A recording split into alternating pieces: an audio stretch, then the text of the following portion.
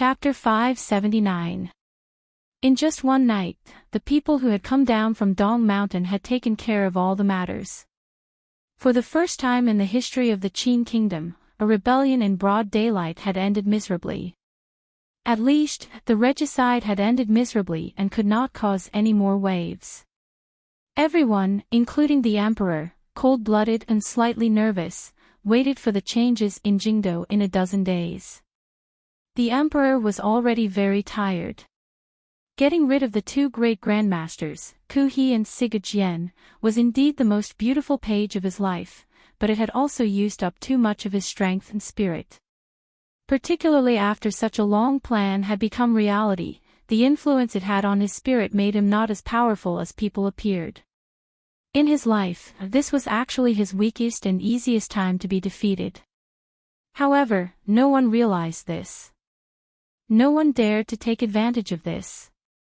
Other than surrounding Dong Mountain and sealing off the news, tens of thousands of provincial soldiers were also desperately chasing Dongyi and Northern Qi's two powers that had sneaked into the country.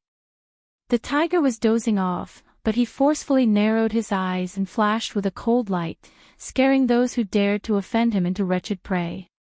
Shang Shanhu was alone and had to take Ku He to the north, so he was powerless to do anything. Although Yun Jilan, who was temporarily in charge of Dongyi's affairs, was also a master of swordsmanship, he was not a master of the art of war. He would not have thought that he would be able to turn back and seek some earth-shattering effect. This had nothing to do with courage.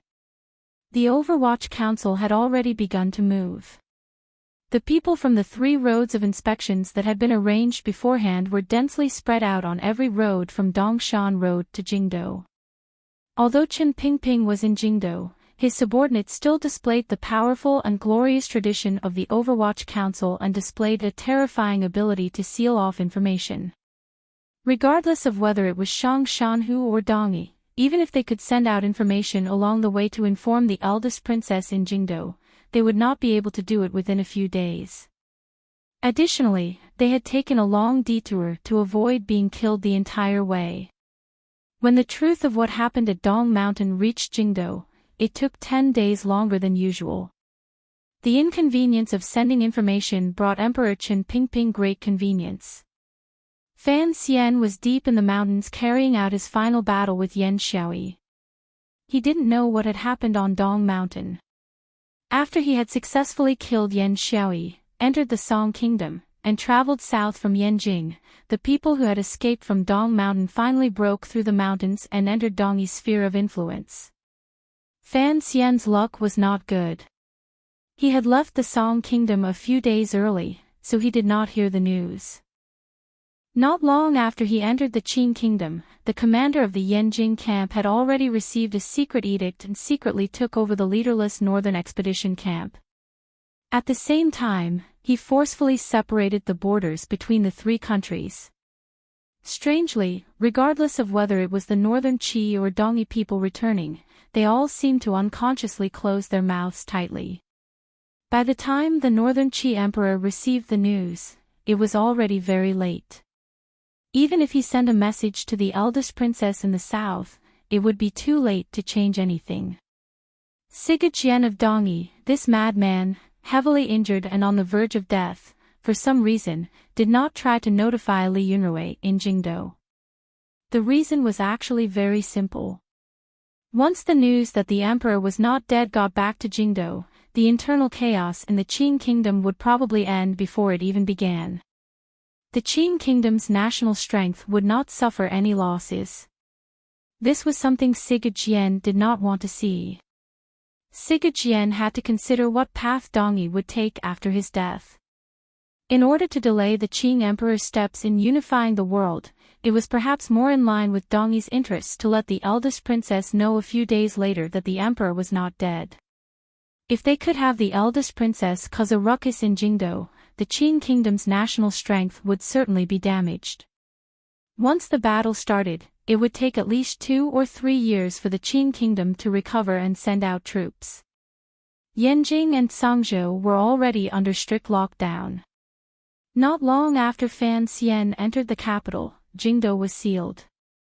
Even if Sigurd wanted to notify Li Yunrui, it would not be so simple. Most terrifyingly, the Qing Emperor seemed to have calculated Sigurd's thoughts clearly. The thoughts of the great grandmasters were indeed interconnected. There was another important problem, which was Fan Xian's safety.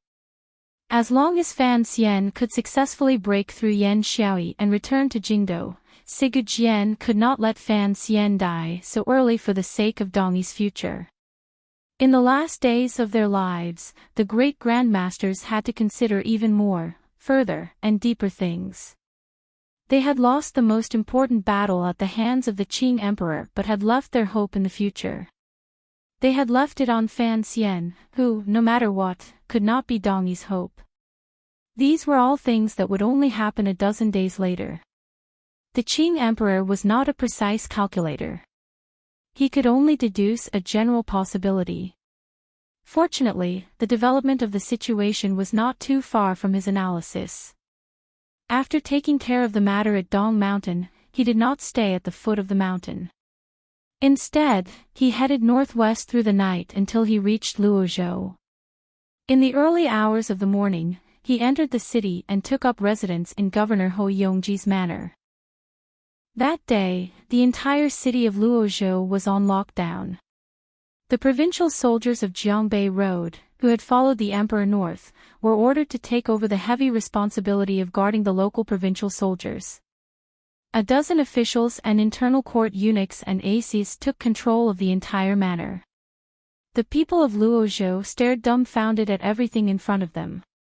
They didn't know where so many unfamiliar soldiers had suddenly come from. Furthermore, their gazes were unfriendly. They looked like wild beasts and carried a faint scent of blood on their bodies. It was clear that they had just come from the battlefield. The soldiers patrolled the streets of Luozhou, vigilantly watching everything around them. They brought a sense of solemnity to the largest city on Dongshan Road. It suppressed the common people so much that they no longer dared to whisper on the streets.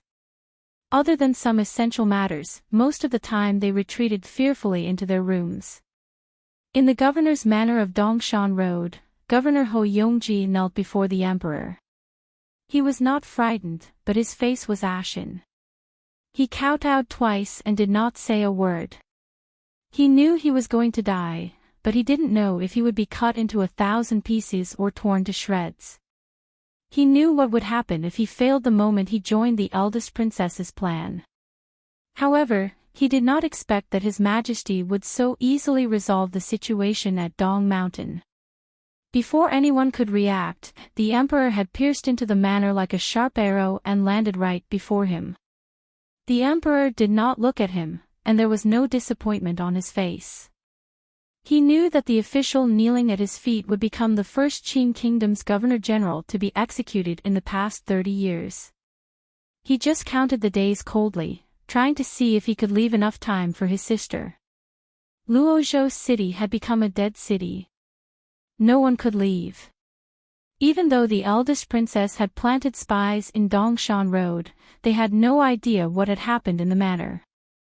Some people outside the city had noticed the strange phenomenon in the city and began to send news back to Jingdou.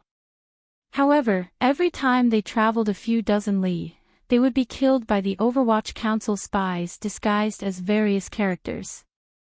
Chen Pingping had invested up to 40% of the Overwatch Council's manpower in these three areas.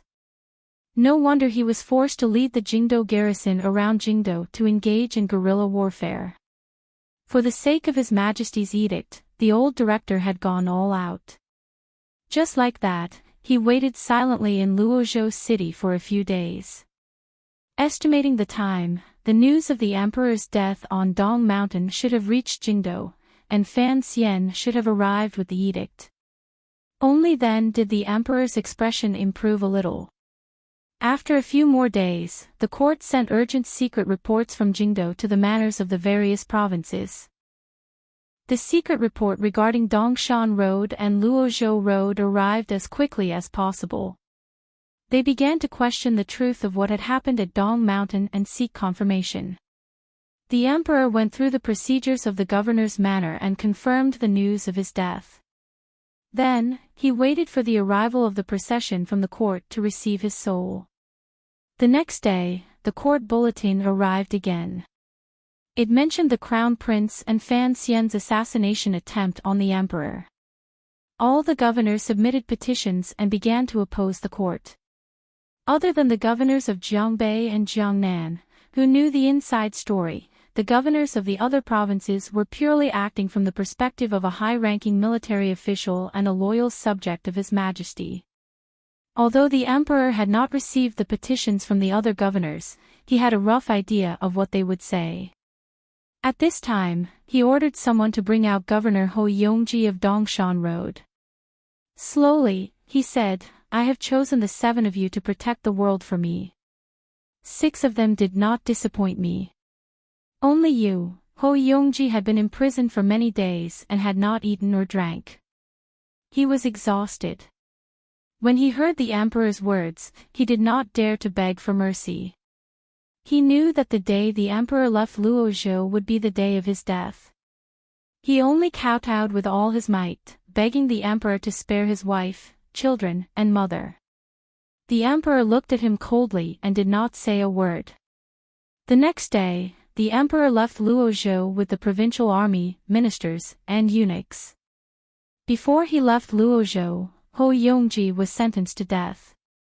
His 3 children were beheaded, and all the people in the governor's office, as well as the officials from Dongshan Road who were held captive, were executed. The emperor was not a man who was easily angered, and he did not want to torture Hou Yongji, who had betrayed the court, with harsh punishments. In his opinion, killing a person was a necessary means for a ruler to retain power, and it had nothing to do with punishment. On the 6th day after receiving the crown prince's coronation announcement and Fan Xian's crimes, the emperor, who was slowly making his way from Luozhou to the capital, finally saw the procession that had come to receive him. Of course, the original purpose of this procession was to receive his body and soul. After coming into contact with the procession, the emperor gave an order coldly. The procession picked up its pace and continued to approach the capital. A few more days passed. The capital was still far away, and the emperor did not know what the current situation was in the capital. Chen Pingping and the emperor were like 2 wandering ghosts in the fields of the Qin kingdom, drifting in the air. They did not pay any attention to the task of gathering intelligence. However, the cooperation between these 2 wandering ghosts was too perfect, and they appeared to be too powerful. One day, the emperor passed by the outskirts of Xinyang city. He looked at the unfamiliar city in the distance and said nothing. After a while, he turned his head and looked at the hearse behind the procession, and the huge coffin in the hearse, which was unknown in weight and layers. A self-deprecating smile appeared at the corners of his lips. "Tell Yunrui," the emperor said. Eunuch Yao, who was riding beside him, quickly took out a pen and paper and listened attentively. "I'm back," the emperor said coldly. Then, he squeezed his horse's abdomen and rode ahead of the procession past Xinyang, heading toward the capital in the distance. The strings of the zither had already snapped, and the flowering tree had already been destroyed. The eldest princess, dressed in a rainbow dress, was standing in a daze by the lakeside of Taiping courtyard, looking at the intelligence report she had just received in her hands. She completely ignored Fan Xian, who was sitting not far from her feet. From the beginning of the plan, she had already gradually moved her power from Xinyang to Jingdou. This process had taken 2 years. Including the dead Huang Yi and the living Yuan Hongdao, they had all moved from the Li Palace in Xinyang to Jingdou. However, on the stormy night before the new year, the emperor and Chen Pingping had only used an hour to completely wipe out the eldest princess' power. Presently, the eldest princess was mostly hidden behind the scenes in the rebellion, planning the overall situation and persuading the powerful people under heaven to take action. One reason was that she was good at this kind of role, and another was that she had no choice but to choose this role. She controlled the crown prince and the second prince, which was equivalent to controlling the Yi and Qin families. However, Her own intelligence network had already received a fatal blow. Within 2 or 3 years, it would be impossible for it to recover. Thus, when she received the urgent intelligence report from Xinjiang, she couldn't help but furrow her brows and feel a glimmer of surprise. This intelligence report was fake. As the ruler of Xinjiang, Li Yunrui could tell at a glance that it was fake. However, this intelligence report was real, or it could be said that Xinjiang had already been completely controlled by someone, which was why they could use their own channels to send an urgent secret report to her. Who was it? Li Yunrui was surprised, curious, and hopeful. She tore open the sealed cover and swept her gaze lightly over it. Then, her gaze focused on the paper. There were only 4 words on the paper, but these 4 words made her stare for a very, very long time. The emotions contained in her eyes were complicated, very complicated. These 4 words seemed to be reflected in her dark and bright eyes. As each word was typed out, it became the constriction and expansion of her pupils, the intensity of her gaze, and the faintness of her gaze. First, there was a powerful shock in her eyes. Then, there was a faint disappointment. Immediately after, there was an inexplicable anger. Shortly after, it turned into a faint self-mocking smile. In the end, like a stone falling into a lake, it gradually became calm. In just a moment, so many emotional changes had occurred in the eyes of the most beautiful and ruthless woman in Qin Kingdom. Fan Xian watched her quietly from the side, watching the change in her eyes. He did not see the craziness that terrified him. His heart was slightly at ease. Immediately after, with a thump, he guessed the contents of the letter. Even the Yi family's betrayal and his control of Jingdo had not made Li Yunrui lose her composure like this. Then, there was only one person in the world who could make her like this. Li Yunrui once again lowered her head and carefully read the 4 words on the paper. I have returned. The handwriting on the paper was strong and powerful. It was the Emperor's handwriting. However, Li Yunrui could tell at a glance that this was eunuch Yao's writing.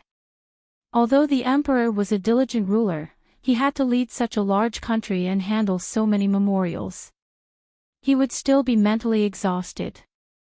Memorials that were not harmful were often given to eunuch Yao for approval. Over time, eunuch Yao had learned 90% of the Emperor's handwriting. It was enough to fool the officials in court and the imperial censors. However, Li Yunrui had put a lot of thought into her brother. How could she not see the difference? She did not suspect that this was a lie. Someone had used eunuch Yao's handwriting to pretend that the Emperor was still alive. She knew that other than the Emperor, no one else would have thought of saying such simple and powerful words. The meaning of these words was very simple. I have returned. I am still alive. Do as you see fit. 2 lines of tears fell from Li Yunrui's eyes without reason. This was an indescribable emotion that stimulated her tear ducts. It made this woman, who loved to cry in front of the Empress Dowager, cry in this lonely Taiping courtyard. This was probably the Qin Emperor's last message to his sister. His last words, Li Yunrui thought sorrowfully in her heart. Did he disdain to personally write his last words? The Emperor would never have thought that these words would make Li Yunrui feel so many emotions. He was only announcing his return as an emperor. Like a lion, he announced to the world that he had supreme authority over his territory. Fan Xian did not understand why the eldest princess was crying. There was not a hint of madness on this crazy woman's face. She was only sad and sad. No matter what, he would never have thought that the eldest princess would be angry and sad because the Emperor did not personally write these words. Without question, the Emperor and Fan Xian were both intelligent people, but they still could not understand women. For men, women were, without question, a completely different species, a stranger from a distant and unknown space. Li Yunrui weakly let go of her fingers. The paper floated down from between her fingers. Brushed by the early autumn wind, it landed on the small lake in the middle of Taiping Courtyard. The paper was soaked in the lake water and immediately sank toward the surface. Startlingly, Fan Xian saw the words clearly. His heart filled with shock. Although he had thought of the possibility that the emperor was still alive after the Yi family rebelled, seeing it with his own eyes and confirming it, he still couldn't help but be shocked. He didn't know exactly what had happened on Dong Mountain. Since the emperor was still alive, the eldest princess had suffered a crushing defeat. Although she had said so earlier, Fan Xian knew that if she could destroy all the powerful men in the world in one fell swoop, that would be the most satisfying for her.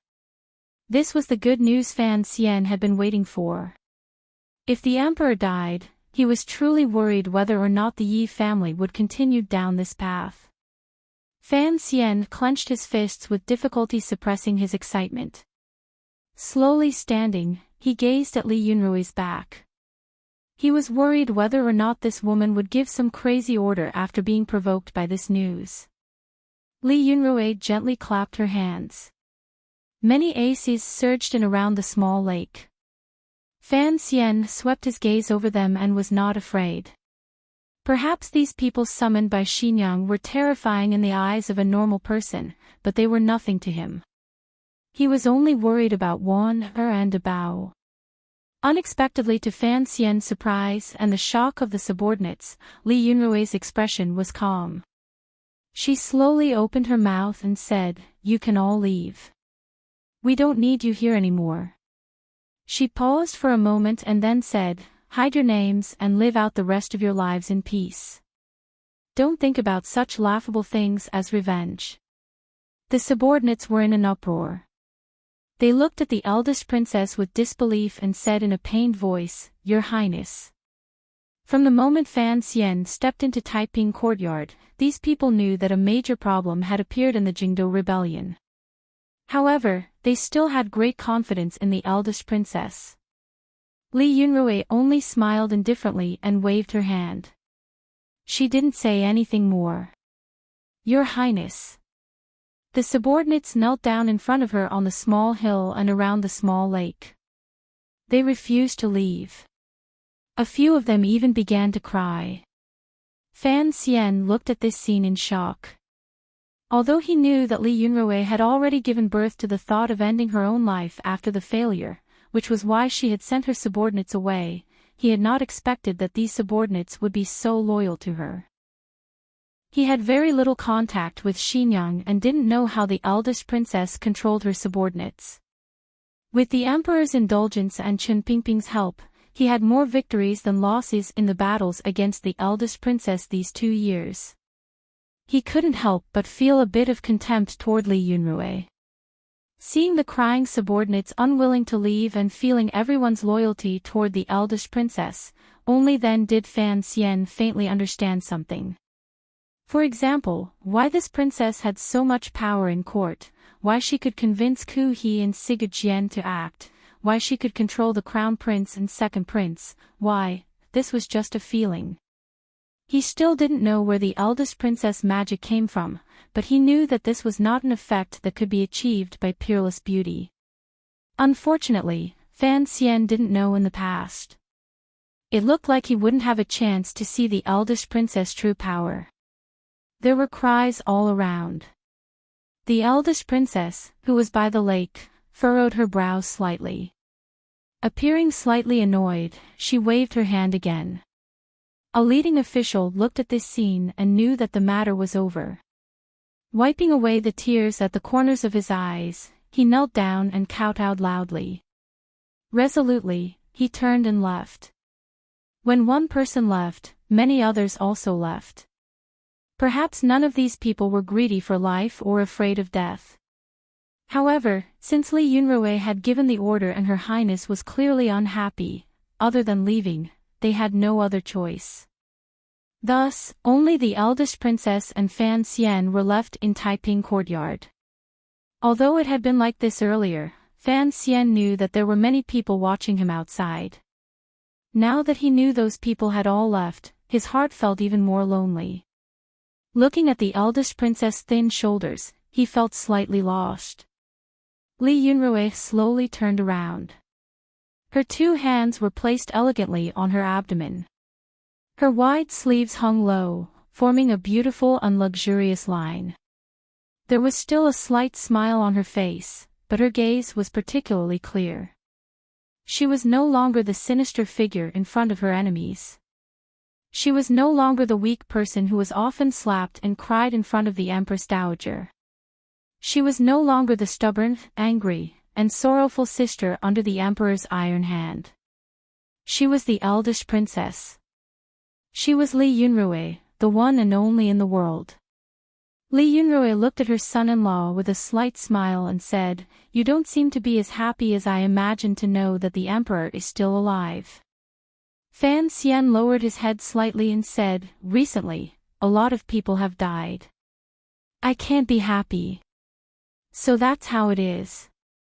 It looks like you really are like your mother." Li Yunrui stilled slightly and then smiled. She used an inexplicable emotion to end this topic. She turned and asked coolly, "Have you ever thought why the Qin family rebelled?" Fan Xian furrowed his brows. He didn't understand the meaning of these words. He also didn't know why, at such a time, she would suddenly mention the Qin family that had already been driven out of Jingdou by the Dingzhou army. The eldest princess glanced at him with a slightly mocking gaze and then sighed. She looked at the piece of paper that had already sunk to the bottom of the lake. The lake water of Taiping Courtyard was extremely clear and shallow. The white paper gradually spread in the lake water like a piece of steamed bread that had been soaked in water. Countless red carps came forward to fight for it, and the water churned. She watched this scene calmly and said, "In reality, we are all fish. It's just that the things we fight for are not the same. This time, I didn't get anything. I had thought I would be angry and disappointed. I was indeed angry and disappointed. In the end, I realized that he is still alive. In the end, I am still happy." Fan Xian thought with slight sorrow. Based on what the eldest princess had said earlier, she had already reached her goal in life. As for whether the emperor died or not, what did it matter? Since the emperor had returned, the eldest princess probably had no way out. Then, he saw a scene that shocked him to the core. Li Yunrui's expression was calm and tranquil. She slowly lowered her arms. The light-colored wide sleeves of her palace robes hung down naturally and spread out. It was as if a great play had ended and an actor had walked out for the last time to express his thanks to the audience. The last actor was not only herself, but also a black poison dagger. This dagger was stuck deep into her abdomen, up to the hilt. Fan Xian's heart trembled. His entire body flew over and pushed her to the ground. He extended a hand toward her abdomen. "I still have some scenes with the eldest princess tomorrow, so I can't bear to write anymore. Yesterday, the men's basketball team won, which gave me a lot of strength.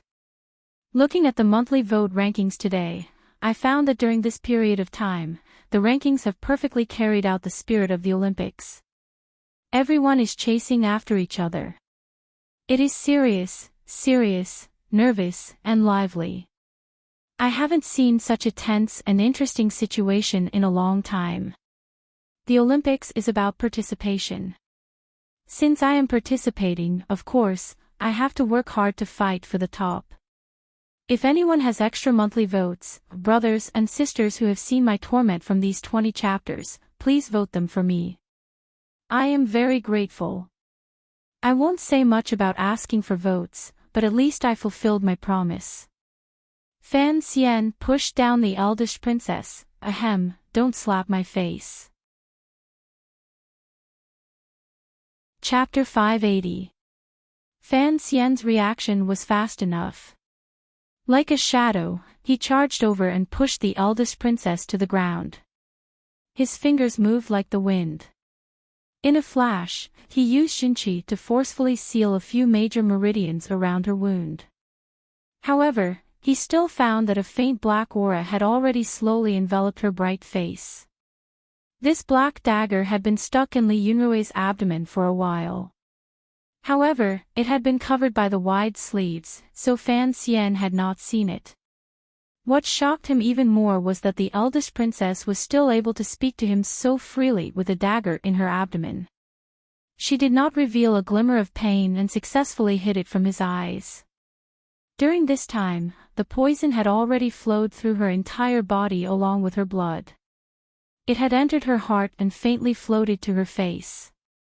Even if Fei Jia appeared in Jingdo right now, he would not be able to save her life.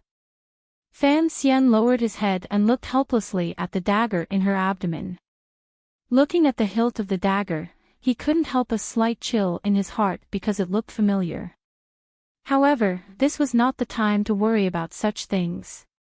He supported the eldest princess' shoulder with one hand and pressed the other against her soft abdomen. The heart of Tianyi Dao he had inherited from Northern Qi was poured in without hesitation. After a long while, the eldest princess, who had been silent without a trace of pain, finally frowned.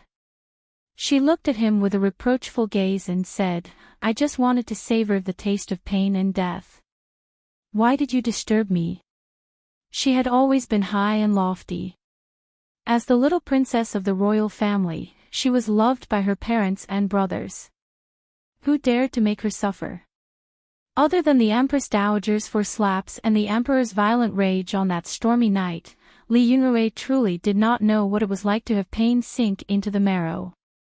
These words were said somewhat crazily, but Fan Xian did not have the leisure to bicker with her. Silently, he poured in Jinqi and forced the poison in her body to one place. Gradually, the faint black color on Li Yunrui's face grew thicker and thicker. It then gathered toward her temples. The skin on the other parts of her face returned to its usual brightness. Fan Xian gave a muffled grunt. His right palm patted her soft abdomen. Li Yunrui's red lips parted slightly. Immediately after, his left hand reached like lightning into his clothes and took out a pill, stuffing it into her mouth. He was very familiar with the poison on the dagger because he had made it, so the pill immediately took effect.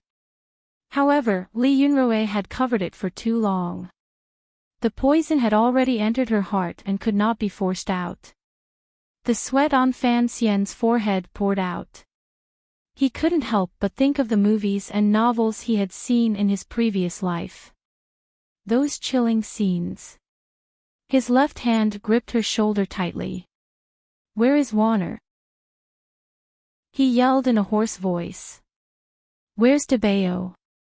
In those stories, after the male protagonist achieved the final victory, he would painfully discover that the enemy would not tell him where the relatives he had captured were hidden or if they were dead.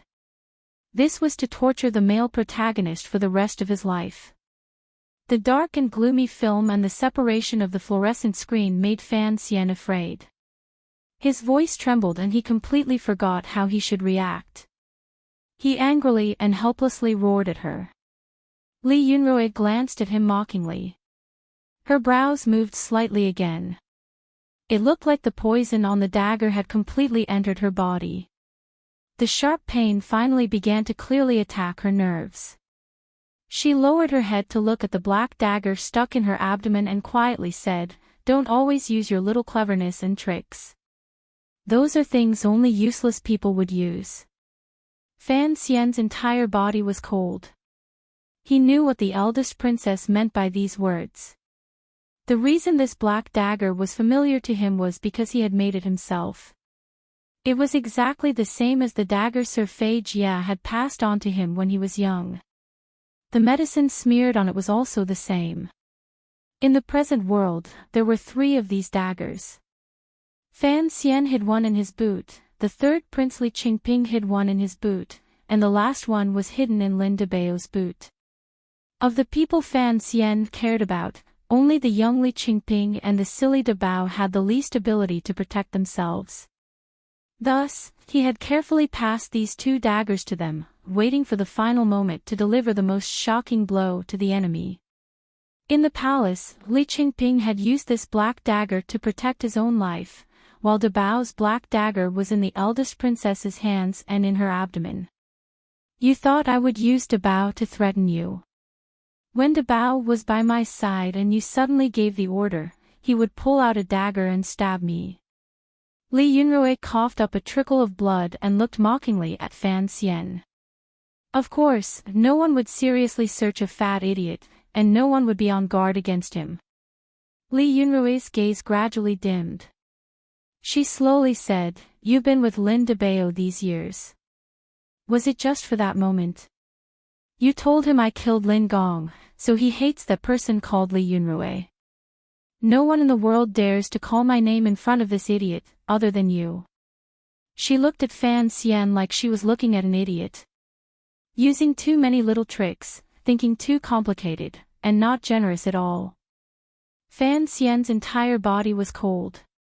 He had not thought that his last move would be so laughable in the other party's eyes and so easily seen through. He took a deep breath and forcefully suppressed the fear in his heart. Evenly, he begged, "Tell me, where are they?" Li Yunrui did not look at him. Her body gradually grew cold. Her shoulders unconsciously shrank back. "I am about to die. What is the need to leave Wanner alone in the world to be bullied by men? She is my wife. I will protect her." Li Yunrui's eyes looked to the side.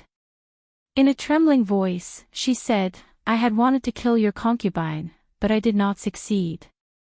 You will have many women in the future. Why should I let Wanner continue to suffer?" She turned her head and looked calmly into Fan Xian's eyes. "Don't worry, I won't use her life to force you to become an ascetic monk." Fan Xian's heart jumped slightly. He stared in a daze at the beautiful face in front of him. At this moment, the poison had all gathered on the two sides of her temples. Following her blood vessels, it turned into a few streaks of green, just like two green flowers at her temples. There was a strange beauty to it. Li Yunrui looked at him mockingly. She slowly raised her right hand and pulled Fan Xian over. She leaned weakly against his shoulder. Her face was close to his face, and her body was leaning against his. It appeared very intimate. She used this warm position to move closer to his ear and quietly say, "Why did the Qin family betray? Go ask Ping Ping. I can only guess." Even at death's door, this exceptional beauty still exhaled like orchids. Her slightly warm breath blew against Fan Xian's ear. It felt strangely charming. Of course, Fan Xian did not have any other thoughts. His eyes looked at the blue flower at the corner of his brow that was close at hand and listened to the voice gradually reaching his ears. The gaze in his eyes became more and more serious, more and more shocked, and more pained. Li Yunrui laughed lightly by his ear and said, "Although I am dead, to be able to leave behind the Emperor's most powerful enemy, presumably, a Qin kingdom without me would not be too bored." Fan Xian's mouth was dry. He couldn't speak for a moment. He could only lower his head disappointedly. Although he was silent, he still displayed a powerful hesitation and loss. "This is your mother's courtyard. I wanted to burn it down, but after thinking about it, I decided to leave it to you. This place is very beautiful. Most importantly, I think you need this place to understand some things. You won't let me down." Li Yunrui glanced at her son-in-law one last time and said with slight mockery, "You even want to use that idiot Dabao. In this world, there are only two people as shameless and hypocritical as you. One is the Emperor, and the other is you. So, I think very highly of you." At this time, Fan Xian's entire body was frozen. He did not hear the last words at all. Immediately after, a strange sound came from behind him. It made his heart jump. Turning around to look, he saw that the flowering tree behind the broken zither had moved, revealing a small hole below. In the hole were Wan and Dabao. Both of them were tightly bound. Cloth had been stuffed into their mouths. It was impossible for them to speak. Wan-er's eyes were slightly red. She looked at Fan Xian with a worried gaze. Seeing that Fan Xian was not injured, 2 clear lines of tears flowed down.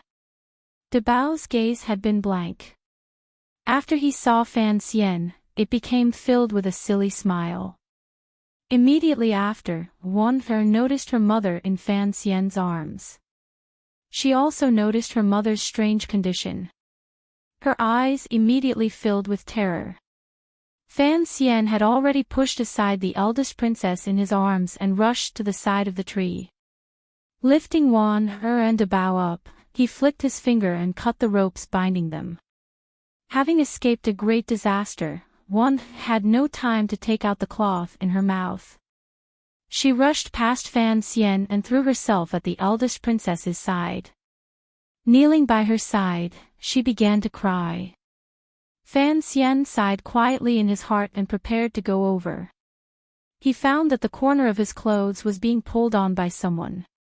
Turning his head to look, he saw Dabao laughing foolishly and happily pulling on him as if he never wanted to let go again. Fan Xian's guilt swelled up. Shortly after, he felt a faint sorrow. Li Yunrui had been pushed to the ground by Fan Xian. The poison had long entered her heart. The 2 smears of poison on her forehead appeared increasingly azure. Contrasting with her delicate and white skin, it was like the beautiful blue and white flowers on fragile porcelain.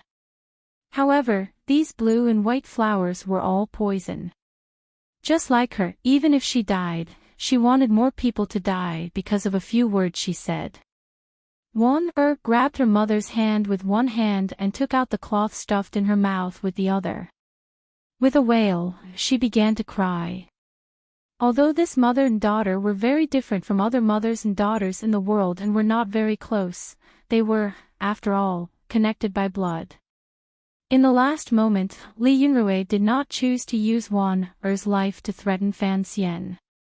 Wan-er looked at her dying mother and couldn't help but feel sorrow rise from her heart. She could not stop the grief and pain. Li Yunrui's icy right hand held her daughter's hand tightly. Smiling with difficulty, she raised her hand for the last time and pressed her temples together. It was as if she wanted to maintain her most beautiful image when she left this world. Her fingertips brushed past the wretched blue and white flowers, contrasting with the mocking smile at the corners of her lips. She didn't know who she was laughing at. Perhaps she was laughing at the fact that Fan Xian had held her in his arms earlier and then, as soon as he saw Wan-er, pushed her onto the grass with unusual cold-bloodedness. Perhaps she was thinking of the stormy night in the royal palace, that timid but affectionate nephew, or perhaps she was thinking of her childhood stories from many years ago. Then, she smiled disdainfully and said her last 3 words in this world. Men, looking at the eldest princess gradually freezing body on the grass, Fan Xian's heart also gradually grew icy. He knew that the most powerful and ruthless enemy in his life had finally ended her life that was difficult to judge. Accurately speaking, from the Dong Mountain incident to the final Jingdo rebellion to the dagger in Taiping courtyard, Li Yunrui had only died to his hands. Her heart had long died. This was a strange and powerful woman. If Fan Xian didn't have that black chest, he would probably have long died to Yan Xiaoyi's hands. The entire situation in Jingdo would have long fallen into the eldest princess's control. In the end, she was a woman. She was not the most powerful person in the world. Compared to the unfathomable emperor, who no one knew how he had survived Dong Mountain, the eldest princess had a fatal weakness. Perhaps, it could be said that she had one more weakness than the emperor, love. Perhaps this love was absurd and awkward, but it was still love. What was love in the world? It made people promise to live and die for it.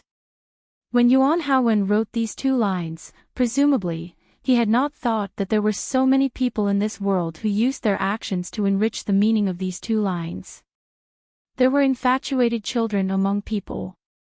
Without question, the eldest princess was also an infatuated person. However, had she truly lost? In Fan Xian's eyes, it was not so. She had basically done everything she wanted to do in this life. Furthermore, the words she had quietly said by Fan Xian's ear at the end, although they didn't point anything out, had already planted a poisonous flower in Fan Xian's heart. It was just like the poisonous blue flower that appeared at the corner of her brows in the last moment of her life. Threw herself onto the eldest princess's body and cried endlessly. Lin Debao was behind Fan Xian, pulling on the corner of his clothes. He looked at this scene nervously and confusedly, thinking, the princess's mother is asleep, so why is my sister crying? The eldest princess's face was still beautiful. With long eyelashes and blue flowers at her temples, she was like a sleeping beauty waiting for someone to wake her with a kiss. Fan Xian looked at this scene. His heart was at a loss. He unconsciously spat out a somewhat unfamiliar phrase from his lips, Jesus cum Jesuis. This was a 14th-century French poem. He remembered some fragments from a movie he had watched in his previous life. At this moment those words reappeared in his mind, exceptionally clear. This is how I am. This is how I am. This is how I was born. When I want to laugh, I laugh loudly. I love those who love me. This shouldn't be my weakness. Every time I love someone, every time I will love them. This is how I am. This is how I am. I was born to please others, and this is something that cannot be changed. I please those who make me happy. What can you do about this? I love someone, someone loves me. Like children in love. Jingdo sank into the greatest chaos. Although the Yi family and the imperial army had reduced the Qin family into crippled soldiers, driven them out of Jingdo, and controlled the 9 city gates, the situation in Jingdo was even more chaotic than before.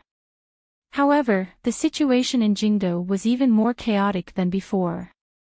Earlier, when the two armies were facing off, the common people of Jingdo had all cowered under their beds in their homes, not daring to make a single sound. Now that the situation was beginning to become clear, the frightened and dejected citizens finally summoned their courage and fearfully surged toward the city gates. The common people of Jingdo often had their own poor relatives in the countryside outside the city. In such a dangerous moment, they wanted to think of a way to escape and hide. Otherwise, who knew whether or not the soldiers, who had gotten excited from the battle, would come and loot Jingdo after victory was decided? Their worry was not without reason. At least, in Jingdo, a few wandering soldiers and subordinates who did not have strict military discipline had begun to loot as they chased each other. The streets and alleys were in chaos. Women's screams rang out frequently. Occasionally, sparks would shoot into the sky. The Qing army's military discipline had always been strict. The chaos that had occurred was partly because of the terrible consequences that war would inevitably bring. It was also because this battle was an internal rebellion. Regardless of whether it was the Yi family, the Qin family, or the soldiers of the garrison, they all felt an indescribable sense of disillusionment. The darkest part of the human heart began to rise. Gong Dian did not lead his troops out of the city in pursuit. He immediately began to clean up the order in Jingdo. However, Jingdo was too big. It was impossible to completely control it in a short time. The common people of Jingdo could not wait for General Gong's cleansing operation. They knew the danger the remaining soldiers would cause after the battle. Putting their lives on the line, they surged toward the city gate that Gong Dian personally guarded. The scene was chaotic. The silent Fan Xian was received by a small group of Dingzhou soldiers and Overwatch Council secret agents who had come out to receive him. He returned to Jingdo through another city gate, returning to his long-awaited home. He did not rush back to the palace or Xizhong. Instead, he returned directly to the Fan Manor. He had no time to comfort Wan. He only asked about his father and King Jing's situation before pulling Ting Zijing to the side and giving him a few careful orders in a low voice. Ever since the Fan Manor had been surrounded, Ting Zijing had picked up a wooden stick and organized the guards and servants of the family to welcome the repeated edicts and harassment. Fortunately, Fan Jian was not in the manor, so the Fan Manor had not experienced any major attacks. The remaining soldiers were no match for the Fan Manor servants. Fan Jian had always been good at training soldiers. Ting Zijing listened to his young master's orders. His expression became cautious and he nodded his head heavily. He didn't ask for the reason. He didn't take too many conspicuous Fan Manor servants with him. He quickly headed in the direction of the 28-li slope. Chapter 581. Please don't criticize Lu Xiang, at least not in the book review section of Qin Yu's year. No one is easy, much less come up with conspiracy theories. Sometimes, reality may be stranger than fiction, but at least it has to be stranger and logical. My depressed brother-in-law and I continue to support him, looking at the carriage moving into the distance and hearing the faint clamor coming from all around. Fan Xian relaxed slightly. He had arranged for Ting Zijing to go to Qingyu Hall on 28-li slope to take advantage of the chaos in Jingdo to think of a way to bring the old shopkeepers of Qingyu Hall out of Jingdo and scatter them among the people. This was not a sudden idea that Fan Xian had come up with. It was part of the plan he had drawn up from the beginning. These old shopkeepers were very important to Fan Xian. Their grasp of the arts of the palace treasury and familiarity with the secrets were even more important to the Qin kingdom. Although the emperor remembered old friendships and had left them alive, he would not allow them to leave Jingdo and fall into the hands of other powers. It had been 20 years since the Yi family had been destroyed. If he wanted to bring all these old shopkeepers out of Jingdo, it was an impossible task. However, the eldest princess and crown prince's rebellion and the chaos in Jingdo gave Fan Xian, who had been working hard on this matter, a great opportunity. Everyone in Jingdo thought the emperor had died. The palace was in chaos, and Jingdo was in chaos. A glimmer of light appeared in front of Fan Xian's eyes. However, he did not have many people he could use. Later, he faintly guessed that the emperor might still be alive, so he temporarily stopped this plan. But in Taiping Courtyard, the last few words the eldest princess whispered into his ear prompted him to make his final decision. Even without the eldest princess' words, Fan Xian would still think of a way to use the present situation. From the beginning, the battle between the emperor and the eldest princess had been proceeding on a different level. Although Fan Xian had been silent and seemed to be a chess piece being moved around, he actually had his own thoughts. He had predicted that Jingdo would fall into chaos, so he chose to fish in troubled waters and pull chestnuts out of the fire. His gaze and methods were truly sharp. Without time to comfort the grieving Wan, Fan Xian turned and left the manor. The eldest princess' body was currently placed in a quiet room in the back garden. He had to return to the royal palace to deal with some more important matters. Since he knew the news that the emperor was safe and sound, he had to make some powerful adjustments in the arrangements of the entire matter. Unexpectedly, he had just left the manor when a group of riders approached on the dust. Fan Xian narrowed his eyes and looked. He didn't know whose subordinates they were. The situation in Jingdo had long been settled. The Dingzhou army controlled the outside of the palace. Yi Zhong had very adroitly handed the defense of the royal palace back to the great prince. There were no organized rebel soldiers inside the city. The people who came were indeed from the Dingzhou army.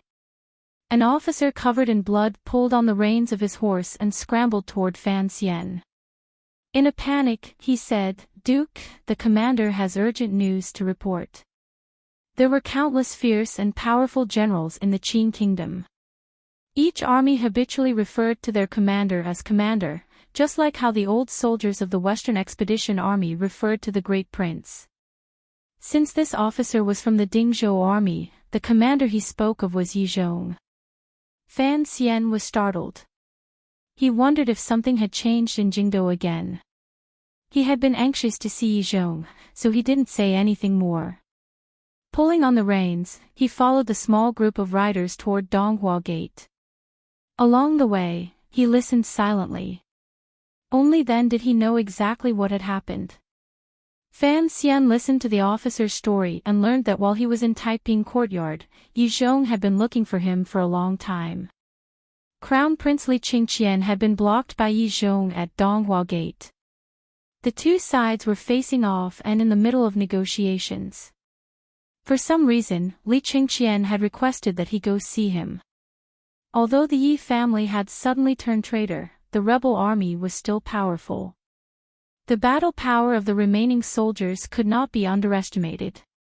Fan Xian had not thought that the crown prince would be trapped in Jingdou. Inside the seemingly stable city, there was actually such a dangerous confrontation hidden under a quiet city gate. His pupils constricted slightly as he sucked in a breath of cold air. If the rebel army was chased out of Jingdou and fighting broke out in the field, it would have nothing to do with him. Naturally, the Yi family and the various armies loyal to the emperor would take over. But, he was blocked at Donghua Gate. Why didn't the crown prince charge out? As he thought this, the horses' hooves did not stop. It didn't take long for them to forcefully disperse the Jingdou people crowding out of the city toward Jingyang Gate. Fan Xian and his group arrived in front of Donghua Gate. There was silence in front of Donghua Gate, a deathly silence. The Qin family rebel army, surrounded by the city gate department and Dingzhou soldiers, gripped the weapons in their hands tightly and looked nervously and hopelessly at the soldiers around them. In the center of the rebel army, the expressions of the Qin family generals had become very ugly. The two sides had been facing off at Donghua Gate for a full 2 hours. Under the crown prince's powerful restrictions, the rebel army did not launch a general attack toward Donghua Gate. They also did not launch a counterattack against the Dingzhou army. Yi Zhong, who was leading the Dingzhou army to surround this place, also displayed unusual patience. Just like this, he killed time and waited for the arrival of Fan Xian, who the crown prince had requested to be present. Yi Zhong was patient, but the generals of the rebel army waited like a year. Sweat flowed down their faces. However, they did not move rashly because defeat was like a mountain. If they truly fought, not many would survive. However, they also didn't know what the crown prince was thinking. This matter involved rebellion. How could they survive? Surrounded and protected by everyone, the crown prince, Li Qingqian's expression appeared particularly calm. He was only a little haggard, but he was not overly flustered. It was not until he saw Fan Xian coming from a distance that he sighed and seemed to calm down a little. The Dingzhou riders parted like a wave. Fan Xian rode alone through the street and came to Yi Zhong's side. Glancing at the crown prince, he furrowed his brows and didn't know what to say. Turning his head, he moved closer to Yi Zhong's ear and quietly said something. Yi Zhong's face lit up, and his eyes lit up. Immediately after, he felt his heart palpitate. He knew that his previous conservative decision to give the crown prince time was the right one.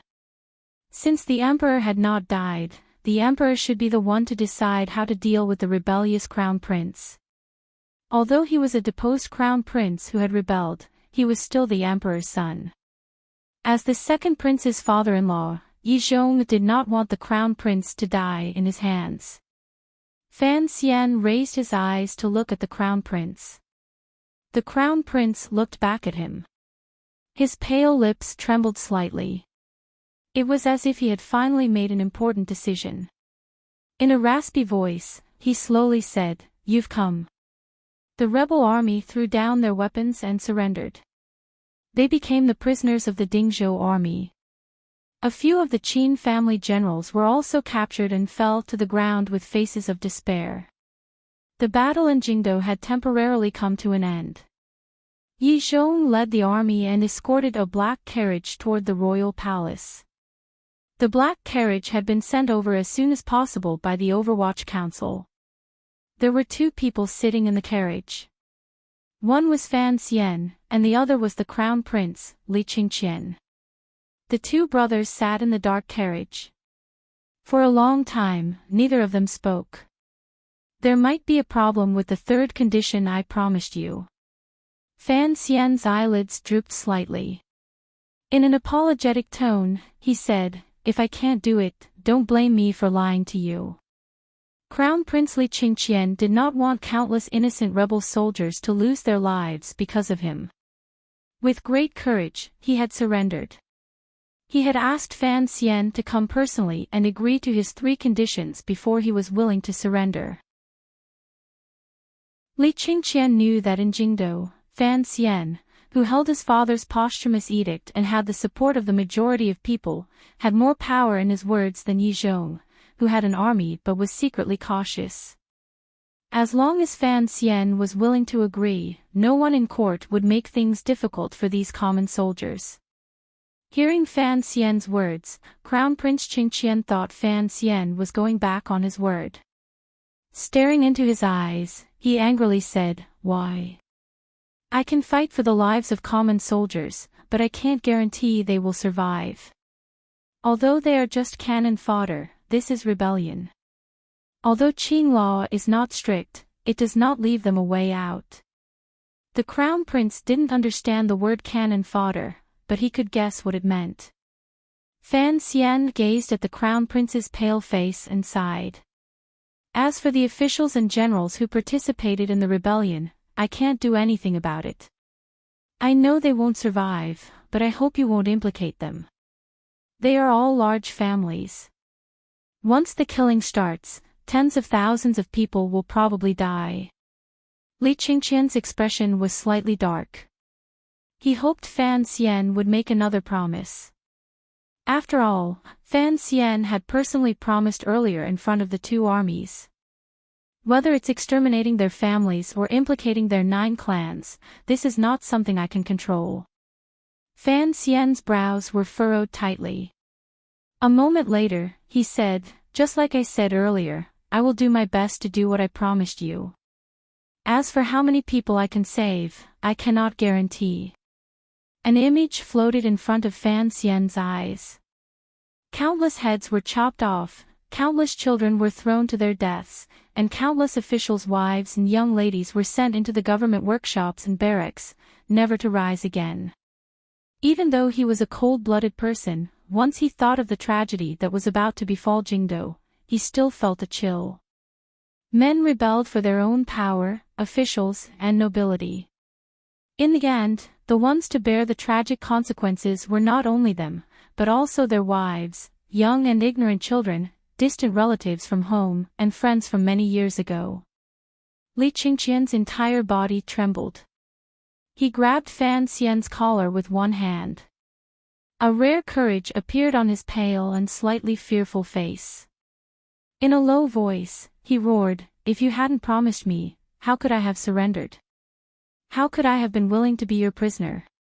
Fan Xian did not struggle free of the Crown Prince's powerless hands. Lowering his voice, he roared back, not surrendering. "Do you really want to be killed in the chaos of the army?" Li Qingqian heard something else in Fan Xian's words. The hands gripping Fan Xian's collar unconsciously loosened.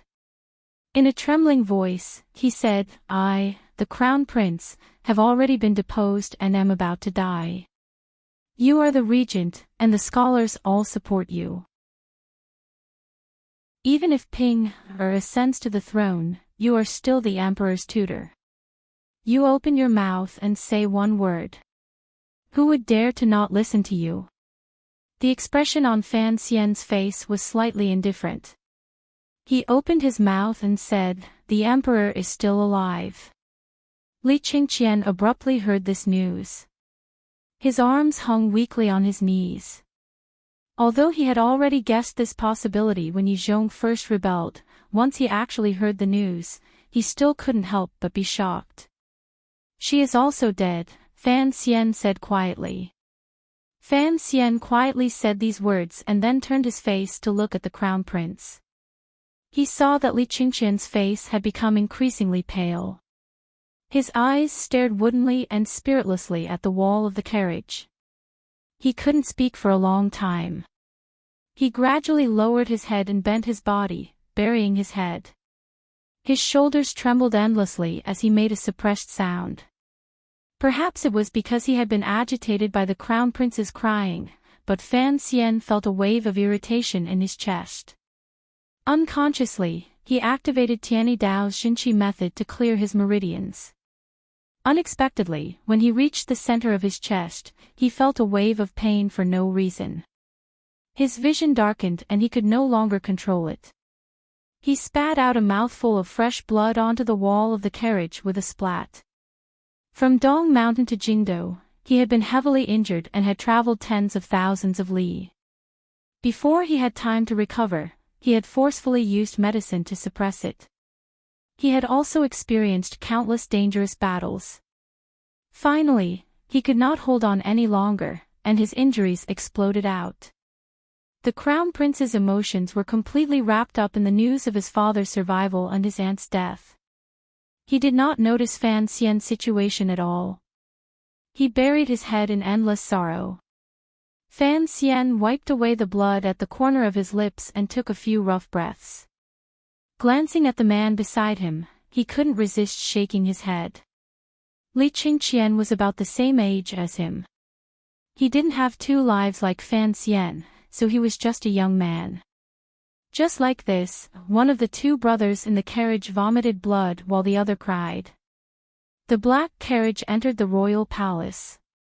Having finished bandaging his wounds, the great prince silently led the carriage directly to the back of the palace, the door to the eastern palace.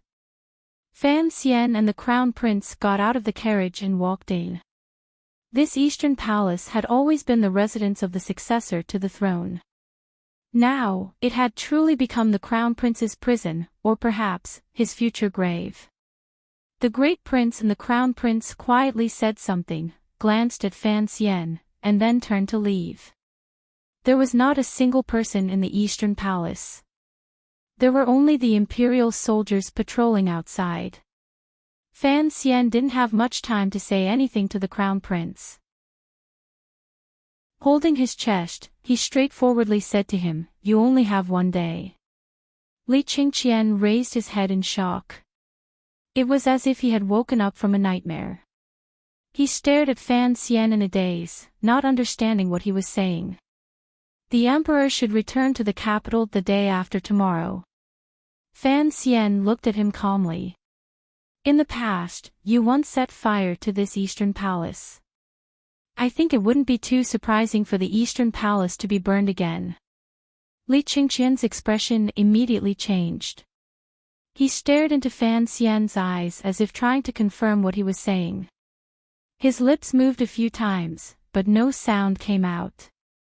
Seeing that he didn't respond, Fan Xian lowered his head and darkly said, "Burning yourself to death is not difficult for you." Without waiting for him to finish speaking, Li Qingqian had already coldly shook his head and said, "Then, you will take advantage of the fire to rescue me from the royal palace and send me to a place no one knows about." He looked at Fan Xian. His gaze was very complicated. "I don't know why you suddenly became such a gentle person, but I want to thank you." "There is no need to thank me," Fan Xian said. "However, the elders are used to arranging everything, but I am not used to it." Li Qingqian smiled with difficulty and said, "I truly can't see through you, you know I am a heartless person. It's rare for me to show kindness. The Empress is also dead. You should hate me. If you want to live, set a fire tonight," Fan Xian said. "It is not your style to take such a risk. My life has been gloomy for too long. I almost forgot that I once said I was going to live a full life. After experiencing so many things, only now do I understand that if I want to live brilliantly, I must first live with courage." Fan Xian didn't look at him anymore. He turned and left the silent palace. Li Qingqian stared at his back in a daze. He didn't understand why he would suddenly be so kind. His brows gradually furrowed and became sorrowful. Letting out a long sigh, he lay down on the floor of the vast palace. An aloof smile rose to his face. His 4 limbs stretched out. It was as if he had never been so relaxed and free. That night, the Eastern Palace did not burn. Fan Xian remained in the direction of Hongguang Palace the entire time, coldly watching in that direction. Confirming the peace of the Eastern Palace, he shook his head and felt a slight desolation in his heart. The emperor would probably arrive in the capital the day after tomorrow. Everything would once again return to the hands of that powerful emperor. Leaving the crown prince alive was not Fan Xian's idea on the spur of the moment. It was also not because he was soft-hearted. Rather, it was because of a sense of sorrow that he and the crown prince, as well as the second prince, were merely chess pieces on the emperor's chessboard. They were puppets controlled by fate or the elders.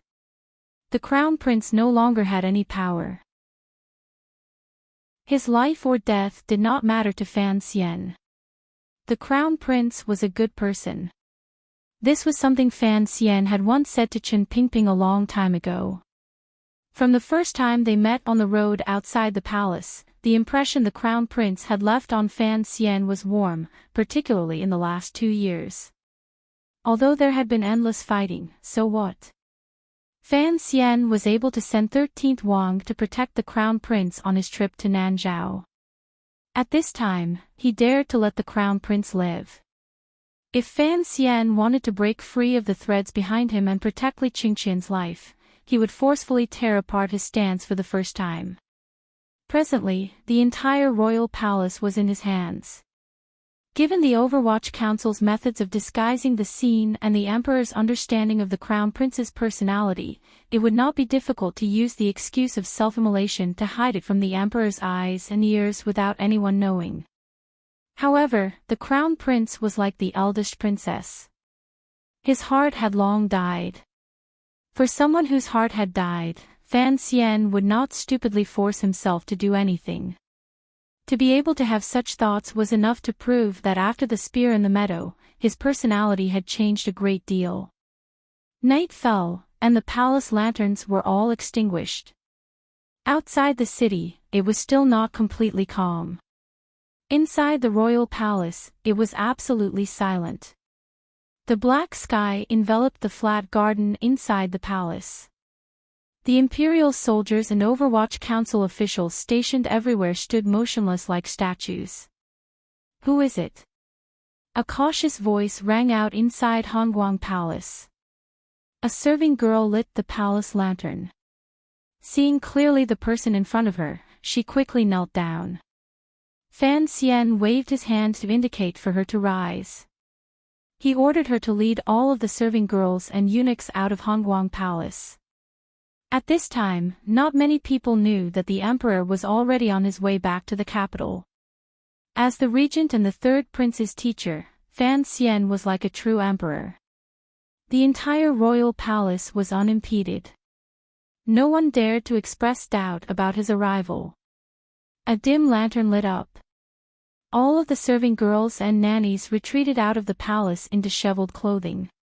Fan Xian strolled alone through the vast palace and slowly walked to the phoenix bed. Looking at the old woman lying on the bed, he didn't wait for her hateful gaze to land on him. Fan Xian's right hand gently swiped and took out a thin needle that had not been dipped in poison. He pierced it into the old woman's neck. Looking at the unconscious Empress Dowager, Fan Xian crouched down and burrowed under the phoenix bed. Feeling for the secret compartment, his fingers pressed slightly and opened it. 3 years ago, he had once entered Hongguang Palace at night and used drugs to knock out the people inside. From this secret compartment, he had taken out the key to the chest and made a copy. At the time, there was also a white cloth and a letter in the secret compartment. Because of the urgency of time, he was unable to examine it closely. Today, there was a key and a white cloth in the secret compartment, but the letter was gone. Fan Xian held the white cloth in his hand and carefully stroked it. He sank into thought but still couldn't find a clue. A moment later, he put the white cloth back into the secret compartment and carefully returned it to its original state. He then stood up and sat beside the Empress Dowager on the bed. He removed the thin needle from her neck. Once the Empress Dowager woke up, her eyes stared hatefully at Fan Xian as if she wanted to eat him. It had already been a day and night. She couldn't say a word or move. She felt that her life, which didn't have much to begin with, seemed to be endlessly flowing out of her body. That kind of terror and anger, yet unable to be vented, made her go crazy. The Emperor is returning to the capital the day after tomorrow. I came to see grandmother. Fan Xian looked at her and said a moment later, "Are you very surprised? Only now do you know how big of a mistake you made a few days ago?" The Empress Dowager's eyes were filled with shock. If she had known earlier that the Emperor was still alive, the situation in Jingdo would certainly not be like this. After the shock passed, a glimmer of joy appeared in her eyes. "Don't be happy too early." Fan Xian patted her wrinkled hand and said evenly, "I will let the Emperor see you once, and then you will die. Believe me, even if the Emperor is the most powerful person in the world, in terms of medical skills, he is not as good as me. If you don't believe me, you can try. You can already speak now.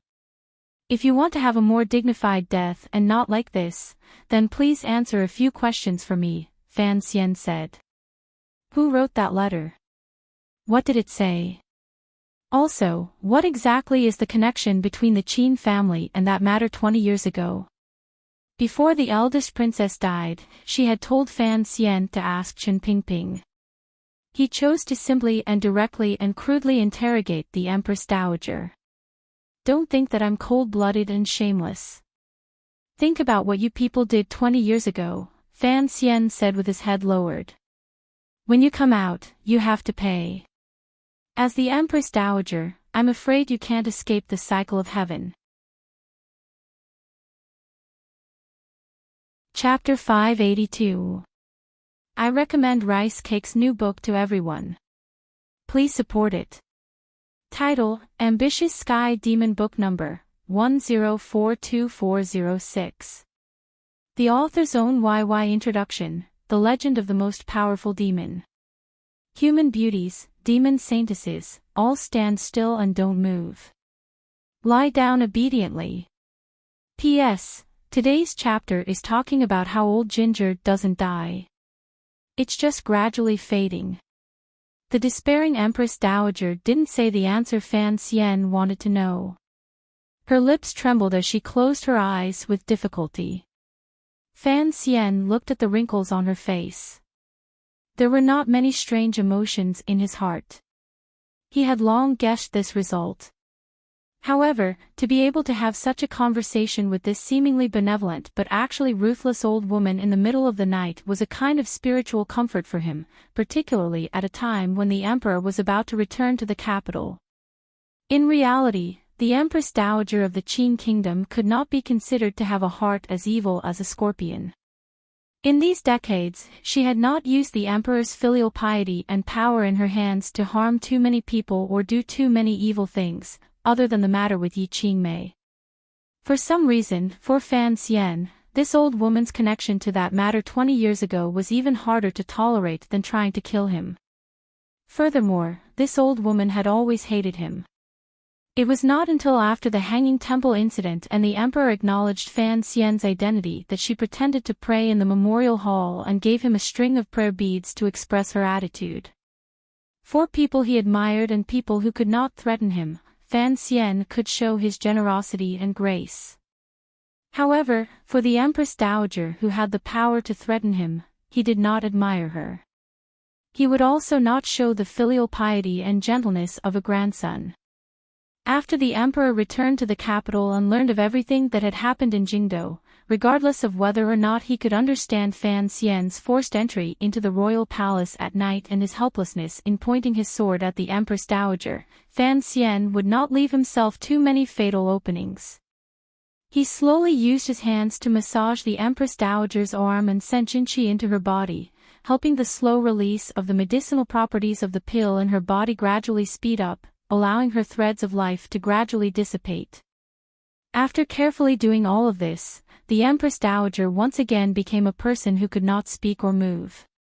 Even her gaze became dim and vacant, like the dementia of an old person before death. From a clean and efficient point of view, Fan Xian should have had the Empress Dowager die naturally before the Emperor returned to the capital. However, he did not dare take this risk and gamble on the Emperor's heart.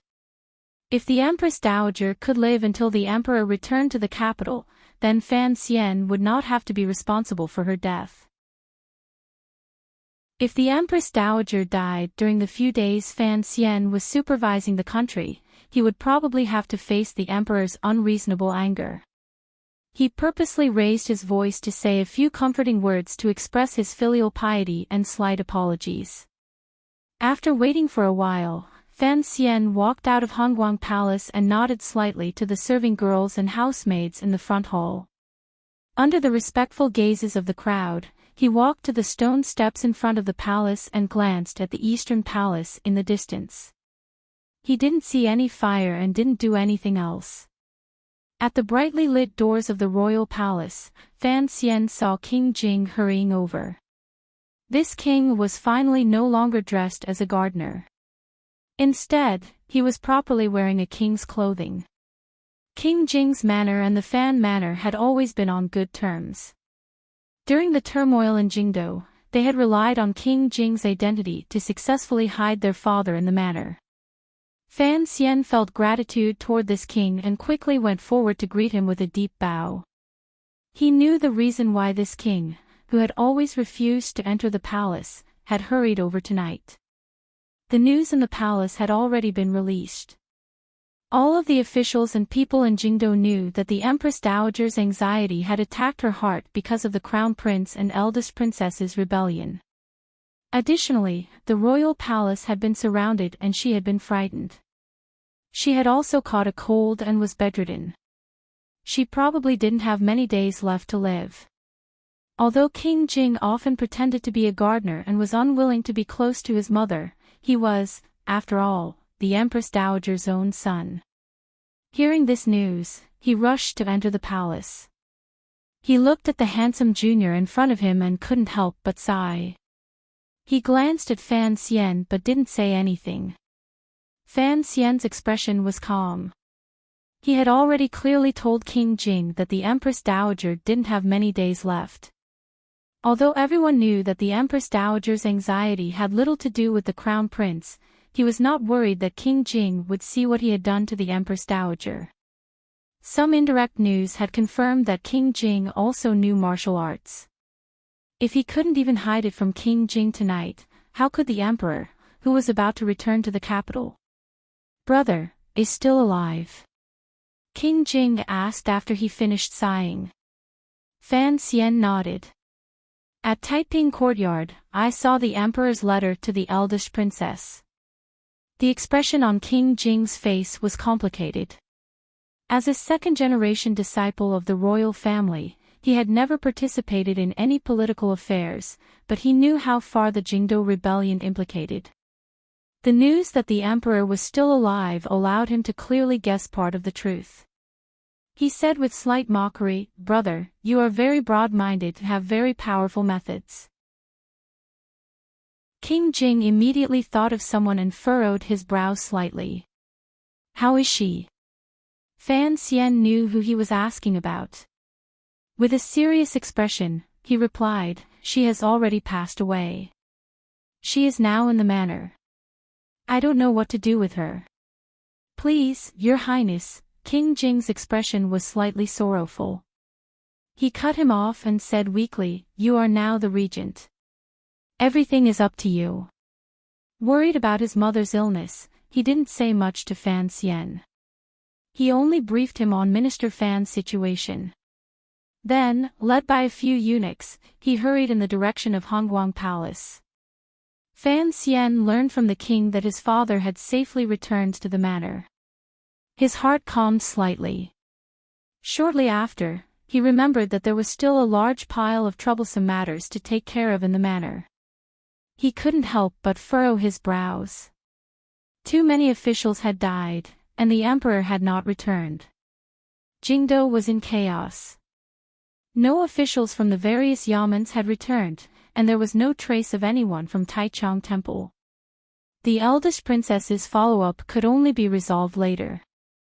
After Yi Zhong resolved the crown prince's problem, he personally led an army out of the capital. He met up with the follow-up troops from Dingzhou on the plains and began to chase after the remnants of the rebel army. The great prince personally led the imperial army to guard the royal palace and could not easily leave. The scholars Xu and Hu were in the royal study dealing with some urgent documents. Fan Xian looked around. Although he was the temporary regent, he had become a loner. Without people in his hands, he couldn't do anything. Fortunately, after Sun Jingxiu of the Jingdo government surrendered, he resolutely carried out his duty. With the help of the Overwatch Council, he was working hard to maintain Jingdo's peace and order. During the day, the fleeing commoners had already left the city through Zhengyang Gate controlled by Gong Dian. The remaining commoners in Jingdo began to wait bitterly for peace. Silence returned to Jingdo in the middle of the night. The fires that had been lit everywhere during the day were gradually extinguished. There were only a few places that still flashed with the light of fire. Fan Xian stood on the square in front of the palace gates and looked at the broken stone marks on the tiles, as well as the traces of fresh blood that had not yet been washed away. He paused slightly. Jing Ji's group of Black Knights, as well as the Overwatch Council's secret agents who had carried out the ambush outside Jinyang Gate, had suffered heavy casualties. Those who had luckily survived had already been sent to the Overwatch Council Square building for treatment. He trusted in the medical skills of his brothers in the Third Bureau.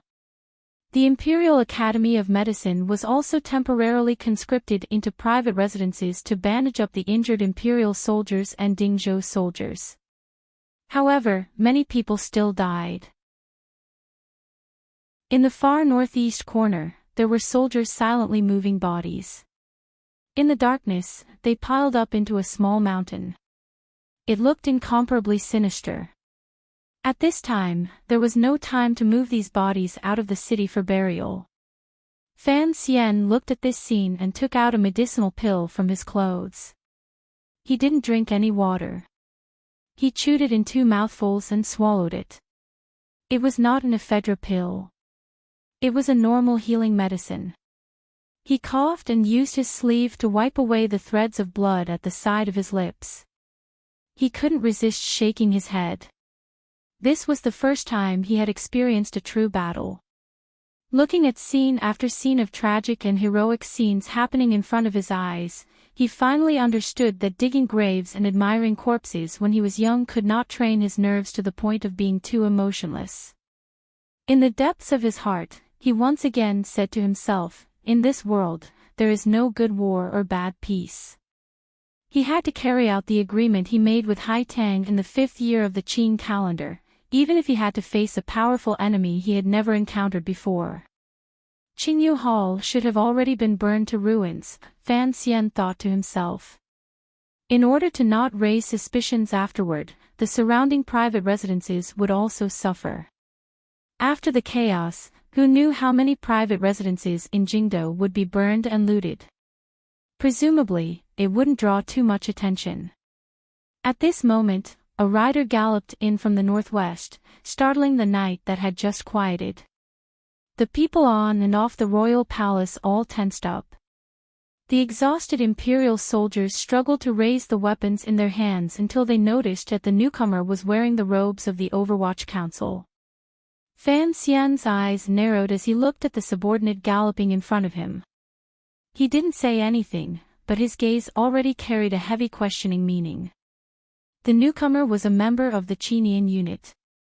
Wang Qinian had single-handedly chosen him. His loyalty to him was without question. Thus, he had arranged for this person to secretly watch Ting Zijing's movements to prevent the old shopkeepers of Qingyu Hall from encountering any danger when they left the capital. It was clear that something had gone wrong for this subordinate to gallop in front of him. The Overwatch Council official looked into Fan Xian's eyes and reported in a low voice, "Something unexpected has happened." There were no unrelated people around, so Fan Xian said straightforwardly, "Speak." The official looked around and said carefully, "The ignition went smoothly, and there was no problem in mixing in with the fleeing crowd and getting out of the city. However, the brothers who stayed here realized that they had alerted the spies here, but we don't know who they are." Who were they? Of course, Fan Xian knew. It had to be the spies the emperor had left behind. The things in the old shopkeepers' heads were too precious. There had to be a group of people in the palace responsible for monitoring them. Even if there was a rebellion in Jingdo, these people would still be lying in ambush. "I don't have many people on me," Fan Xian stared at him and said in a cold voice. Fan Xian stared at him and said in a cold voice, "I only gave you 20, yet you still can't solve these problems." The official lowered his head and didn't dare make any excuses. The other party's background is strong. 3 of them got away. Fan Xian no longer scolded the official because he didn't dare let too many people know about this matter. So, he carried it out very discreetly. Accurately speaking, he was taking a big risk. There were many loopholes in the original plan, so the execution was not smooth. The official raised his head and glanced at him. Using a complicated emotion, he said, 3 got away. We later chased after them and found a dozen dead bodies, and 1 person left a message for you. This sentence was difficult to understand. It didn't make any sense logically. 3 spies from the palace had gotten away, so how could they have found a dozen dead bodies? Fan Xian's heart thumped. What message? That person said, there was someone waiting at home. There was someone waiting for him at home, so Fan Xian rushed home at the first opportunity. It was the second time he had entered the manor today. He ran directly to his father's study in the back garden. The unlit Fan Manor was still as beautiful as ever. The light in the study shone through the glass and onto the fake mountains and clear water. Just as King Jing had said, his father had already returned home safely. Fan Xian let out a secret sigh of relief. Without waiting for a report, he pushed open the door and entered. He saw Lady Lu packing something. Fan Xian looked around and knew that his father had finished drinking the sour berries. In a time like this, his father still had the leisure to drink sour berries. Fan Xian couldn't help but feel admiration for his determination. "Mother, are you well?" He respectfully bowed to Lady Lu. Lady Lu was now the official mistress of Fan Manor. Of course, this was because of his efforts when he first got married. Lady Lu smiled and said that she was going to comfort her daughter-in-law. She then left the study. Sitting in the armchair, the Minister of Revenue, Fan Jian, raised his head and glanced at his son. Relief and a glimmer of reproach flowed through his eyes. Ever since the incident in Jingdo, this figure of the older generation, who had been hiding everywhere in Jingdo, finally stopped hiding his thoughts. The spies outside of Qingyu Hall were killed by someone I sent. Fan Jian gently tapped on the desk. He seemed to be deep in thought. Evenly, he said, "I don't know why you became so radical. You actually dared to carry out such a flawed plan. Did you really think the emperor couldn't see through it?" Fan Xian smiled bitterly. His mentality had indeed undergone a great change. However, such a thing as courage often meant a flaw. He sat down and respectfully said, "Thank you, father." He knew that his father was secretly training the Tiger Guards for the royal family. It would not make sense if his father didn't have some hidden power. It was not surprising that his father had sent people to kill the spies of the internal court. Furthermore, since he had told Yi Zhong the shocking news of the emperor's survival, his father also knew about it. Killing is easy. The explanation afterward is what is complicated, Minister Fan said thoughtfully. Even if Jingdo is in chaos and the army is killing, have you ever thought that the old shopkeepers of Qingyu Hall would coincidentally all be burned to death in the fire? You placed 12 bodies in the fire. That was just deceiving yourself. Fan Xian listened quietly to his teachings. And those spies of the internal court, even if you used the power of the Overwatch Council to kill them all, how can you guarantee that your subordinates didn't have the Emperor's spies? They acted separately. Other than the Qinian unit, no one else knew the inside story, Fan Xian explained. Alright, even if the Overwatch Council has been turned into a metal plate by Chen Pingping, let me ask you, after this, who will explain to the Emperor why all the spies of the internal court watching Qingyu Hall died without a single one left? Fan Xian was speechless. Only now did he understand that even if they killed people to silence them, the deaths of the spies of the internal court, who should not have died at the hands of the chaotic army, would still arouse the Emperor's suspicions. Furthermore, these old shopkeepers still have family in Jingdo. Fan Jian looked at his son and said evenly. Do they really want to leave? Do they dare to leave? I only had Ting Zijing send the 4 old shopkeepers away. Qingyu Hall must have people alive for it to conform to common sense. Do you understand? I understand. A layer of cold sweat appeared on Fan Xian's forehead. As for fighting with the spies of the internal court and having designs on the old shopkeepers of Qingyu Hall, it is not you or me. It is the eldest princess. Fan Jian's gaze became cold. Those 12 bodies were Xinyang's suicide soldiers. Since we want to convince the emperor, we have to make him believe it. The person who acted had this need. The eldest princess knows the importance of the palace treasury. Of course, she would want to fight for Qingyu Hall. Only she has this ability and this thought. Fan Xian was completely convinced. Minister Fan suddenly sighed and said, "Anji, I don't know what you are thinking or why you are doing this, but you have to remember, in the end, you are a person of the Qin kingdom. I am also a person of the Qin kingdom.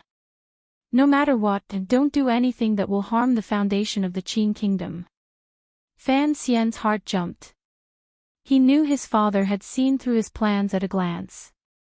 He wanted to defend himself, but he couldn't bear to lie and deceive his father. He could only helplessly remain silent. Fan Jian looked at his son and sighed again. Shaking his head, he said, "I won't scold you. In the end, this palace treasury is your mother's. Although as an official of the Qin kingdom, I don't want to see certain things happen, you can do whatever you want." Fan Xian's entire body shook. He hadn't thought his father would make such a decision. His father would not lie to him or harm him. He knew the importance of the palace treasury to the Qin kingdom's unification of the world, so why would he still help him? "I am already old, and I don't have much power." Perhaps Minister Fan knew something. A glimmer of tiredness and age appeared on his usually stern and handsome face. Slowly, he said, "After the emperor returns to the capital, I will ask for my resignation. I will help you as much as I can in Jingdo. I can't just watch as something happens to you." Chapter 583. Why? Faced with his son's shocked questioning, Minister Fan did not continue this topic. He smiled and changed the topic. "Is the situation in the palace still well?" Fan Xian replied after a pause, "The great prince is on duty with an injury, the Empress Dowager is seriously ill, and the crown prince has already been locked up in the Eastern Palace. There shouldn't be any problems." Fan Jian nodded. A glimmer of softness gradually appeared in his eyes as he looked at him. He sighed with admiration and said, "You've only been back in the capital for 7 or 8 days. To be able to protect Jingdo for the emperor under such difficult and dangerous circumstances, it has to be said that your improvement has already surpassed my expectations. You have performed very well." Receiving his father's praise, Fan Xian did not feel any joy in his heart. He smiled bitterly and said, "The great prince and I fought to the death in Jingdo. Who would have thought that the emperor had calculated everything? If it wasn't for the Dingzhou army's final betrayal, we would not have been able to hold the royal palace today no matter what." Without waiting for him to finish, Fan Jian waved his hand and stopped him. "The emperor plans deeply and thinks far ahead. His sacred heart is vast. He is not someone that we, as officials, can vainly speculate about." His tone revealed a glimmer of unnaturalness. He continued to speak and sighed. "The problem with the Yi family has truly exceeded everyone's expectations. A few years of coercion was actually the emperor's hidden pawn." He looked at Fan Xian and revealed a slightly scholarly smile. "From this, it looks like after the attack in the valley in Jingdo a year and a half ago, your judgment was correct. I was wrong." Fan Xian was silent. After the attack in the valley last year, he and his father had once studied the problem of the city guarding crossbows. Later, although they knew it was the old Qin family's doing, they had wondered if the emperor would take his anger out on Yizhong. From this, they talked about the Qin kingdom's various military divisions. Surprisingly, during these 20 years, other than Yizhong, who had always been the commander of the Jingdo garrison, the commander of the royal palace's imperial army and the head of the internal guards were both under one person. At the time, Fan Xian had suspected this. Since the emperor had once trusted the Yi family so much, why did he force the Yi family to ally with the second prince and lean toward the eldest princess's side? However, Fan Jian had given what he thought was the reason. Fan Xian thought it was reasonable, so he let go of this question. Unexpectedly, in the Jingdo chaos, this question finally revealed the truth of the emperor's hidden and suspicious weakness. The emperor had constructed a huge mystery. Not only had he fooled the eldest princess and everyone else in the world, he had even fooled Fan Jian, a trusted aide who had grown up with him since childhood. Speaking of the attack in the valley, the white snow, red blood, and heads in front of the Bureau of Military Affairs involuntarily rose in front of Fan Xian's eyes, as well as his own arrogance. He couldn't help but laugh bitterly. In front of the emperor and eldest princess, his arrogance back then seemed childish and laughable. His heart, he asked, "Father, why Qin, Qin, Qin, Qin, Qin, Qin, Emperor Qin?" This was not only his question, it was also the question of many people. However, in the struggle for imperial power and the struggle for the power of the world, everyone naturally thought that the Qin family's betrayal was like every other internal strife in the history books. It was a matter of course. However, Fan Xian heard the eldest princess's words before she died. A poisonous flower bloomed in his heart.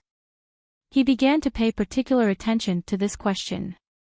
Although the Qin family had a 10% share in the Ming family and the Qin family had secretly ordered the Jiaozhou navy to massacre the island, for an elder of the military, just his face was enough for the emperor to easily let this matter go, as long as he remained loyal to the emperor. What kind of person was the emperor?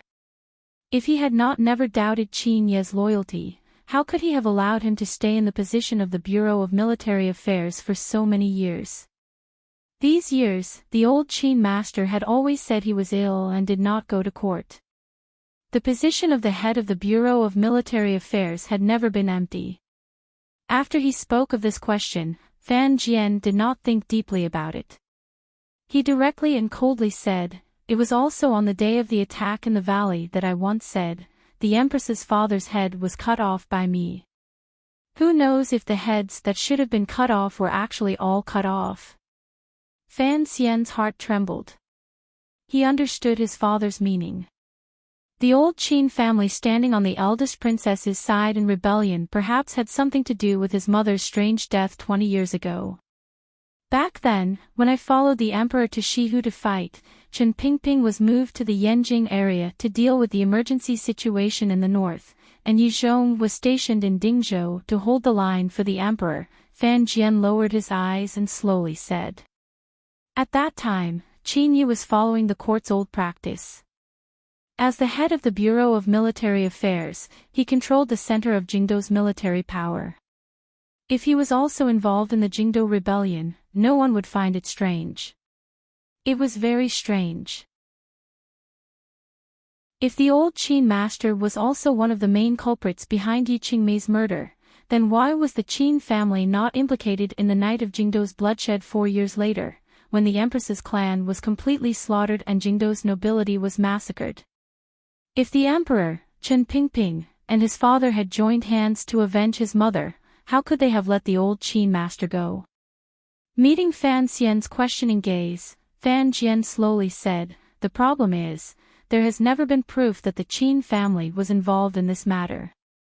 Just like the Empress Dowager, at most, they are guilty of conniving." Fan Xian furrowed his brows slightly. Chen Pingping had once said this to him. Concerning his mother's death, the Empress Dowager should not be the main culprit. She could only be guilty of conniving. After discussing it with his father, Fan Xian suddenly thought that Director Qin probably had other thoughts in his heart. He had boundless suspicions about the role the Qin family had once played. The person who could best prove Chen Pingping's intentions toward the Qin family was the deputy commander of the Black Knights, Jing Gu. Why did Chen Pingping still secretly take such a dangerous figure who wanted to destroy the entire Qin family? Was it to make a move against the Qin family in the future? A chill rose in Fan Xian's heart. If the Qin family was truly, as Chen Pingping suspected, involved in Yi Qingmei's murder, why was he still alive? Thinking of this, a cold current began to surge out from within his body. Countless coldness seeped out from his pores, making the study become as cold as winter. He had guessed countless times and was infinitely close to the truth. However, he didn't dare ask. Even Chen Pingping didn't dare ask.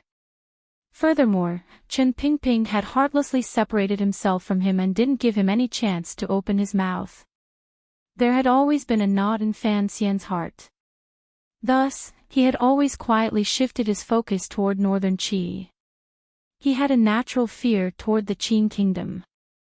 Now, this knot seemed to be unraveling and revealing the dark truth within. Thus, he was silent.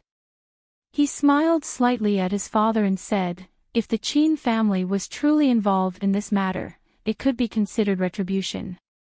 He was worried that his father would follow this train of thought and think of the things he feared earlier, so he rushed to say, "The emperor will return to the capital in a few days." Earlier, the court was still preparing for the emperor's funeral. "I don't know how it will turn around." Fan Jian smiled and said, "Naturally, the Ministry of Rights will worry about these things. Why do you need to care so much?" Fan Xian shrugged and didn't say anything more. Minister Fan also fell silent. A glimmer of confusion appeared on his face. The atmosphere in the study was somewhat strange. Presumably, the surviving nobles and officials in Jingdo were all silent in their own residences. No one had thought that the emperor would be able to come down from Dong Mountain alive. Amidst their shock, they thought of the Yi family's ambush in the rebellion and the many watertight calculations. All of the officials' respect and fear of the emperor had been raised to an unprecedented level. Fan Xian looked at his silent father and rose to say a few more words. He then turned and left. Walking out of the study, he headed toward the back garden behind the street to see Wan Er. Along the way, the night wind was as cool as water and blew against his face. He couldn't help but feel a wave of pleasure. He took a deep breath and maintained the injuries in his body. He thought blankly that Chen Pingping's letting go during the attack in the valley was a kind of separation. The old cripple lived up to his reputation as the most powerful person in the world. He had long seen through everything, yet he carefully hid the truth from Fan Xian and did those things alone. He also used these separations to maintain his safety afterward. Fan Xian had been learning from Chen Pingping, so he could only be silent tonight. His father was about to resign and return home. Why should he let his own guesses sink him into Jingdo's dangerous situation and be unable to free himself? For the sake of each other's safety, they had to separate each other. This was true love. Just like how Chen Pingping loved him. At this time, Fan Xian very much wanted to see Chen Pingping.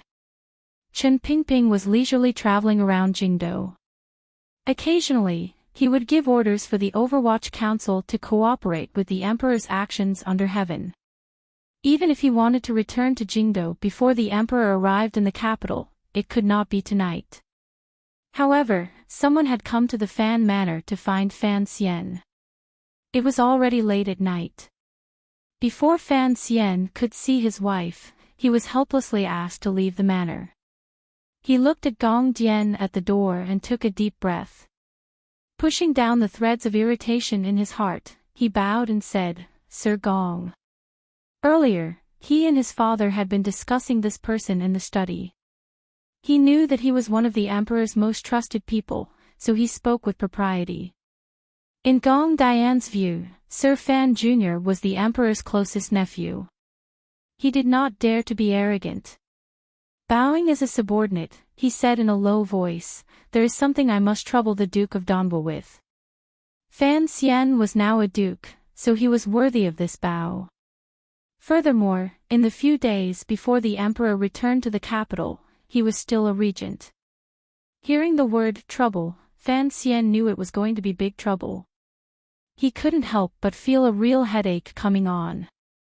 Too many people had died in Jingdo, so Fan Xian's mood was not very good. Battles were still raging around Jingdo, but the inside of the city had gradually calmed down.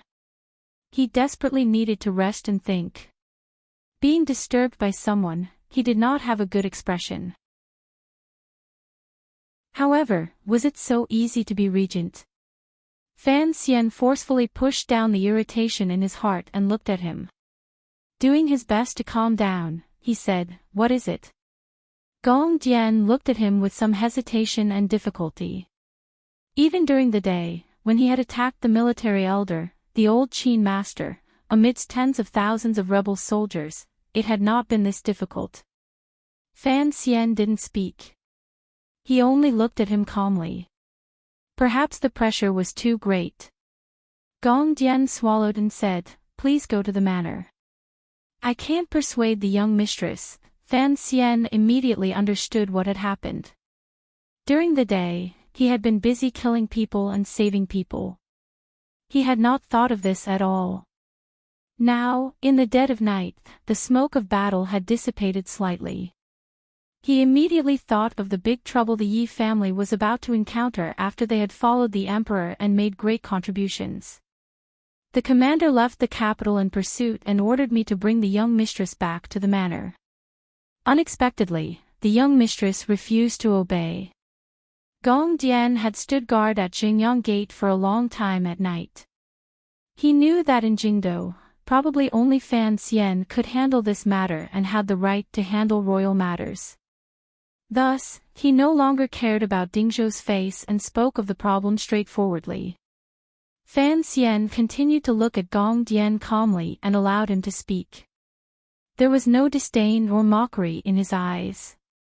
However, it made Gong Dian feel an inexplicable sense of unease and shame. Fan Xian took a deep breath and didn't say anything.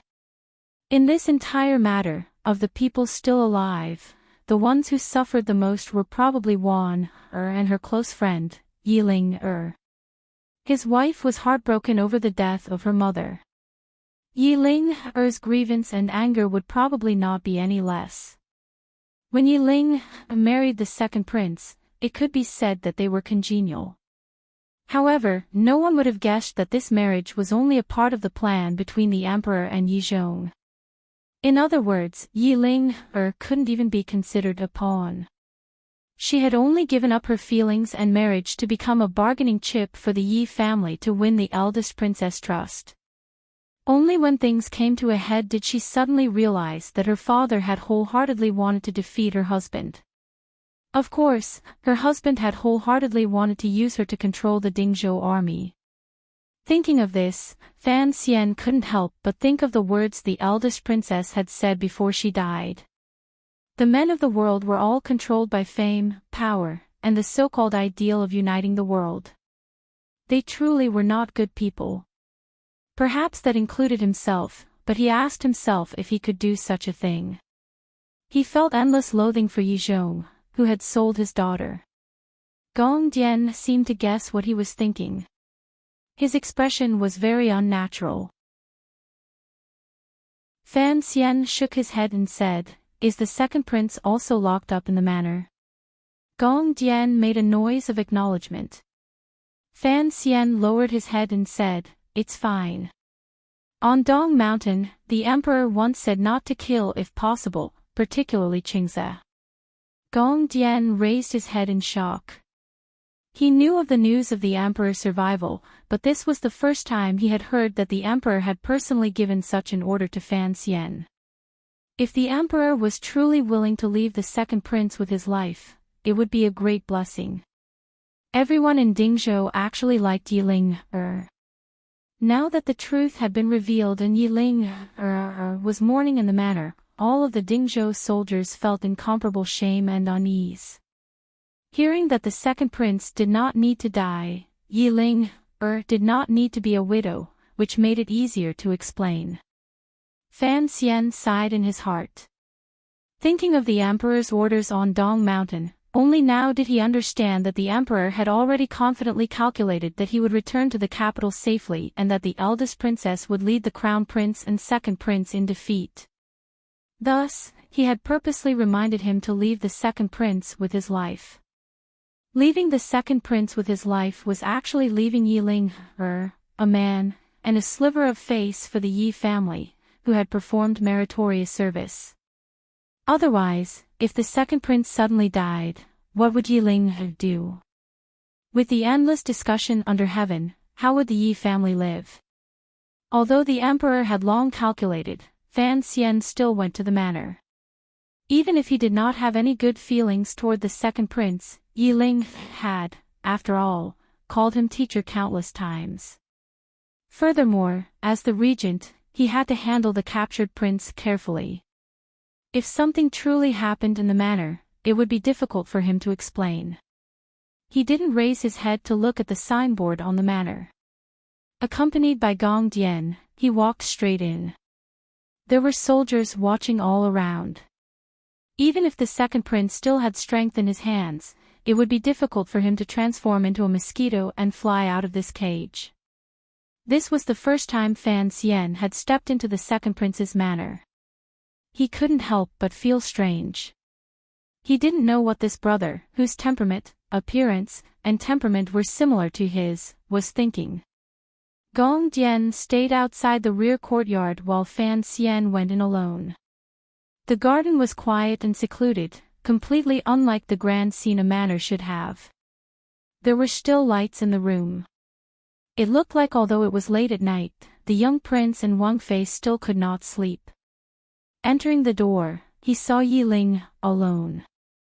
Her face was full of sorrow as she sat silently by the table. She didn't say a word. There were still traces of tears at the corners of her eyes. Her usually bright jade-like eyes now had an indescribable tiredness and grievance, as well as a hidden anger. Wang Fei was like a tiger that could pounce at any moment and bite someone to death. Putting aside the fact that she had been used by her husband, she had been deceived by her father, and she had been thrown out by her family. How could she bear it? A faint sense of pity rose in Fan Xian's heart. He walked to her side and said in an even voice, "Gong Dian had good intentions in having you return to the manor. After the matter fades in a few days, won't you and Qingze still be together?" Yi Ling was startled.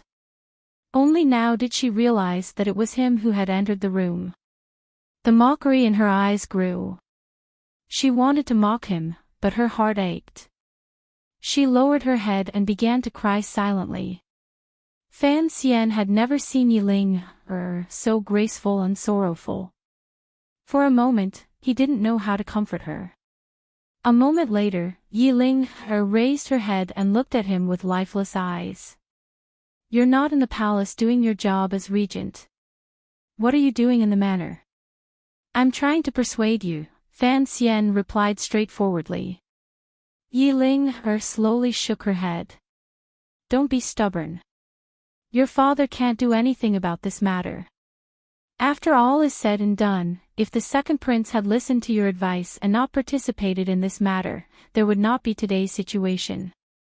Looking at Yi Ling's sorrowful appearance, Fan Xian became angry for no reason. These years, he had used all his strength to attack the second prince. Hidden in his subconscious was an idea to use the Overwatch Council and the Emperor's trusted aides to cripple the second prince's power and cut off his thoughts of fighting for the throne. Unexpectedly, the second prince's desire for power was so strong. Additionally, with the eldest princess's clever teasing, this plan did not have the slightest effect. Yi Ling smiled sorrowfully and quietly said, "Teacher, I don't blame you for this matter. How he ends up is his own business. These years, even you can't beat back his burning desire. How can I, a woman, persuade him? You don't need to persuade me to leave the manor. He is involved in rebellion.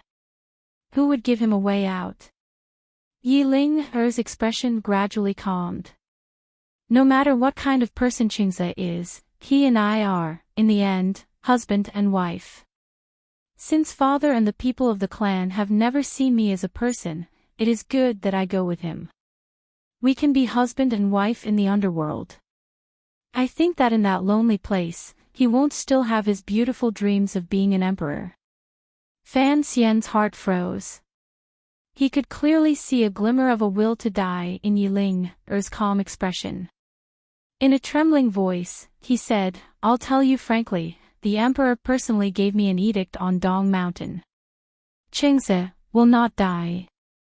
Hearing these words, Yi Ling abruptly raised her head. A glimmer of hope and unexpected joy flashed through her eyes. Immediately after, it dimmed, making Fan Xian a bit confused. Yi Ling shook her head and sighed quietly. "Everyone says that he appears gentle on the outside but is cold and heartless on the inside. Actually, these words are not wrong. Even his mother in the palace is polite to him. In his life, when has he ever felt any true warmth? Not only is he heartless to others, he is also very cold to himself. I am his wife. I understand him better than you outsiders. You don't know what kind of proud and conceited person he is in his heart.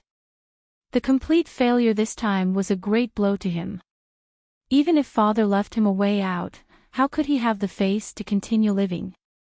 She raised her head and looked at Fan Xian with a helpless and hurt gaze. After returning to the manor, he still refused to say a word. "I know that he already has thoughts of dying. If even I leave at this time and everyone in the world abandons him, his departure will certainly be very straightforward." Fan Xian took a deep breath and straightforwardly said, "Where is he?"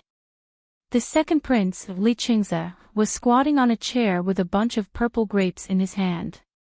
He was bringing them to his lips. Fan Xian had seen this scene countless times.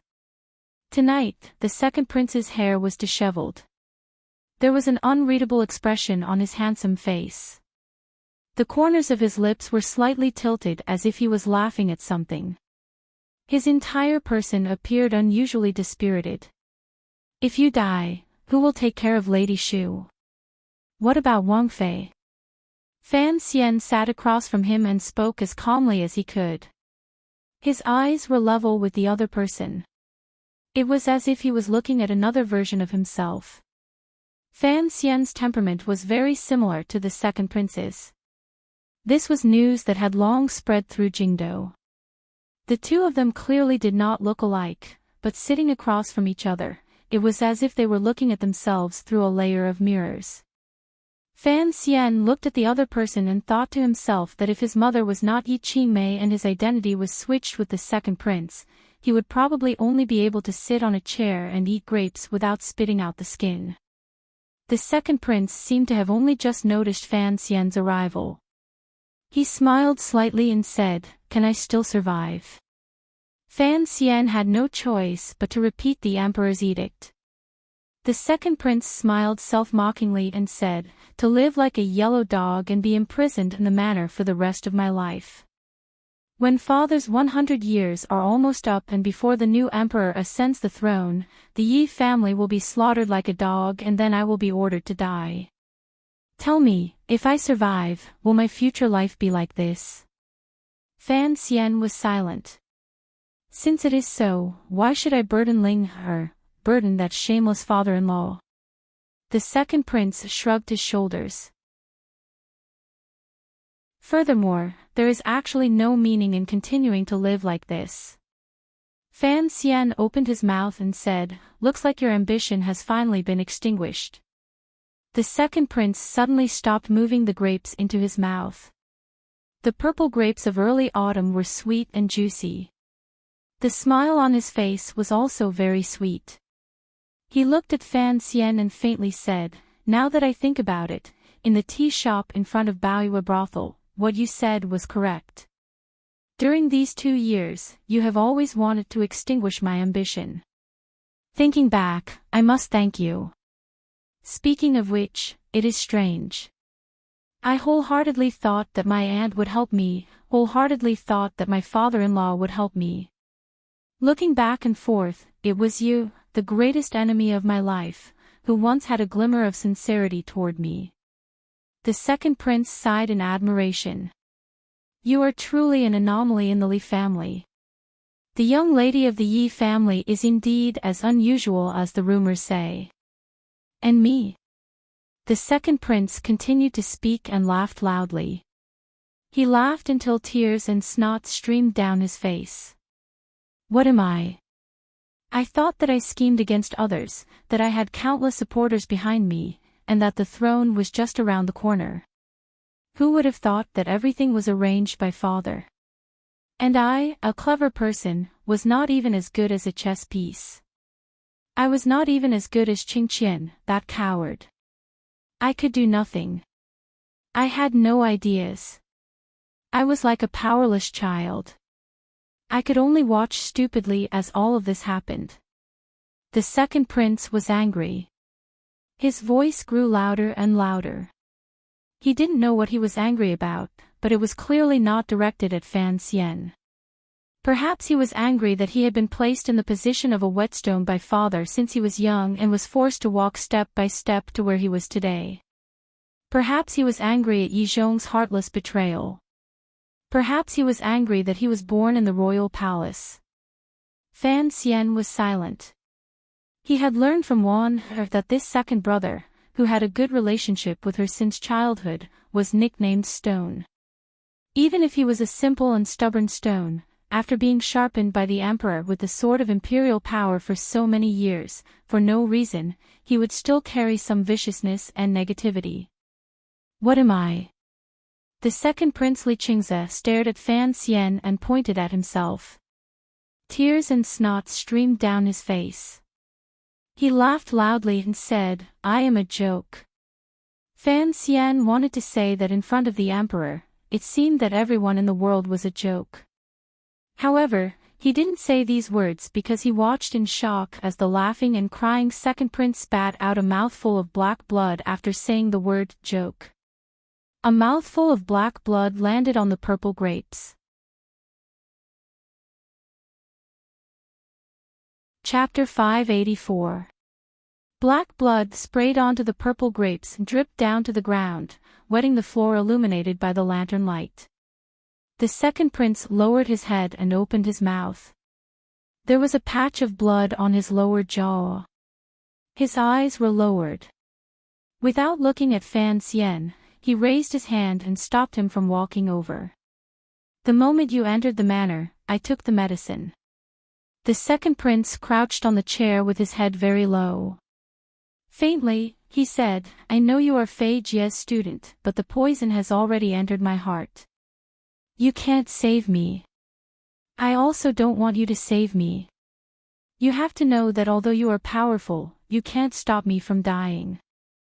As long as a person had the will to die, no matter what method was used, it was impossible to save his life. Fan Xian understood this. He looked at the other person calmly. His heart was empty and had no thoughts. However, he was still not prepared to watch with folded arms. It was not because he had a glimmer of brotherly affection for the second prince. Rather, he could not let the other person die in front of him. Don't worry about anything. I have already ridden my wool earlier. The palace will not blame you. No one will think you killed me. The second prince lowered his head. His blood-stained hand fumbled in his clothes and pulled out a letter. Gently, he placed it on the table. Unexpectedly, before he died, he had even thought of what Fan Xian was worried about. Fan Xian's heart froze slightly. He knew that the other person was as Ling said. He was ruthless toward himself to a certain realm and had cut off any hope of survival. The second prince raised his head and glanced at Fan Xian with an envious gaze. He then vomited up another mouthful of black blood. He used his sleeve to carelessly wipe his lips. Using 2 slender fingers, he carefully broke off the grapes stained by the poisonous blood. Leaving behind a small, clean half, he sent it back into his mouth. The sweet and juicy grapes were chewed into mush in his mouth. The second prince spat out the grape seeds. He spat them onto the ground, still carrying black blood.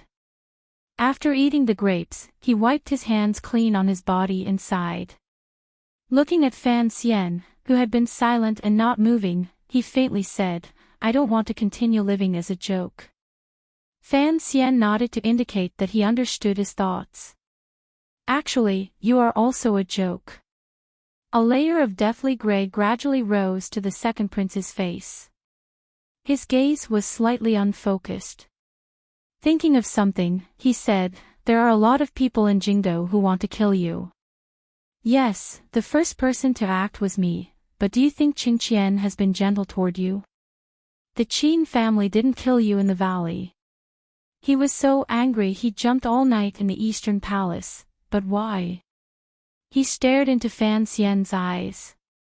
Why is it that your attitude toward Qing Qian is completely different from how you treat me?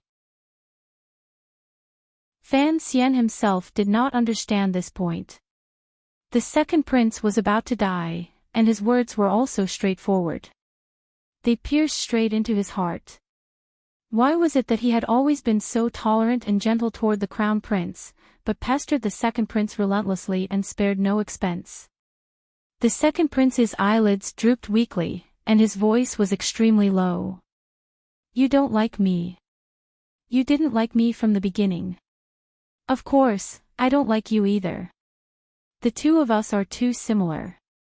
It's just that I've never had such good luck as you. No matter who it is, no one will allow another to exist in the world. Everyone will unconsciously try to get rid of the other first. His gaze was cold and helpless. If you are Prince Jia of the Ronggua Manor, then I can only be Jin Baoyu of Jinling. I will never get many chances to appear in the novel, but I am the real one. I am the real one. As the second prince spoke, he coughed up blood. The blood was smeared all over the front of his clothes. He appeared very wretched. Fan Xian looked at the scene in front of him. His body was stiff and he couldn't make any reaction. The second prince raised his head for the last time and stared at Fan Xian's face. With some difficulty, he said, I always thought Qing Qian was the most cowardly of all the brothers. Only when I was about to die did I realize that I was also very cowardly. I would rather die and humbly leave Ling and mother than have the courage to face, after I die, help me take care of Ling. As for mother, her best ending is probably to be banished into the cold palace. Please help me take care of her.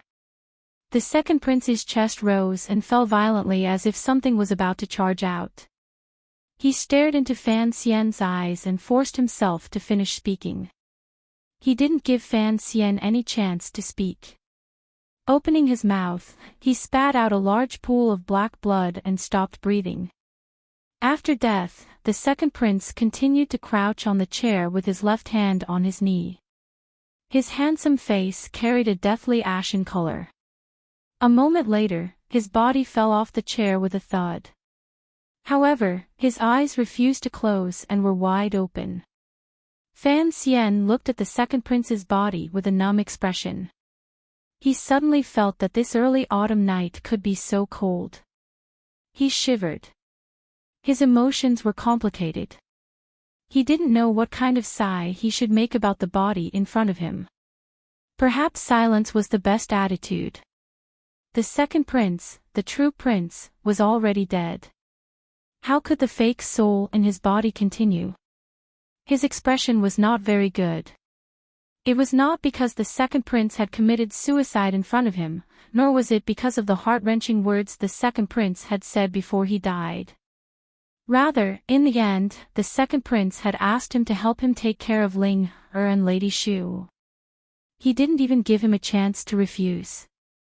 Fan Xian thought to himself. His expression was desolate. When the eldest princess died, she gave one to him. The crown prince knew that he was going to die, so he entrusted the families of the rebel soldiers and officials to him. Why? Don't you know that I am your irreconcilable enemy? Was your death not caused by me? Why do you throw so many burdens at me before you die? Do you want to crush me to death? Are you betting that I will help you? You dead people. If you die, then die. Why do you want me, a living person, to live so uncomfortably? He lowered his head and was incomparably wooden. His body trembled slightly. He then walked to the side of the second prince's body and glanced at it. He picked up the thin wool from the table and put it into his clothes. Then, he walked out of the sinister room. Walking to the bedroom in the back garden of the manor, Yi Ling was still sitting woodenly under the cold light of the green lantern. She had no idea what had happened in the back garden. Fan Xian sighed in his heart and walked directly behind her. Striking down with his palm, he didn't give her any chance to react before knocking her out. If he didn't knock her out, once she learned of the second prince's suicide by poison, she would probably follow him. Fan Xian could only use this more direct method to delay the matter. Gong Dian came forward to greet him. Fan Xian lowered his head and thought for a moment. He then handed the will and his clothes to him. At the same time, he handed Yi Ling, who was on his shoulder, to him and said something in a low voice. Gong Dian accepted the unconscious Yi Ling. He was already very shocked. Hearing the news of the second prince's death, he furrowed his brows tightly. The second prince wrote a will. The emperor won't blame you or me. Fan Xian sighed. Immediately after, he said seriously, before Wang Fei wakes up, first tie up her hands and feet. Then, tell her this news. If she doesn't want to eat, force rice soup down my throat. No matter what, she has to drink it. These last two sentences had already been roared out through gritted teeth. They were incomparably sinister. Gong Dian thought that this was indeed the only way. He didn't notice the Duke of Donbois' loss of composure. After thinking for a moment, he helplessly said, "But, the young lady's personality is like a raging fire. We can't tie her up for the rest of her life. Fire is not scary. It comes quickly and goes quickly. It's not as piercing as a lump of ice like me and the second prince," Fan Xian thought to himself. Lowering his voice, he said, "After a few days, when things have calmed down a bit, I'll come and try to persuade her." After he finished dealing with the matters of the manor, the night in Jingdo had gradually receded. It was already early in the morning. In the distant east, a faint sliver of white peeked out. However, Fan Xian had no way of resting. He still had too many things to do. After circling back to the Fan Manor from the manor, he went directly to the royal palace. Although Minister Fan had said that these matters should be handled by the Board of Rites Taichung Temple, Fan Xian could not forget his identity as regent and pretend these things had never happened. Furthermore, he was also the vice minister of Taichung Temple. Minister Ren Shao and had followed the emperor to Dong Mountain to worship heaven. He didn't know if he would survive. He and the great prince stood side by side. Looking at the 3 black coffins in front of them, the 2 brothers were silent. Just a day ago, the 2 of them had been standing on the palace walls worrying about the safety of the palace and the world of the Qin kingdom. Who would have thought that at this moment, victory and defeat had already been decided? The people who wrote the history of the world had already changed their names. Who would have thought that at the moment of danger in the royal palace, the black coffins under Fan Xian's feet had already begun to contain the skin of the defeated? The eldest princess and the second prince were lying quietly in the coffins. There was another coffin that was empty. No one knew who was going to lie in it next. This is not in accordance with etiquette. The great prince's expression was heavy. He struggled not to show sorrow between his brows. The eldest princess was one thing, but the brotherly affection between him and the second prince, Li Qingze, could not be faked. Although the 2 brothers had gradually drifted apart during these 2 years, looking at the scene in front of him and thinking of the people in the coffins, the great prince's heart still ached. Fan Xian nodded his head tiredly and said, "The officials of the Board of Rites have all been scared away. It looks like as long as the emperor doesn't return to the capital, the 6 ministries will not be able to be gathered together. There aren't many people in Taichung Temple either. They are just temporary accommodations. After all, the face of the royal family has to be taken care of. They can't just stay in the manor." The great prince sighed and didn't say anything more. He turned and walked into the royal palace. Compared to the group of imperial soldiers escorting the coffins, his figure appeared very desolate. Fan Xian looked at him calmly and shook his head. He knew that in the face of the repeated heavy pressure and the gradually arriving news of death, the great prince was almost unable to hold out. Thinking of this, only then did Fan Xian feel waves of exhaustion coming from the depths of his body. He could barely keep his eyelids open. Furrowing his brows, he slapped his face and said to the subordinate beside him, "Return to the manor." In one night, he had returned to the manor 4 times, but there was not a moment of peace. Fan Xian thought about it carefully. From the beginning of the preparations before breaking into the palace, he had not slept for 2 days and 2 nights. His injuries had already relapsed. The power of the ephedra pill had completely worn off. He didn't dare take it again. His entire body's energy and strength had indeed reached their limits. After returning to the manor, Fan Xian looked at everything in the dark night. He didn't go to see Wan, who was staying in Lady Lu's room. He lowered his head and sat silently on the bed for a while. He then kicked the black chest under the bed. Without even taking off his clothes, he laid down with his arms spread out. He was clearly exhausted, yet he couldn't sleep. He opened his bright eyes and looked at the dark ceiling. He didn't sleep for long before he woke up. After all, Jingdo was still in chaos. As the regent, he could not give himself too much time to rest and be sad.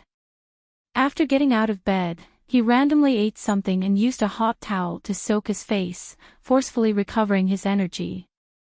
As he walked out the door, he unconsciously glanced down at the bed. That fatal chest, the chest that often stayed in the dust, lay quietly under the bed. It was like the eldest princess and second prince lying quietly in their coffins. No one would ever disturb them again. Regardless of whether it was a chest or a person, perhaps only by becoming an unremarkable existence and placed in an unremarkable place could they obtain true peace. As he left the manor, he unconsciously glanced back inside. After returning from Taiping Courtyard, he still hadn't seen one. He didn't know what his wife's mood was. Thinking of this, a glimmer of darkness rose to his face. As he entered the palace, he unconsciously glanced toward the palace doors. There were fire and smoke marks everywhere on the red palace doors. Some of the cracks caused by weapons were gaping open, revealing the wood shavings inside. The copper nails that had been knocked off had long been cleaned up. There were only countless ugly scars left on the doors. In this instant, Fan Xian confirmed some things. This palace, this city, and this country were, after all, the place he had lived for 20 years. He had already developed deep feelings for this place. Even though this palace was cold and gloomy, even though this city had let down many people, and even though this country had made a great mistake, it was still his country. He had always thought of himself as a Qin person. There were many things that he had not investigated clearly. Before he understood them, he didn't mind doing his best to maintain the peace of the people in this country while he lived a beautiful life, just as he had done all these years. So many people had died, so he had to live well. Unless, some people didn't want him to live. He invited the scholars Hu and Shu back to their manors to temporarily rest.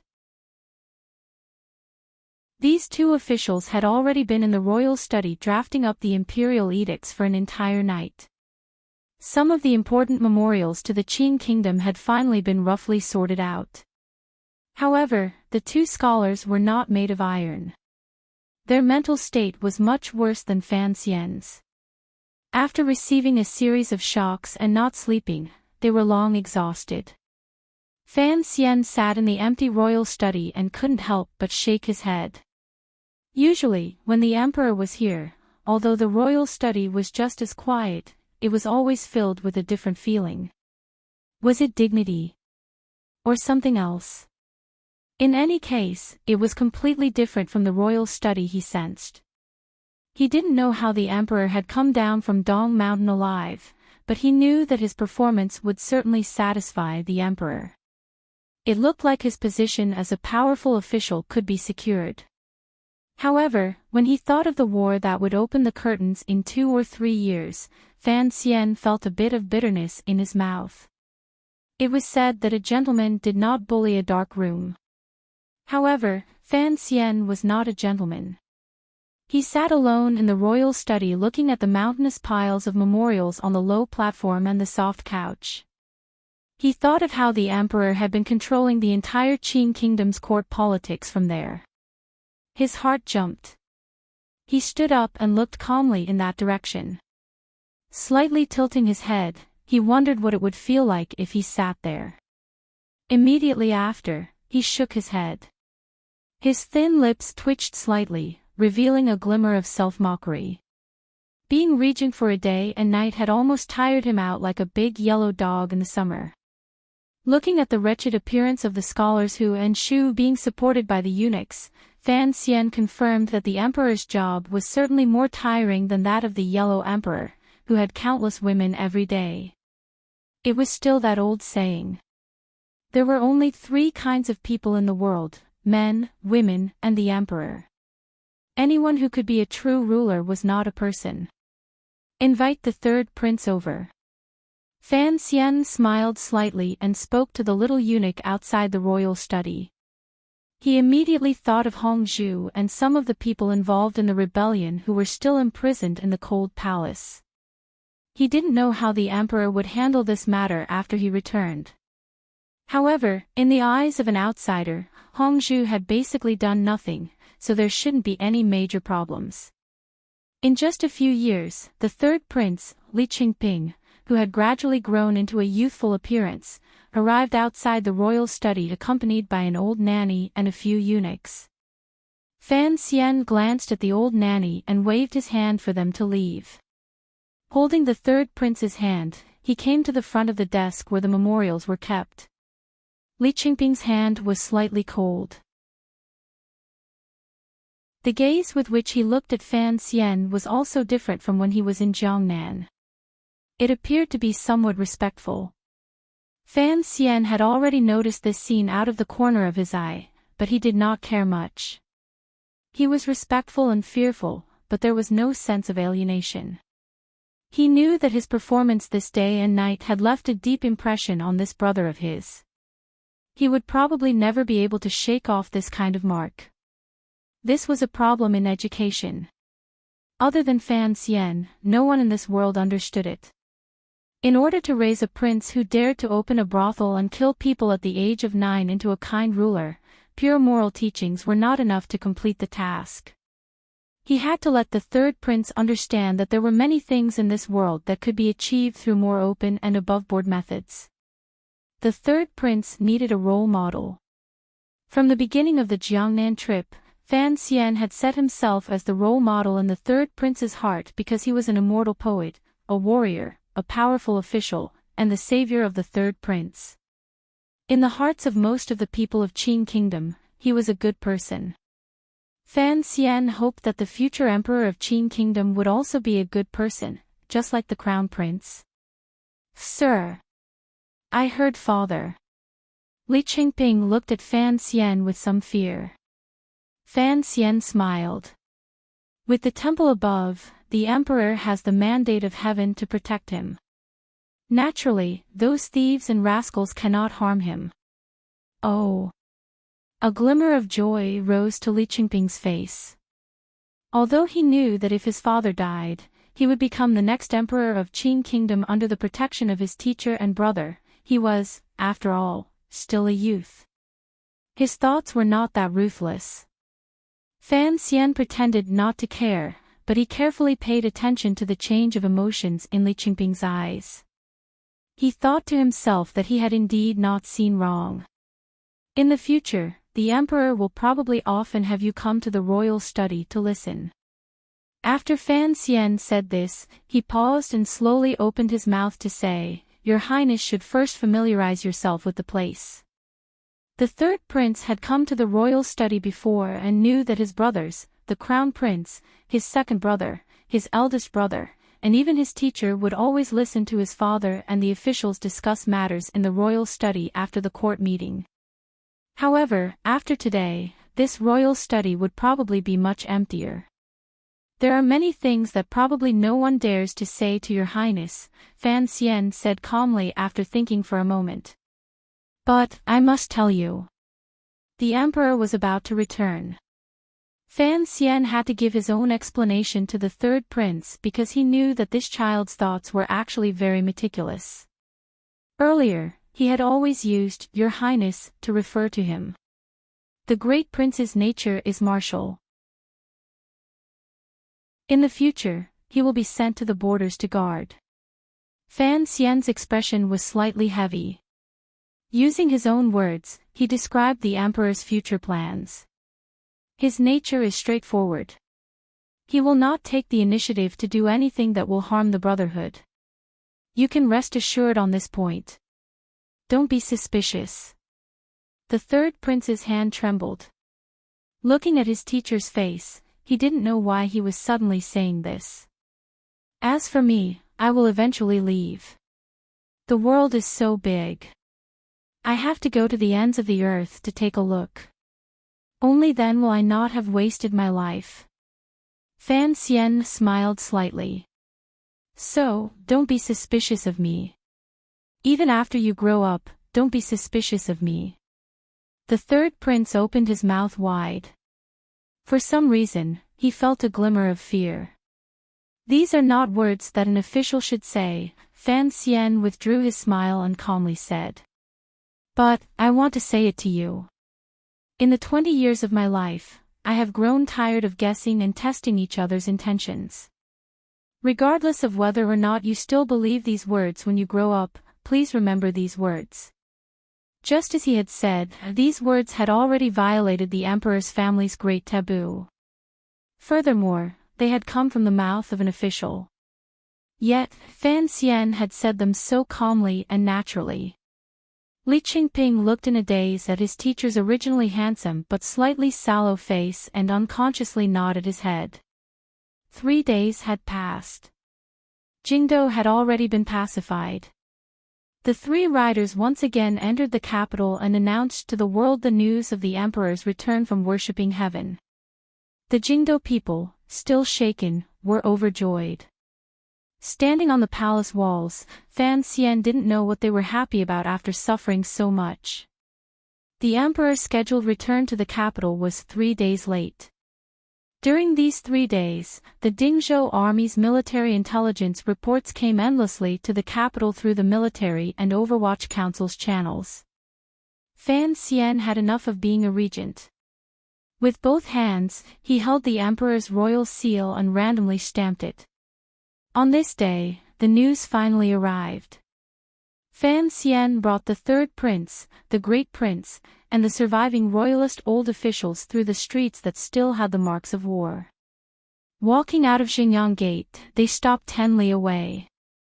Thousands of people knelt down densely. There was no space on the road. Many people knelt directly in the wheat fields on either side of the road. At this time, the autumn harvest had not arrived. The golden ears of wheat survived the trampling of the warhorses and swayed in the wind with the heavy harvest. Countless people's emotions swayed like the ears of wheat as they watched the bright yellow royal entourage coming from afar. Fan Xian pulled his gaze back from the wheat fields and smiled slightly at the nervous and joyful 3rd prince beside him. After canvassing for votes yesterday, I rushed to 2nd place in the monthly votes. In my memory, this seems to be the first time in the Qingyu year that I have reached 2nd place. Although the 2nd prince died quite tragically today, I am still as nervous and joyful as the 3rd prince. Alas, I have lived most of my life as a bachelor. Thank you.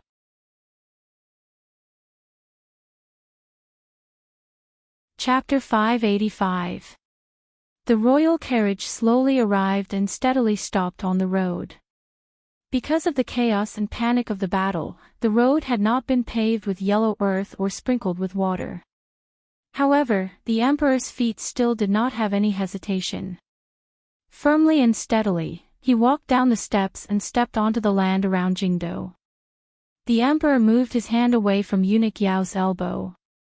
His calm gaze slowly swept across the wilderness. Thousands of officials and soldiers were kneeling on the ground and worshipping him. His expression was indifferent, but there was not much emotion in his eyes.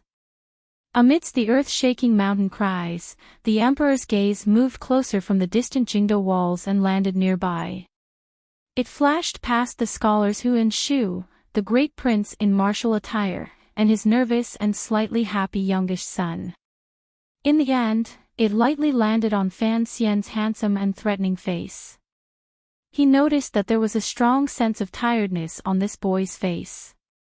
The corners of the emperor's lips twitched slightly with a hint of joy.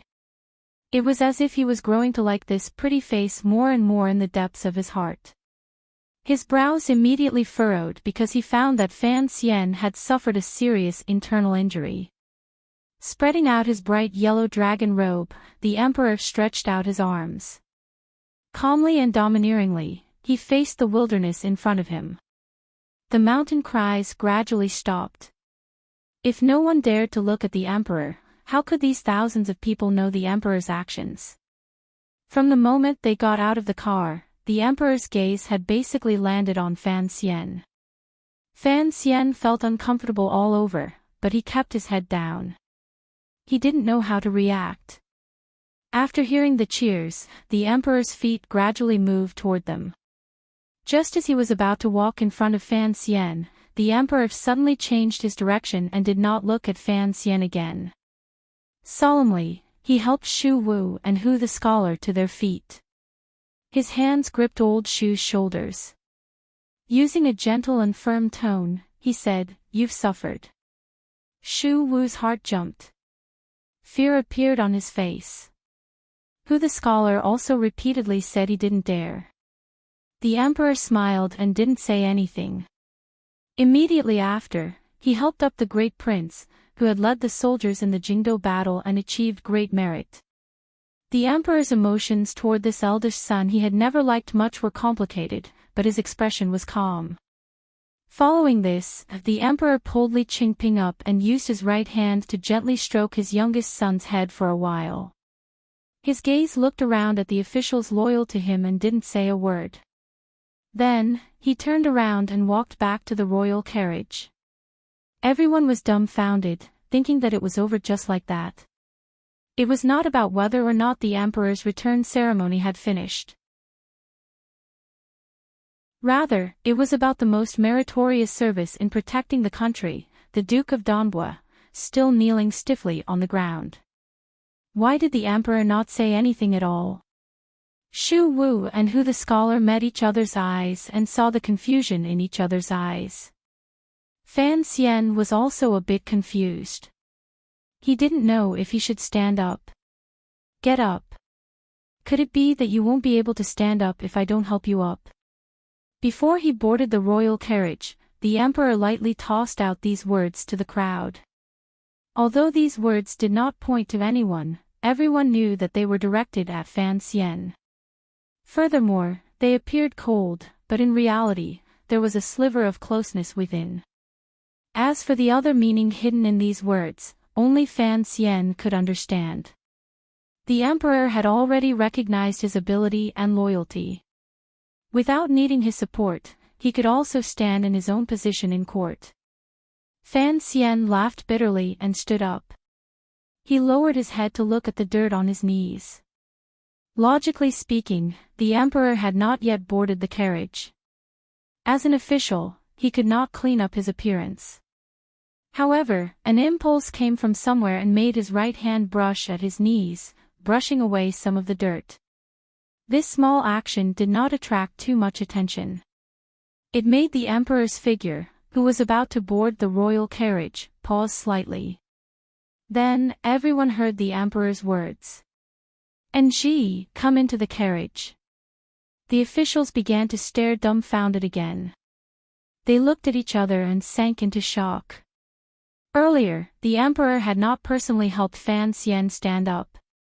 Everyone had some guesses. Who would have thought that the emperor would immediately give Sir Fan Jr. such an honor to follow the emperor into the capital? What kind of honor was this? Even the crown prince had never enjoyed it in the past. The gazes of the clever officials toward Fan Xian became heated. However, these officials appeared too clever, or perhaps they thought they were clever. Some of their gazes involuntarily landed on the third prince. Everyone knew that the crown prince and the second prince would not have a good ending because of the rebellion. At the beginning, everyone thought that the future master of the Qin kingdom would be this young prince. Looking at the emperor's attitude, the reason these officials thought they were clever was because they had displayed an inappropriate attitude in an inappropriate place. The scholars Hu and Shu looked down as if they had not heard the emperor's words at all. This was the difference between high-ranking officials and officials. Fan Xian tasted bitterness in his mouth, but he could not go against the imperial edict. He walked to the side of the tall royal carriage, lifted the yellow curtain, and stood in front of the emperor. Although the royal carriage was tall, it was still unable to allow a person to stand straight.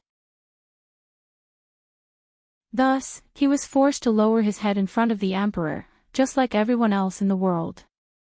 "Sit," the emperor seemed to see through his thoughts and said with a slight nod of his head. Fan Xian obeyed and sat across from the emperor. Looking at the emperor he had not seen for a month, his emotions gradually became complicated. In the past, although the emperor had also had a bright and powerful side, he was not as terrifying as the emperor now. The emperor was still calm, but he was like a bottomless abyss, hiding an unfathomable power. This kind of feeling made Fan Xian's heart palpitate. Looking at the two straight eyebrows and calm eyes, he involuntarily felt the thought of retreating rise in his heart. The emperor's domineering aura did not appear from his outer appearance. Instead, it appeared in the history books through his methods and results. To be able to come back alive from Dong Mountain, to be able to arrange such a situation, and to be such a powerful figure, he was indeed worthy of being the foremost person in the land in 30 years. Fan Xian understood this reality and could only accept it. The middle-aged man wearing the dragon robe lowered his head to look at the urgent memorials the two scholars had presented.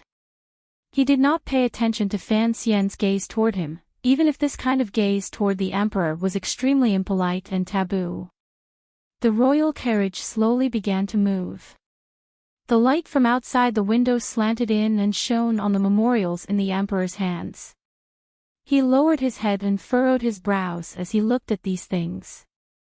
Suddenly, he said, 3 years. My Qin kingdom still needs 3 years. When he said this, the emperor did not raise his head. It was as if he was talking to himself. Fan Xian knew what the emperor meant. After experiencing an internal rebellion, putting aside the serious damage Jingdo had suffered and the chaos of court politics, just the internal attacks in the military had already caused serious consequences. The military's morale was already unstable. Additionally, the officials in the Dongshan Road area involved many people. Although the emperor had already chosen good officials from Jiangnan to replace them, the impact on the people's lives would certainly be great. It would take at least a year to gather the military's morale and remove the psychological effects of this chaos.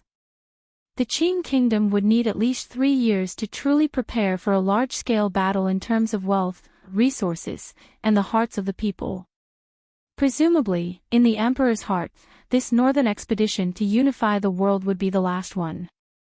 The progress of history that had been stopped by the two great grandmasters for over 20 years would slowly speed up.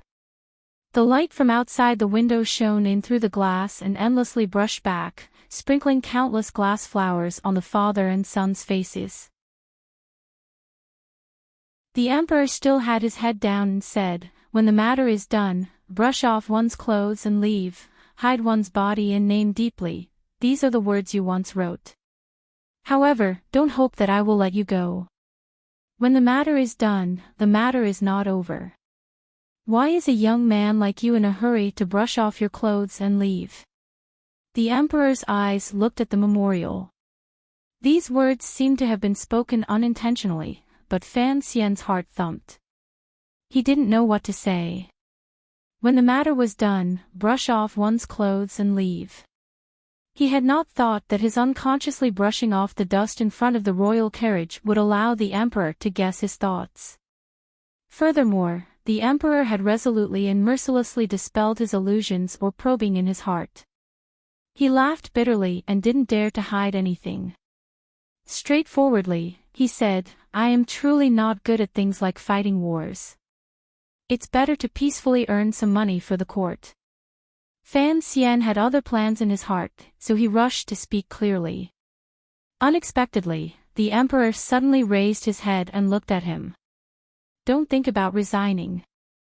If you are still afraid of what people say, I will naturally do the matter of reducing your power."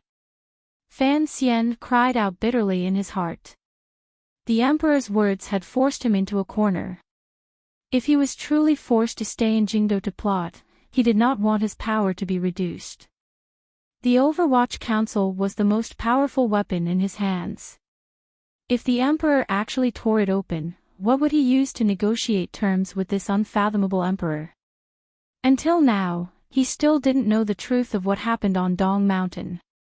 He didn't dare to open his mouth to ask in the carriage. It was the emperor who spoke first and asked about the specific situation in Jingdo.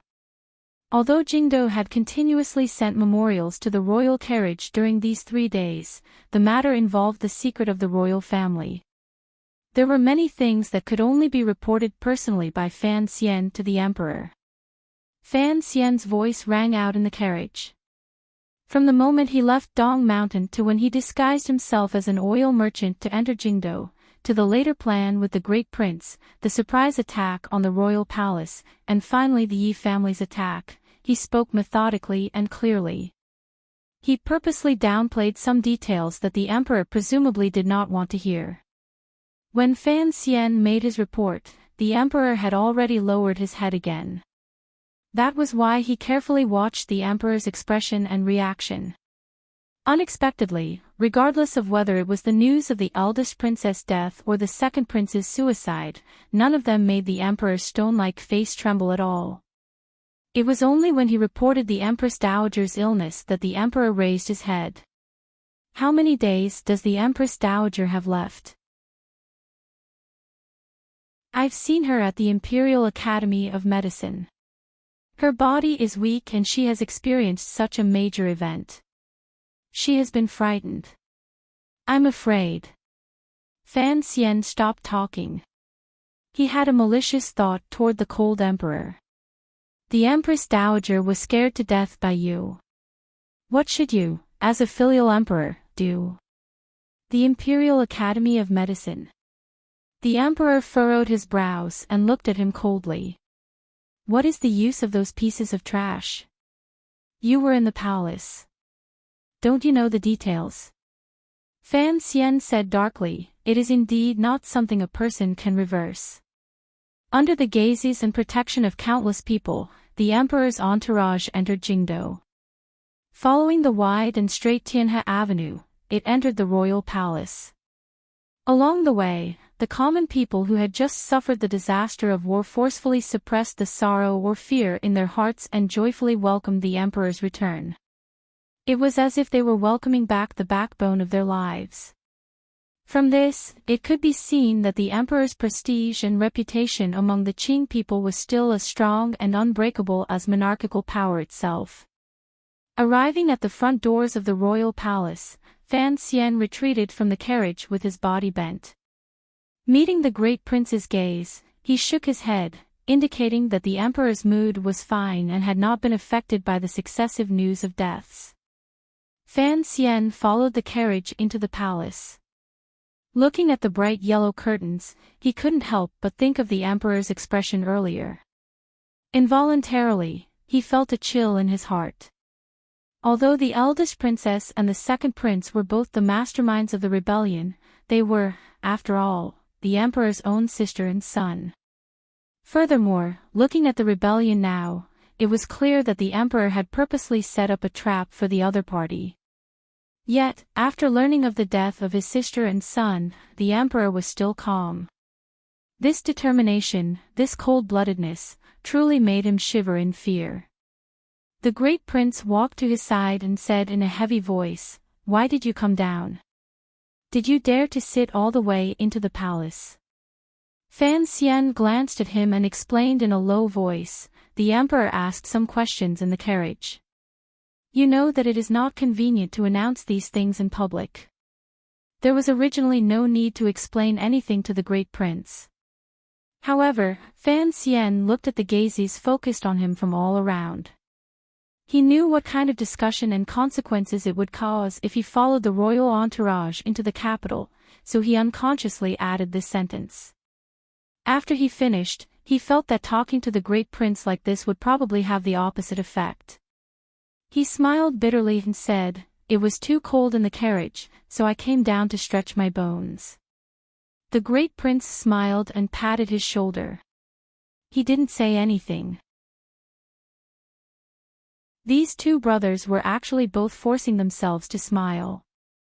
Guarding Jingdo to prevent the ruler of a country from becoming a lonely spirit in the land, without question, they had performed a great service, a great service. However, so many people in the royal family had died, and they had used so many tricks. Who knew what the emperor was thinking? The Qing emperor didn't think of anything. In the process of arranging to wipe out the rebel army outside the capital, he had already learned of Li Yunrui and Li Qing's deaths from the urgent documents Fan Xian had sent. In the carriage, he only learned the specific circumstances of their deaths from Fan Xian's mouth. His expression was calm, as if the people who had died were strangers. He continued to look at the memorials the Hall of Governmental Affairs had presented. When the royal entourage entered the palace and Fan Xian got off the carriage, the emperor put down the memorial in his hands. Leaning against the back of the chair, he closed his eyes and said nothing in silence. The lonely silence continued for a long time. A glimmer of old age and haggard gradually appeared on the emperor's face. At this moment, the carriage had already stopped in front of Han Dian. He gently sighed and slowly walked out of the carriage curtain that Eunuch Yao had pulled up. Once he was out of the curtain, he looked down at the familiar yet strange palace. His expression quickly became calm and solemn. There was no longer a trace of the gloominess he had when he was alone in the carriage. Every brow and gaze conveyed his strength and strength. The Empress Dowager wore a plain white dress and lay on the warm and soft phoenix bed. The wrinkles on her face were deep. It was as if she had once faced too much wind and rain with this royal palace and had been eroded to this state. The emperor said something to the terrified imperial physician kneeling on the ground. He then sat by the side of the bed and placed his slender fingers on the Empress Dowager's wrist. Fan Xian and the other two brothers stood obediently behind the curtain, not daring to disturb them. Fan Xian's heart was faintly nervous. He could faintly see that the emperor's technique in taking the pulse was very skilled. It was clear that he also had some understanding of medicine. However, he had more confidence in Sir Fei Jie's medicine. Most importantly, that pill was not poison. Regardless of whether it was the Imperial Academy of Medicine or other brilliant doctors, presumably, none of them would be able to find the true reason for the Empress Dowager's gradual decline. Instead, they would straightforwardly conclude that she was getting old and weak and that her fate was coming to an end. The Emperor's slender fingers had already left the Empress Dowager's weak pulse. He lowered his head and thought deeply for a moment. A glimmer of helplessness flashed through his eyes. It looked like this great grandmaster also knew that he could not delay his mother's departure. Then, his brows suddenly furrowed. His finger moved like the wind and tapped between the Empress Dowager's brows. With the tap, the atmosphere in Hongguang Palace changed. The cold autumn wind was dispersed by a wave of unstoppable sunlight. A powerful and upright aura passed into everyone's heart. Fan Xian suddenly felt the aura behind the curtain. His heart jumped, and his fingers began to tremble rapidly. Although this aura was not familiar, it was as harmonious as the Jinqi in his body. However, it was many levels higher than his realm. Faintly, it was the realm he had always longed for but had never been able to find the door to. He abruptly raised his head and stared in a daze through the thin curtain. A voice in his heart cried out to him, "This is the second half of the volume." This was the second half of the volume that he had practiced for 20 years but had no progress at all. I seem to have made the same mistake as the rapeseed flower in Vermilion Bird. It looks like I am walking down the path of not distinguishing between the 5 grains. Fortunately, this is the Qin Kingdom. The title of this chapter is The Second Half of the Father and Son. Everyone should know that this is a pun. This story is about to enter the final stage. There are still about 6 or 7 more chapters in this volume. Then, it will enter the last volume, Emperor of the Dynasty. I have confidence that this is a corrected version. I mistyped the name of the last volume earlier.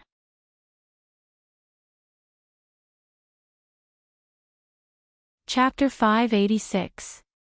The reason I updated late today was because of the men's basketball finals.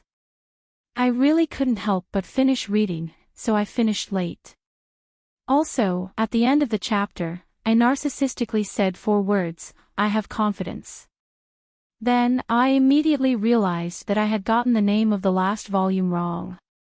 Although I changed it later, the last volume was Chao Tian Tianzi. Readers with good memories should remember that I mentioned it before. After Fan Xian came to this world, he had begun to learn the nameless martial secret his mother had supposedly left for him when he was still a baby. It was a thin book with yellow pages. The martial secret was divided into 2 volumes. Wu Zhu had once said to him that the first volume was tyrannical. What about the second volume? Only an irresponsible male nanny like Wu Zhu would so casually hold such a dangerous martial secret by an infant's side. Only a strange creature like Fan Xian would begin to practice before he even knew how to run. Fan Xian took afternoon naps, and then another. 16 years of afternoon naps were 16 years of quiet cultivation. Because he was greedy for life and afraid of death, his willpower was astonishing. Even after he entered the capital, his cultivation still did not slack off. After 20 years of hard cultivation, he was as familiar with the first and second volumes of the nameless martial secret as he could be. From the age of 3, he had stopped reading books. They were all deeply imprinted in his mind. When he was 12, Wu Zhu's staff hit him and he broke through the bottleneck of the tyrannical martial secret. After many years of life and death fighting, the shattering of his meridians in the alleys of Jingdo behind the Hanging Temple, the mutual meditation with Hai Tang on the trip to Jiangnan, and using the natural heart of Tianyi Dao to heal his wounds, his control of the tyrannical Jinqi had reached a near-perfect realm. Presently, he was one of the youngest 9th-level aces in the world. He knew that he was not a genius like Hai Tang and 13th Wang. It was just that the meridians in his body were different from others. Furthermore, he had put in time and energy that others could not. Heaven rewarded the diligent, and Fan Xian had won in the word diligent. However, he still had no way of dealing with the second half of the nameless martial secret because the Jinqi in the second half of the book, as well as the path of circulation, appeared very strange. Never mind normal people in the world, even a strange creature like him with thick meridians had no way of dealing with it. Yes, there was a mountain of treasures in front of him, but he couldn't even find the path up the mountain because the clear light on the mountain was attracting him. However, if he wanted to climb the mountain, he would be forced to dig out this mountain. Who could do that? If the tyrannical Jinqi needed to be supported by a vast meridian, then the second half of the manual required even more terrifying. Every time Fan Xian made no progress in his cultivation, he would feel extremely disappointed. Occasionally, he would think that unless there were no meridians in the entire body, or to put it another way, a person's meridians were all connected and scattered among the organs and limbs, it would be impossible to cultivate the second half of the scroll. For many years, Fan Xian had been troubled by this problem. He could not find any possibility of a breakthrough. Uncle Wu Zhu had never practiced Jinqi. When he was in Jiangnan, he had occasionally said a few vague words to Hai Tang, but Hai Tang only shook her head. This kind of Jinqi method required a person without meridians. It was clearly a joke. A person without meridians was, without question, a dead person. Thus, during this year, Fan Xian gradually gave up on the idea of practicing the second half of the nameless martial secret. If Wu Zhu had not told him many years ago that someone had successfully practiced this martial secret, Fan Xian would probably have thought that the second half of the nameless martial secret was a terrifying joke used by previous sages to harm people. Now, Fan Xian was outside Hongguang Palace's curtain. He clearly and with incomparable shock felt that kind of realm, a realm he had never reached or even seen before. It seeped out from behind the curtain and attacked his heart. If the tyrannical Jinqi was a mountain-splitting axe, then the aura in the curtain was like the lightning blade in the hands of a god. The aura was even more pure and exquisite. It was neutral and peaceful, upright and upright. It came out of the blue and spread between heaven and earth, immediately making one feel a sense of worship. Fan Xian knew he could not be wrong. This kind of aura definitely came from the same source as the tyrannical Jinqi in his body. It was just that the realm was a few levels higher. When a realm that he had searched up and down for over a dozen years and could not understand suddenly appeared in front of his eyes, his entire body froze. He sank into some kind of imperceptible excitement. Other than excitement, he even felt a glimmer of fear. The emperor lifted the curtain and walked out. Glancing at everyone, he quietly said, "The Empress Dowager is tired. You all go wait outside the palace." No one knew what the emperor wanted to say. They bowed to receive the edict. Only Fan Xian remained standing in a daze. With his head half lowered, he looked at the emperor's dragon robe in a daze. The corners of the emperor's lips curled up slightly as he smiled. He knew that his son had sensed something. If it wasn't for the fact that this boy had been practicing the tyrannical martial methods since he was young, how could anyone else have such a deep understanding and such a strong shock? Fan Xian's dazed appearance was actually mostly faked. He knew that in front of the emperor, he could not completely hide the shock in his heart. He simply let down his defenses and naturally revealed the thoughts in his mind. The emperor was a great grandmaster. The emperor had practiced the second half of the scroll. Fan Xian knew that the emperor knew that he could know, so he had to show his shock and terror. The emperor looked at him and slowly said a moment later, "Go to the Eastern Palace and wait for me. If you have anything to say, say it later." Fan Xian swallowed and smiled bitterly. After bowing, he left Hongguang Palace. The palace returned to its silence. Other than the Empress Dowager, who was lying on the bed and unable to make a single sound, there was also the emperor sitting quietly by the bed. The emperor sat silently by the Empress Dowager's side. He held her hand gently in his palm and lowered his head to think about the scene earlier. That child should know and have guessed it. The emperor had not planned to continue hiding these things from Fan Xian. After all, after the battle at Dong Mountain, there was no need to continue hiding it. Other than Fan Xian, there shouldn't be anyone else who could sense the uniqueness of the martial secret the emperor practiced. Thinking of Fan Xian's shocked expression earlier, the emperor's expression softened. He thought to himself that he had suffered all these years. He had to make it up to him. However, regarding this martial secret, even if he wanted to make it up to him, Fan Xian would not be able to accept it. He glanced at the Empress Dowager again. The emperor's expression was slightly dim. Just as Fan Xian had guessed, even a great grandmaster would not be able to sense the slightest change in the old woman's body. The secret medicine that Fei Jia had solemnly handed over indeed had its own wonders. The emperor sat by the bed thinking about something. After a long time, he suddenly opened his mouth and said in a gentle voice, "Mother, I still have many things I want to tell you and many glories I want to share with you." His hand gently held the Empress Dowager's hand. His body was not very tall and straight. On the contrary, it was slightly timid. Even the most heartless person in the world would probably feel some unease and sorrow as they watched their birth mother gradually leave this world.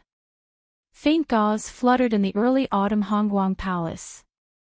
The emperor's face grew paler and paler. His grip on the Empress Dowager's hand grew tighter and tighter. Large amounts of pure kingly jinqi poured endlessly into the Empress Dowager's body. Perhaps it was the realm of a great grandmaster that could truly slow down the pace of death's arrival. Perhaps anyone would have a moment before death. The Empress Dowager's eyelids trembled slightly. Her eyeballs moved slightly. It was as if she was about to open her eyes and wake up. However, she still could not open them. The emperor knew that this was the last time his mother would hear a sound. His body felt a chill. Kneeling properly by the bed, he held his mother's old hand with both hands. Moving his lips close to the Empress Dowager's ear, he said, "Mother, I did not disappoint you. Ku He and Siga Jian are both dead. This world will, in the end, belong to the Qin kingdom." Like a child, the emperor intimately and reluctantly recounted what had happened by the Empress Dowager's ear. He even told her his secret of being a great grandmaster. He was like a joyful child telling his mother that he had gotten full marks on today's test. He knew his mother only had a very short amount of time. He wanted her to leave more happily. At the end of his final farewell, the expression of the emperor, who was always like a collapsing mountain in front of him, suddenly became heavy. It was as if he was thinking about some important question. After thinking for a long time, he finally made up his mind. By the Empress Dowager's ear, he said, "Mother, 20 years ago, I listened to you. 20 years later, I have decided to listen to myself. And she is a good child." No one knew if the Empress Dowager, whose life force was gradually extinguished and whose old body was as powerless as a piece of wood, heard these words or understood the shocking news contained in them. The Empress Dowager's body suddenly froze. The emperor furrowed his brows and turned his eyes to look at his mother's face. The Empress Dowager suddenly opened her eyes. She struggled to make a sound in her throat. Because of the loosening of her vocal cords, she could not make a sound. The last of the power of her life exploded out. It still could not allow her to break through the limit of her life. In the end, the energy in her body and the effects of the medicine only turned into endless hatred, regret, and dissatisfaction in her eyes. Fan Xian walked into the Eastern Palace and made preparations for the emperor's arrival. He knew that the scene that was about to happen was, without question, a not uncommon scene of father and son killing each other in the 1,000-year history of the land. His heart couldn't help but chill. It was not just because of Li Qingqian's fate these years. It was also because of the facts he had learned earlier in Hongguang Palace and the emperor's last words. "If you have anything to say, say it later." A cold smile rose to the corners of his lips. The emperor had mastered the nameless martial secret before him. He was the most mysterious great-grandmaster in the palace. No wonder he had been able to return alive from Dong Mountain. No wonder he had not seen eunuch Hong in the group returning to the capital. It looked like Hong Xixiang had already completed his historical mission. The emperor, with the dignity of an emperor and the strength of a great grandmaster, had changed from the role of prey to the hunter on the summit of Dong Mountain. Adding on Yi Luyun, it was no wonder Sigurd Jian and Ku he had fallen to such a state. He sighed. His mood was dim. Once again, he confirmed the emperor's cold-blooded heartlessness. That year, his meridians had shattered and he had almost lost his life. At the very least, he had lost all of his cultivation. The emperor had once sent eunuch Hong into the Fan Manor to check on his injuries. Given his great-grandmaster's strength, how could he not know what had happened? Furthermore, he was also someone who practiced the nameless martial secret. If there was anyone in the world who could break the side effects of the tyrannical martial secret, it could only be the emperor. However, he had still not said anything. If it weren't for Haitong's help, he would probably be lying paralyzed in bed and unable to rise for the rest of his life. Thinking of this, Fan Xian's heart chilled again. "Father has returned to the palace safely. It seems that your mood is not very good." The crown prince, Li Qingqian, sat behind a clean table with a warm smile on his face. He looked at Fan Xian and took a sip of the slightly cold tea. It was as if he was enjoying his last moments in the world. Fan Xian forced a smile. He kept feeling that he had heard these words somewhere before. It was as if all of his enemies could guess it. His mood was not good. "The emperor will arrive in a moment." Fan Xian looked into Li Qingqian's eyes. Li Qingqian did not shrink back in the slightest. Now that things had come to this, he no longer had any other thoughts. A few days of house arrest was enough for him to think clearly about many problems. In particular, the successive deaths of his mother and aunt made his mood as clear as a cold pond. Everyone will die. Mother is dead. Aunt is dead. Li Qingqian slowly put down the teacup in his hand and looked at Fan Xian. Father will also die in the future. It is just a matter of order. Fan Xian thought for a bit and quietly said, "The second prince is also dead." Li Qingqian lowered his head. He had been imprisoned deep in the palace and had no idea what had happened these few days. He immediately raised his head and said with a complicated expression, "I have fought with him for so many years. I didn't think that in the end, even in death, we would have to fight to be first and last. We die first and go first." Li Qingqian looked at Fan Xian and said. "Then, we will wait for you."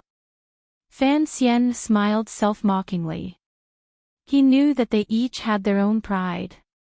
Warmly, he said, "Then, you have to fight for a good position for me." Li Qingqian waved his hand confidently and said, "When one is alive, one can be as lively as one wants. Death is a lonely matter. Of course, one has to fight for one's own position." Fan Xian was slightly startled. He thought of a phrase in his heart, "Live together, die alone." When he had seen this phrase in his previous life, he had always found it difficult to express the hidden meaning in Chinese. Recently, he had seen countless people die one after another and heard Li Qingqian's words. Only then did he understand that this phrase was just an overlay of countless realities. Fan Xian's heart suddenly tightened. He didn't know that in Hongguang Palace, the Empress Dowager had opened her eyes. He unconsciously looked in that direction with slight fear.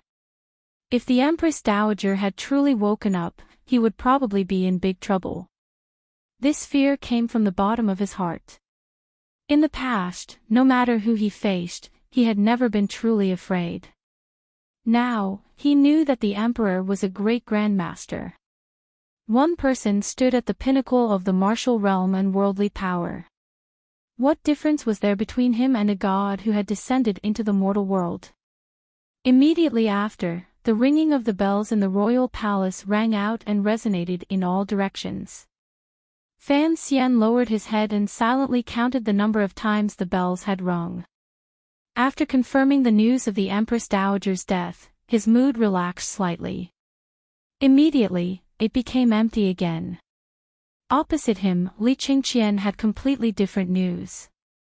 Hearing that the Empress Dowager, who loved him the most, had also left alone, his face was slightly pale. In a trembling voice, he said to Fan Xian, "There is no need to see me off." Fan Xian raised his hands calmly in greeting and said, "Go in peace." Li Qingqian's words were not completely correct. Death was indeed the loneliest thing in the world. But, before death, it was often the most lively time in the world. An old man was waiting for the god of death on his bed, while his relatives and juniors surrounded the bed, chattering non-stop. It was very annoying. The Eastern Palace was also like this. Fan Xian waited outside the palace. After a long time, he heard the dense sound of footsteps. The emperor, surrounded by many people, came to the Eastern Palace and entered alone. Li Qingqian did not stand to welcome his father. He also did not hate the liveliness before death. He refused Fan Xian's suggestion to take a risk. He did not want to go to the ends of the earth to hide his life. He also did not act like the second prince and commit suicide by taking poison before the emperor returned. He had many things he wanted to say to his father. He wanted to vent the resentment he had held in his heart for 20 years. If he could not vent it all, he would probably become a resentful ghost after death. How will the history books describe this? Li Qingqian looked at his father, the most powerful ruler in history, without a glimmer of fear. If a person did not fear death, then they would not fear anything. The crown prince, who had improved a lot these 2 years, said straightforwardly, "I waited for you to come back because I wanted to know if you truly did not care about anything." The Qing emperor, dressed in casual clothes, looked calmly at his son and said, "The history books are always written by the victors. Furthermore, do you think I have wronged you in any way?" The crown prince sat behind the clean table and furrowed his brows in thought for a long time. He then smiled and shook his head. "Of course not. Mother was weak, but you still made me crown prince and let me sit in this position for so many years. Of course, you have not wronged me. This was not the truth because the thick mockery in it was completely revealed. The emperor coldly said, "Don't learn the cowardly and sour words of women." Cowardly. That was forced by you. You are too dazzling. No one dares to steal your glory. The crown prince closed his eyes and stubbornly said, "I have always thought of a question. Since you have never thought of passing your power to the next generation, why did you make me crown prince?" The emperor's expression was unusually calm. He stared at him and slowly said, "Qin Qian, you disappoint me. All these years, I've been training you non-stop. What's the reason?"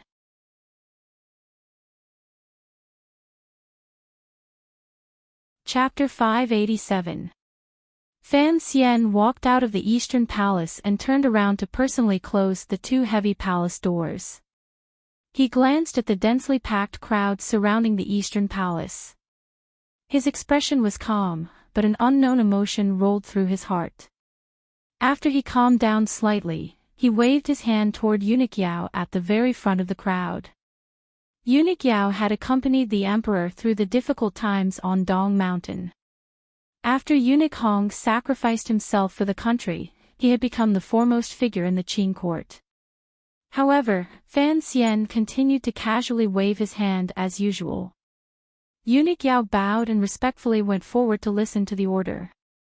From this behavior, no one had any doubt that Fan Xian would have unparalleled power in the future. Fan Xian quietly said something by Eunuch Yao's ear. Eunuch Yao's expression was slightly suspicious. He didn't dare to question Fan Xian's orders. At this moment, he was unable to ask the emperor in the Eastern Palace. After some thought, he led the group of people outside the Eastern Palace to the outskirts, maintaining a long distance from the Eastern Palace. Fan Xian followed them to the side of the little forest in the palace. Looking at the quiet Eastern Palace from a distance, he guessed what the emperor and crown prince were talking about. Having the people in the palace retreat further was actually for safety's sake. He didn't know if the emperor would say something he would never want others to know once he became angry. This was also for his own consideration.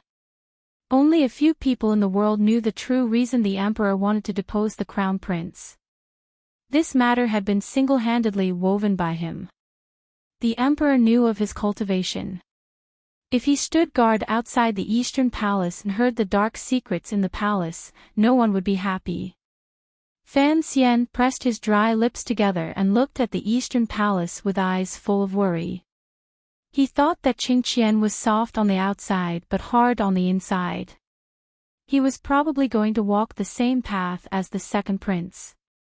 Thinking about it carefully, he was actually a rather complicated person. The person who had forced the crown prince into a dead end was him. However, who would have thought that the situation would develop like this? The things he and Chen Pingping had done in secret seemed to be driving wolves to scare tigers. Unexpectedly, in the end, they had shaken out a true dragon. During these years, everyone by the emperor's side had either passively or actively stood against the emperor. Chen Pingping and Fan Xian finally succeeded in turning the emperor into a loner.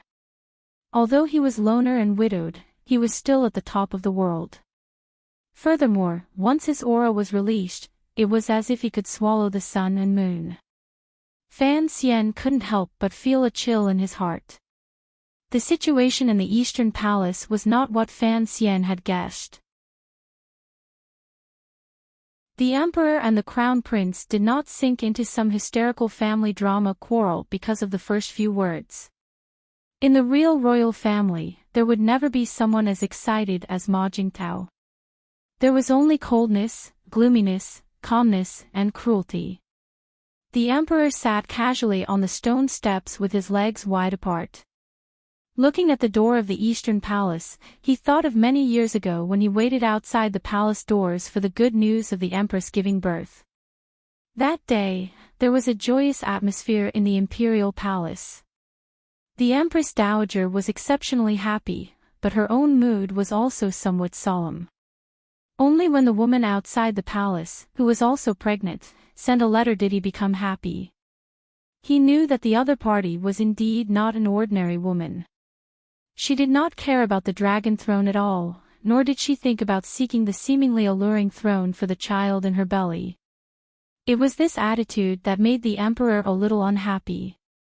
After 20 years, this kind of unhappiness had long become a fading emotion.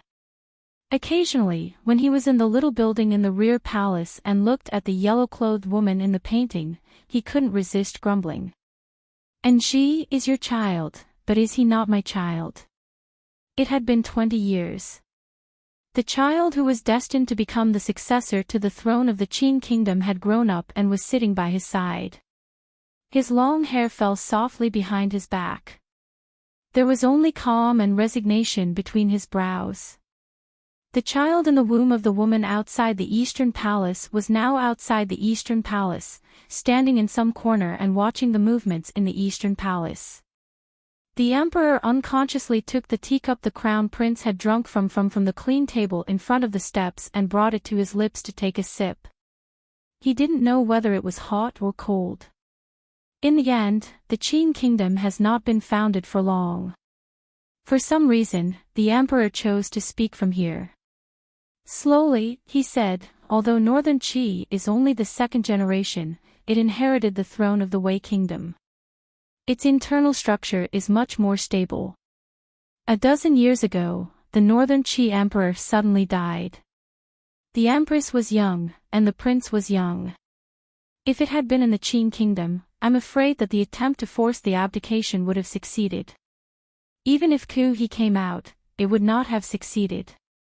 Li Qingqian's gaze landed on his father's hand holding the teacup.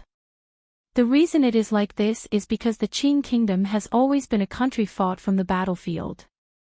The military is powerful, and we are used to using knives and swords to reason. Things like etiquette and the might of an emperor are not very convincing. The emperor's gaze was somewhat indifferent. Thus, to be the ruler of the Qin kingdom, one cannot be blindly benevolent. One must have iron methods and a tenacious nature.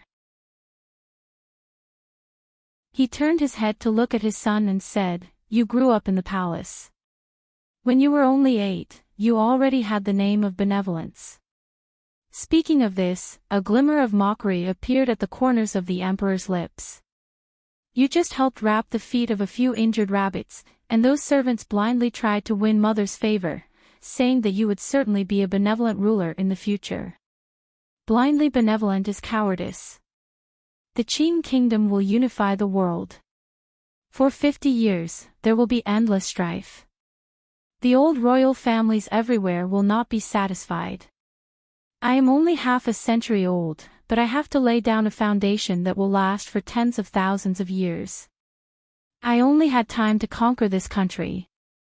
Guarding it requires you." The emperor pulled back his gaze and said, "A benevolent ruler and a cowardly ruler, how can you guard this vast land?" Li Qingqian glanced at his father. A self-mocking smile appeared at the corners of his lips. Only now did he understand that his father had been thinking about things decades later over a decade ago. He had the confidence to unify the world, but he had to think about how the country would continue after 100 years.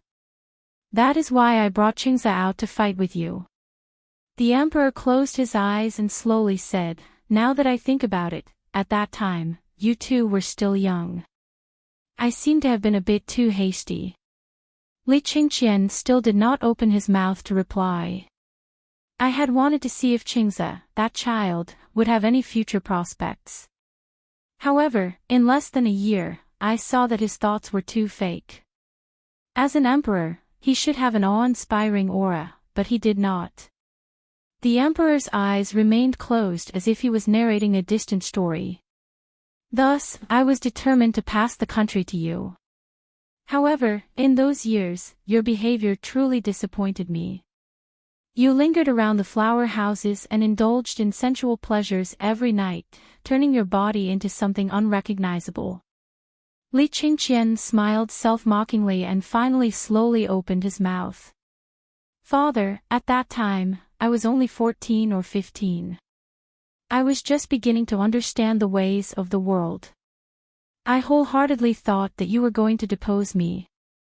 I was terrified every night, so I could only find some feeling in a pile of cosmetics.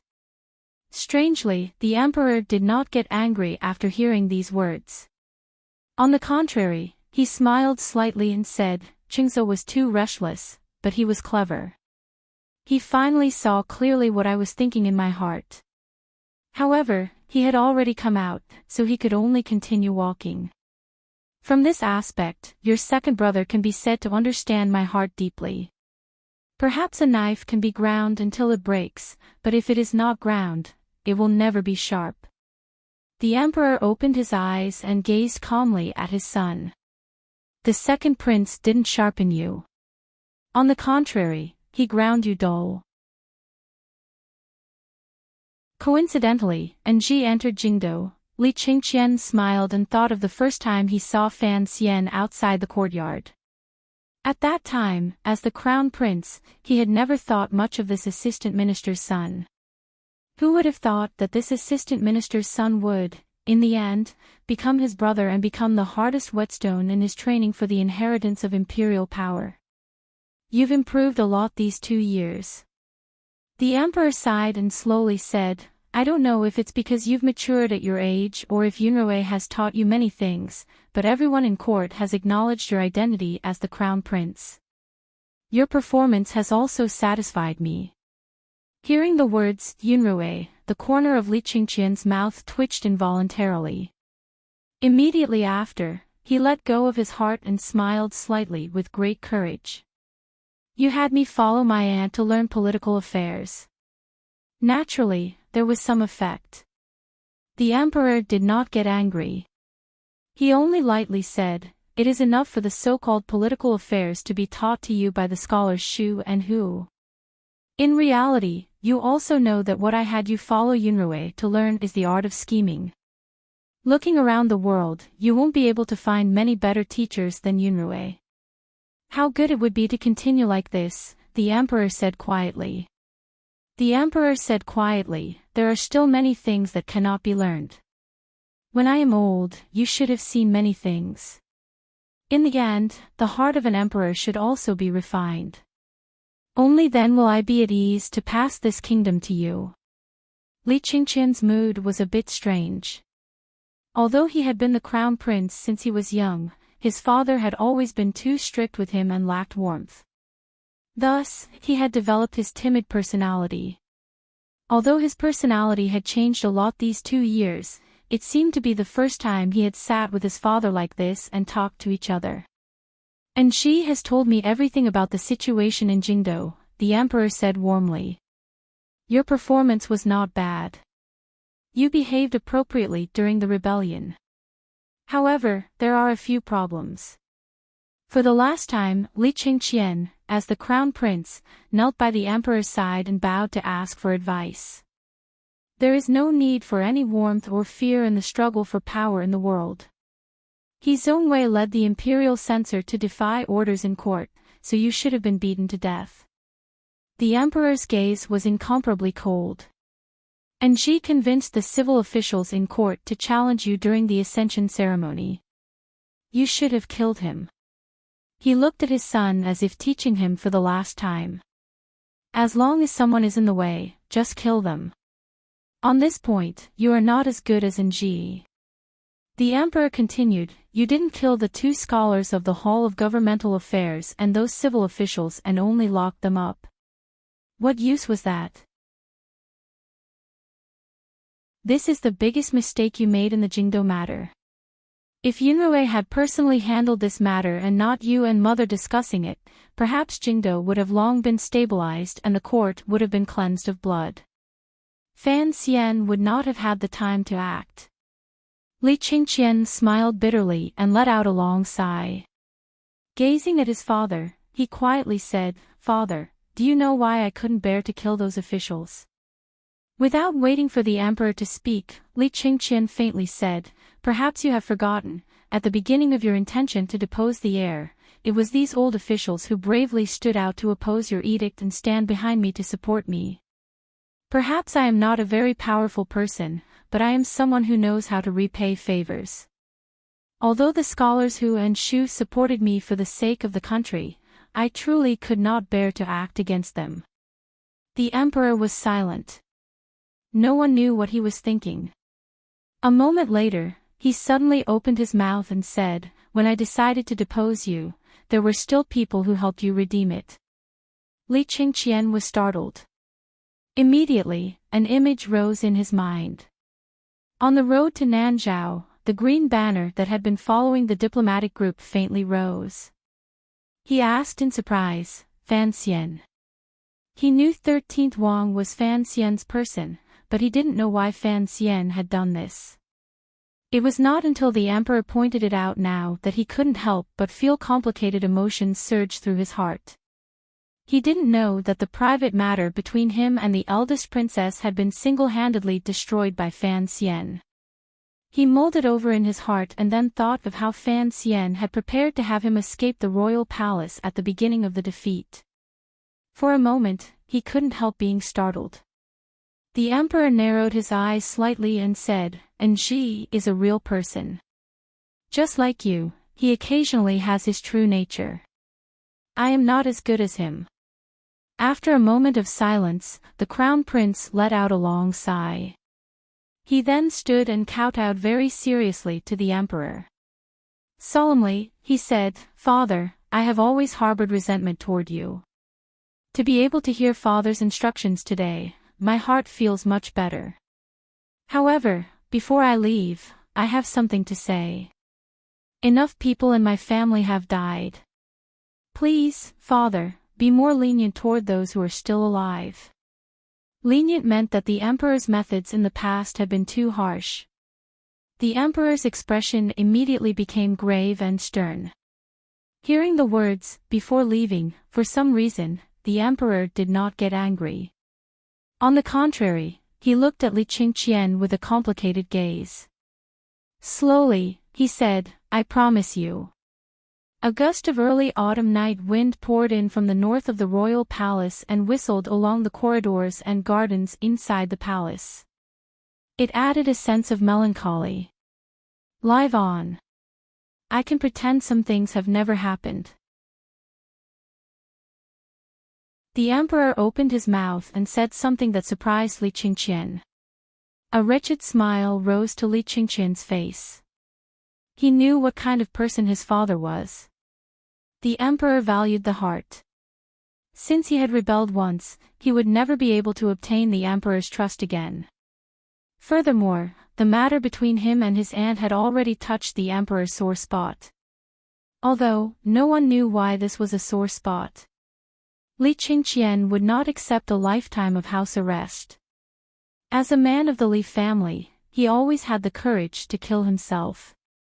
His gaze became calm. Looking at the emperor, he quietly said, "What is the point in saying such things now? I asked earlier how exactly will this be recorded in the history books. Presently, we are rebellious officials and unfilial sons. Everyone has the right to punish us. We colluded with foreign enemies and brought chaos to the palace. You are a dazzling ruler. You have done nothing wrong. Everything wrong is someone else's." The emperor's expression had already recovered its calm. Quietly, he listened to Li Qingqian's indifferent tone and bone-piercing words. "You seem to have forgotten something. No matter how the history books erase it, you have to remember how many people died in Jingdo in the early autumn of the 7th year of the Qin calendar. The Li family lost a grandmother, an empress, an eldest princess, a crown prince, and a prince." Li Qingqian sighed. For the first time, he used an equal and even superior gaze to look at his undefeatable father. "You will be an emperor in the history books. Yet, by your side, it is so clean that there is not a single person. Will you not be lonely?" The emperor looked at him coldly and didn't say anything. There was a slight smile at the corners of his lips. It was as if to say that as a god above the 9 heavens, how could he care about the loneliness at the top of the clouds or the liveliness of the mortal world? Then, he stood up and walked out of the eastern palace. When he reached the palace doors, his heart jumped. He took out a letter from his sleeve. This was the second prince's will. Earlier, Gong Dian had given it to him. The emperor took out the thin piece of paper to see just what his second son wanted to tell him before he died.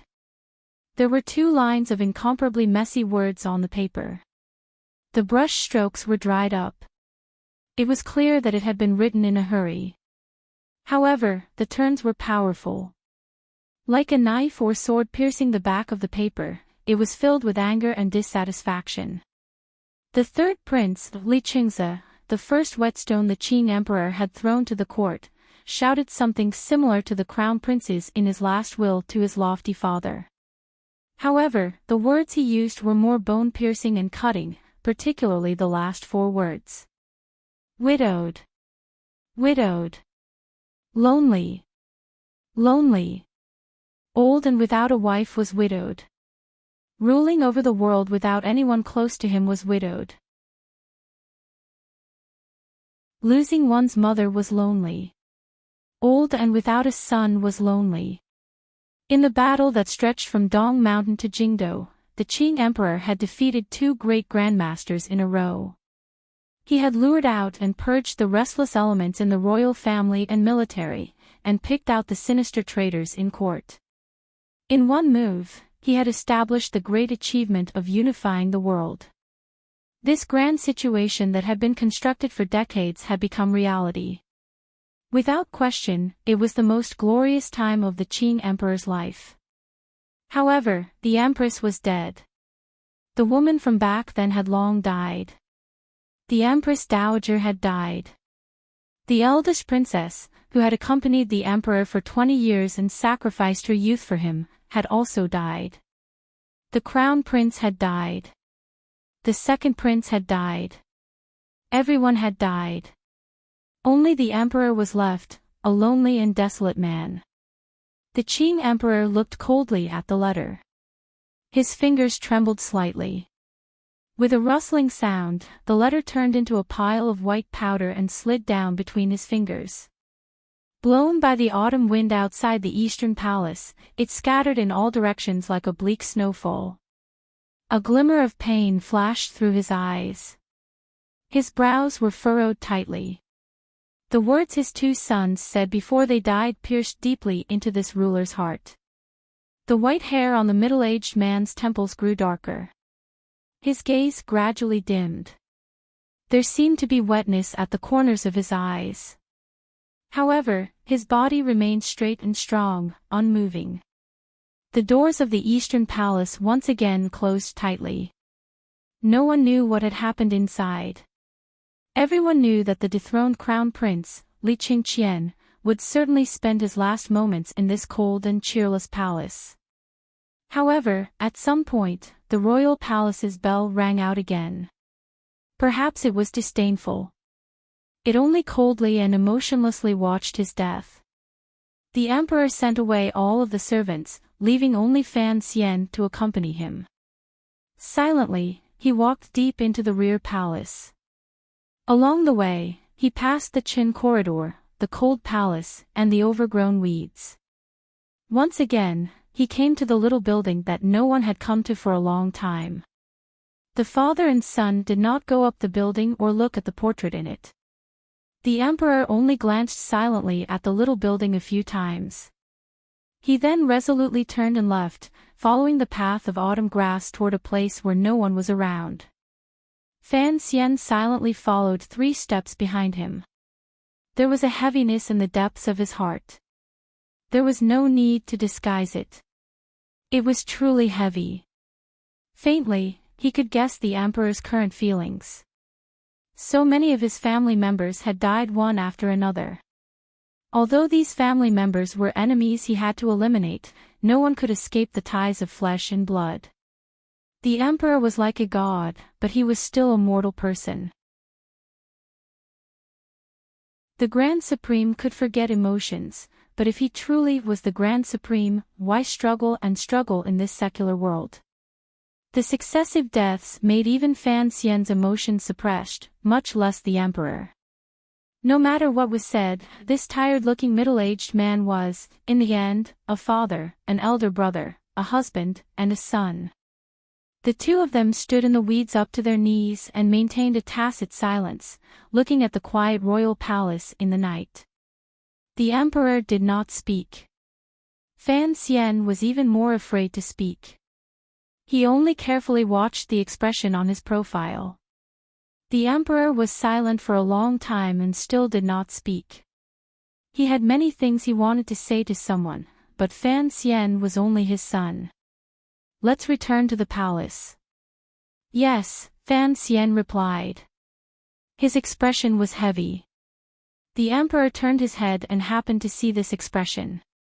His heart darkened slightly. His feelings toward his son grew increasingly better. Additionally, the crown prince's words earlier involuntarily made the emperor sink into deep thought again. After thinking for a moment, the emperor waved his hand weakly and said, "If you are still not feeling well, come into the palace and ask me." Fan Xian's heart jumped. He knew what these words meant. Just as he was about to say something, he found that the emperor had already turned and left. Returning to the royal study and eating some supper, the emperor felt a bit tired. Fan Xian wanted to leave the palace but was stopped by the emperor. It seemed that he desperately needed someone to accompany him. After a while, eunuch Yao came in and quietly said something. The emperor nodded and had Fan Xian return to his manor to rest. He would enter the palace to discuss matters the next day. Fan Xian accepted the order and left. In the long corridor outside the royal study, he heard a familiar sound. It was the sound of a wheelchair rolling on the ground. He knew the emperor was watching him from behind.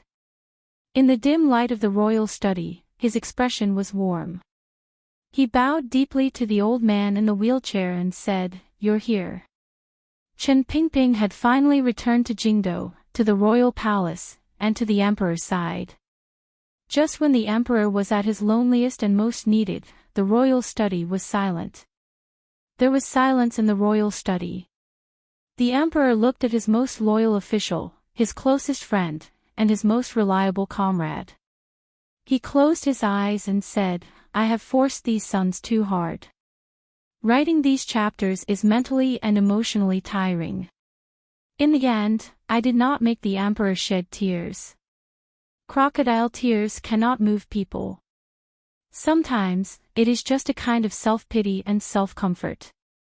However, I truly admire people like the Qing emperor. From a certain point of view, he is the same as Yi Qingmei. They are both idealists. However, idealists do not necessarily bring about ideal results for the world. I am a profiteer, so I can only keep a respectful distance from these kinds of people. Thus, I am very serious about getting monthly votes and fighting to be in the top 3 because of the 6,000 yuan bonus.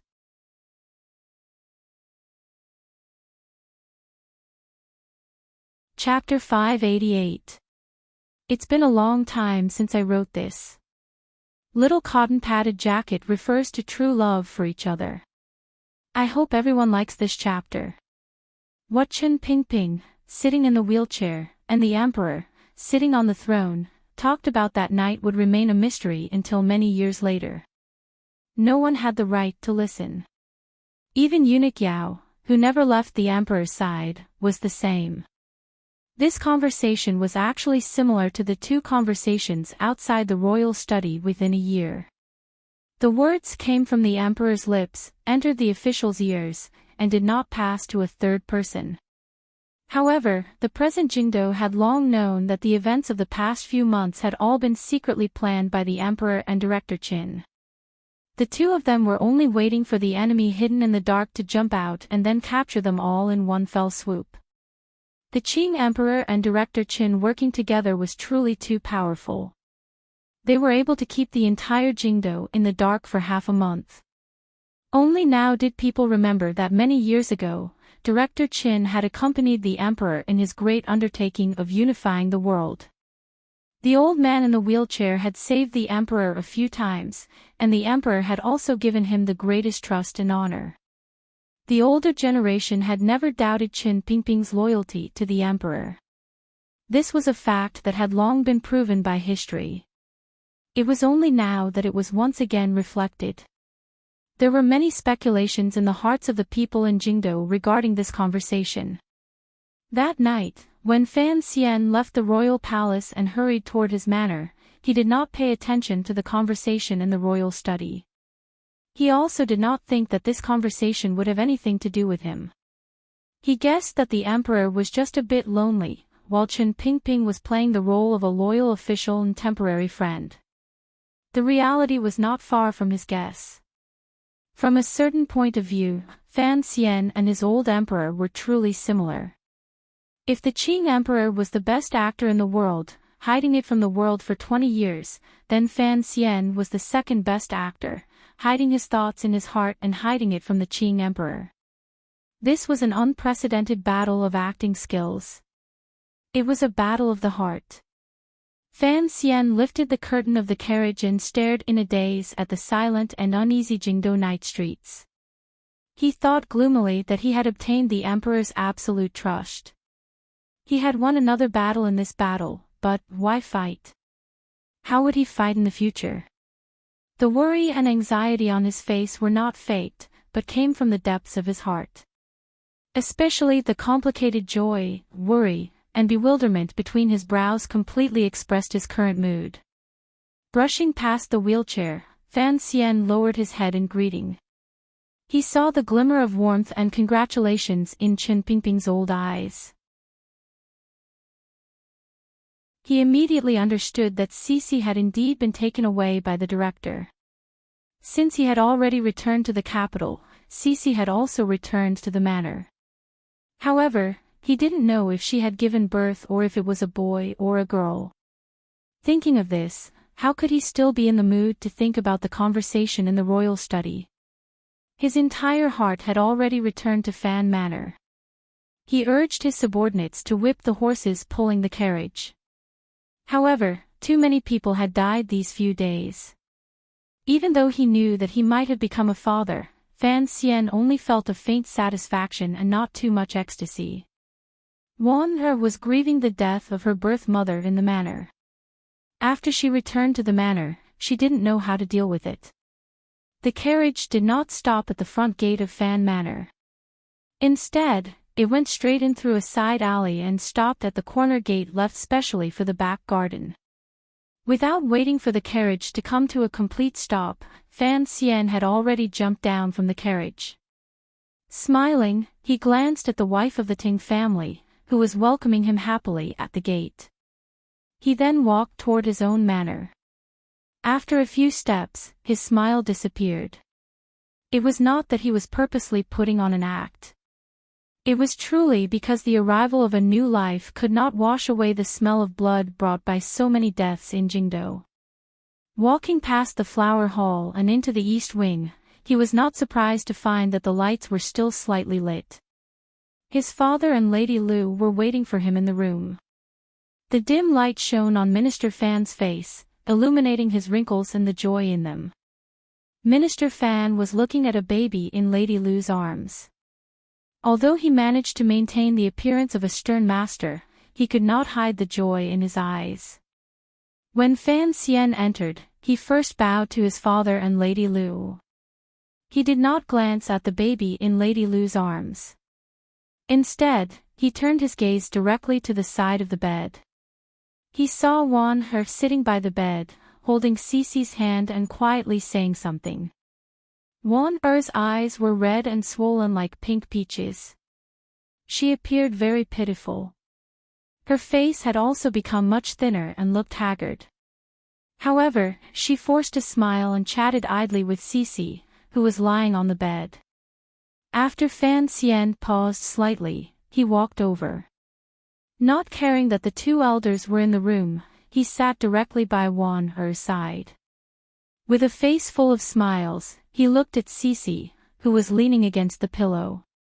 He looked at the girl of the past and said, "You're already a mother. Why aren't you sleeping so late?" Although Cece had been frightened during the month she was about to give birth, she had the protection of the Overwatch Council. She had been taken to travel around Jingdo by Old Chin and had never been exposed to a cold.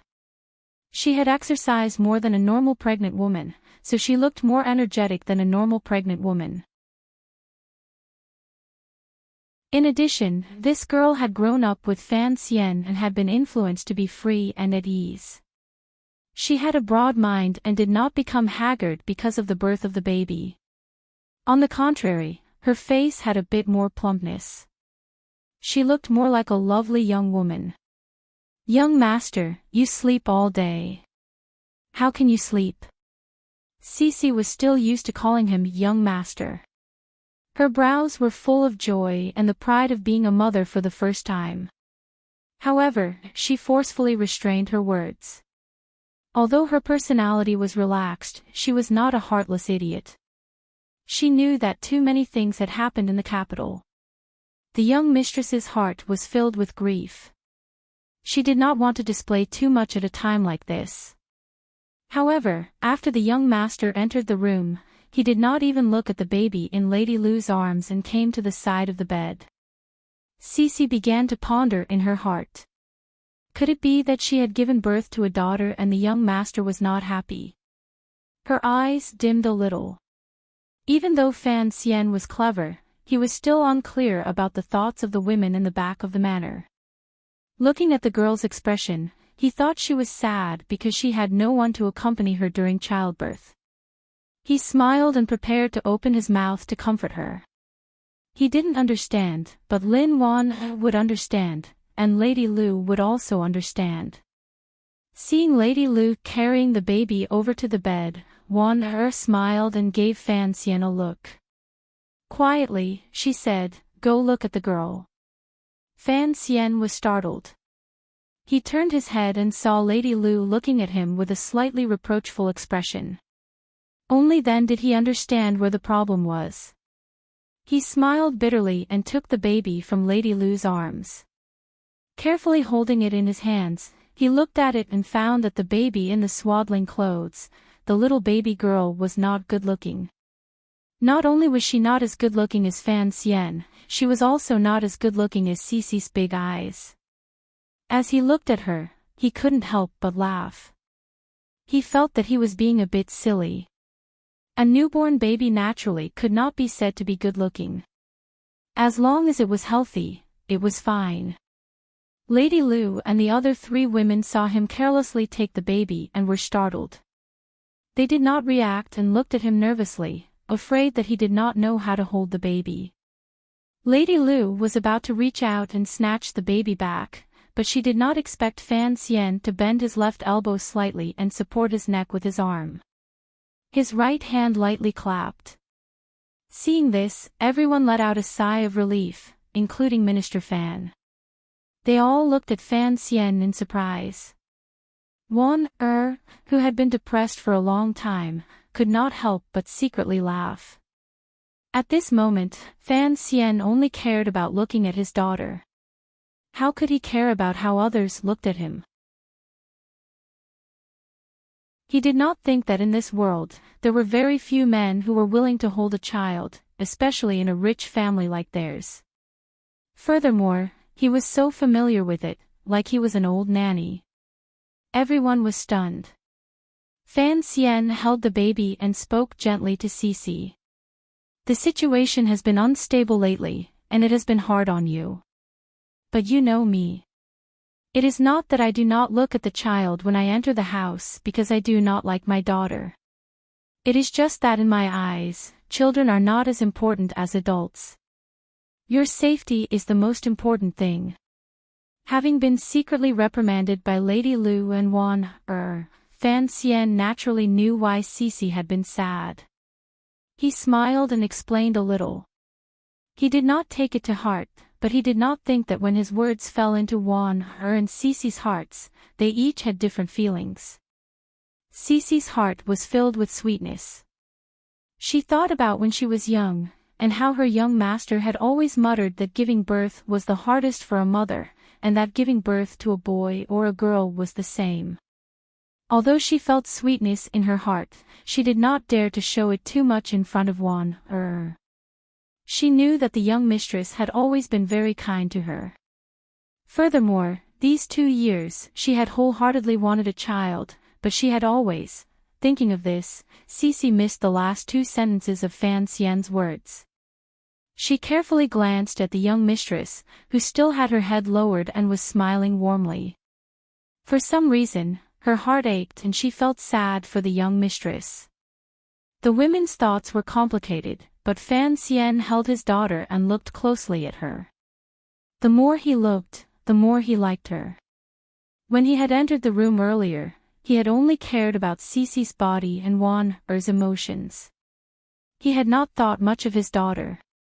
Now that he held her and felt the softness of this little body through the cloth, he looked at the wrinkles on his daughter's forehead, and watched his daughter occasionally purse her lips. His heart grew softer and softer. This was the biggest difference between men and women. A woman had been pregnant for 10 months before giving birth to a child. They had already nurtured feelings for the child for 10 months. In addition, they had put in a lot of hard work and pain. Naturally, they had a strong indescribable warmth toward their child. A man's feelings, on the other hand, needed to be watched, held, and experienced before they would grow stronger. Particularly for someone as busy as Fan Xian, he had not been by Cece's side when she was pregnant, so he did not have strong feelings for this child. However, as he held her, the feeling came. Fan Xian held her more and more carefully. He stared in a daze at the little girl in his arms and thought, was this my daughter? In the future, she would definitely be very beautiful. In the future, she would definitely be very shrewd. In the future, these tightly shut little eyes would also grow bigger and bigger, becoming more and more beautiful. After his heart softened, it gradually became sour and sweet. For some reason, Fan Xian felt his nose was a bit stuffy. This kind of feeling was too complicated. Even he didn't know what words to use to describe it. He only knew one thing. His 2 lives, which had been filled with calamities and great luck, had finally been extended in this world. In this moment, he thought that even if he died on the spot, he would have left something in this world. It was different from looking at the rows of books in the Jingdo government's Sun family. This kind of feeling was stronger, more alive, and more strangely moving. After holding for a while, Juan who was watching from the side, took the child under Lady Lu's guidance and Fan Xian's demonstration. She held the child in her arms with heartache. According to the rules of this world, this was still her child. This kind of heartache was real. Fan Xian smiled slightly and looked at the pity and glimmer of curiosity in his wife's eyes.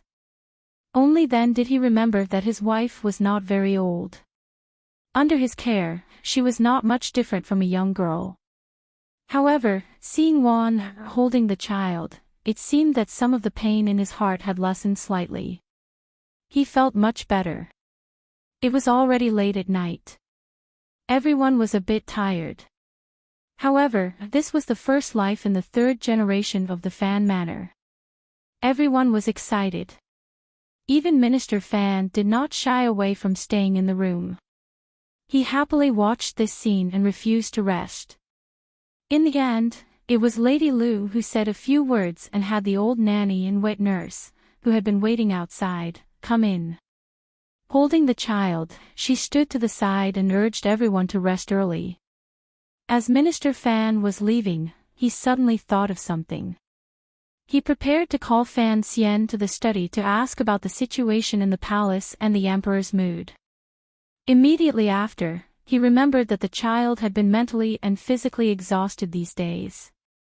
With great difficulty, there was a joyous occasion. Why disturb him?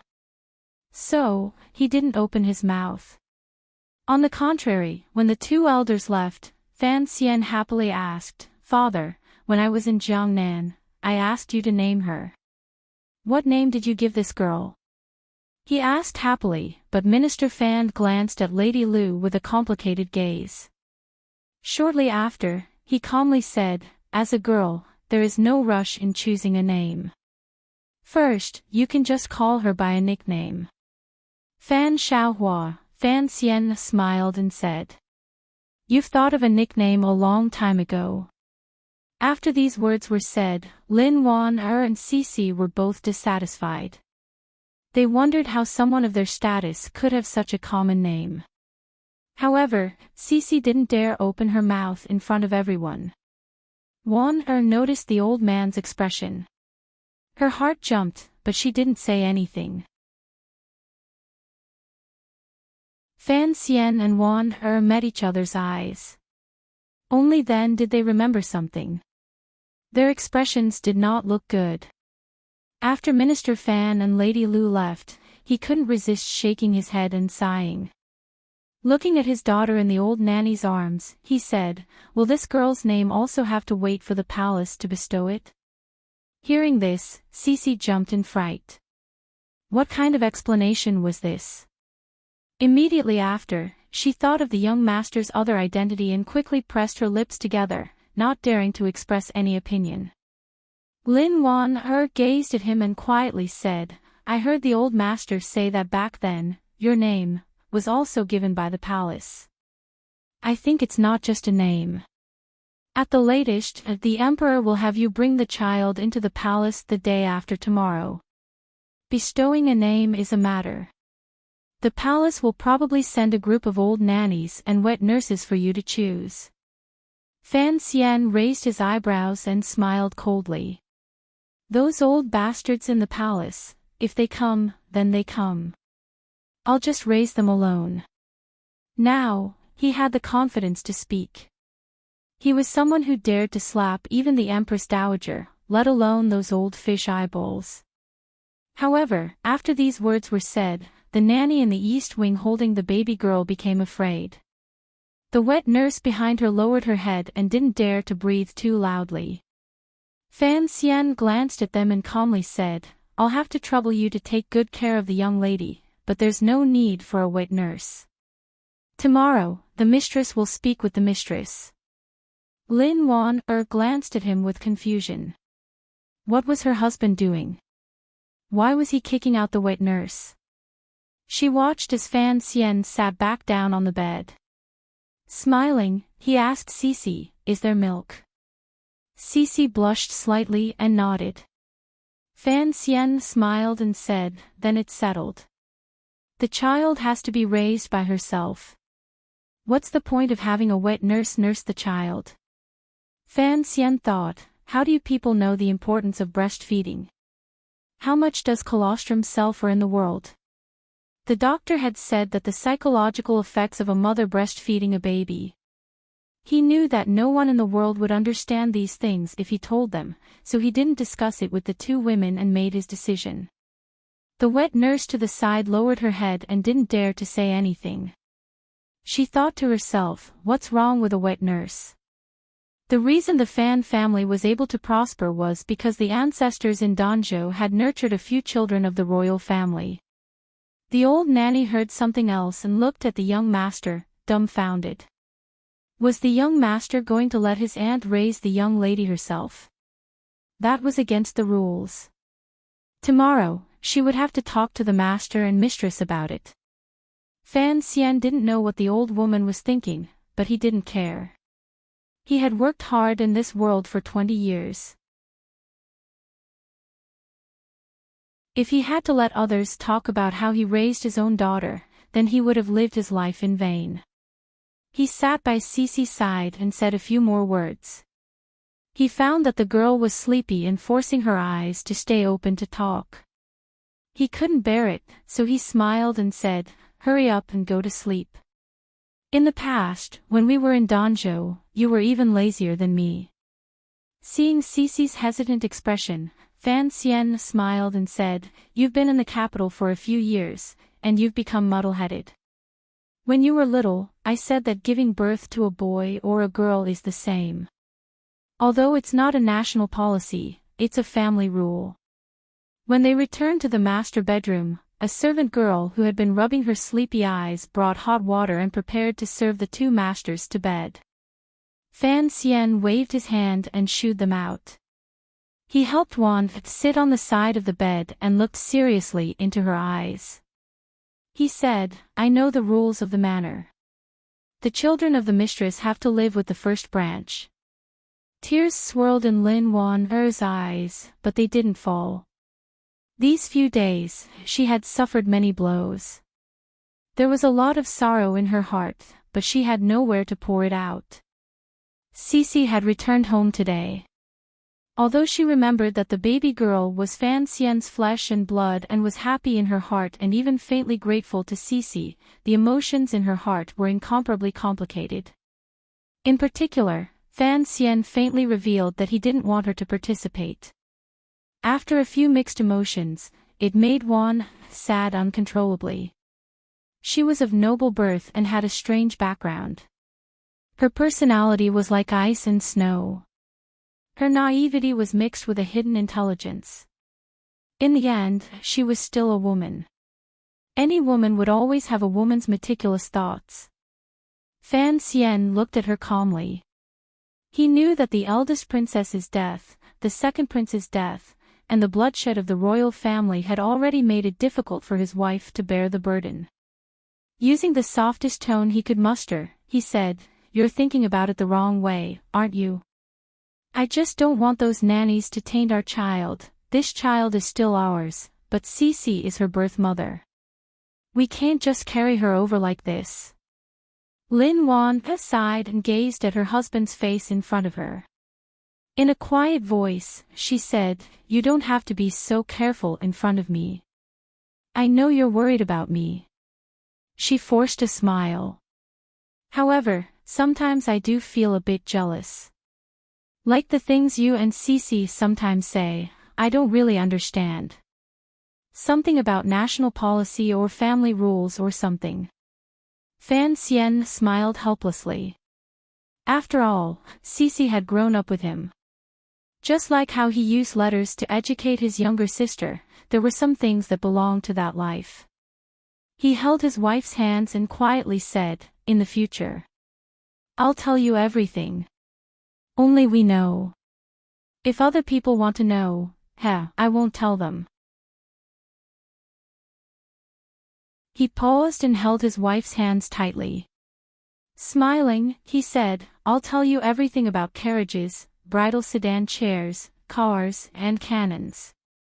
Lin Wan was confused.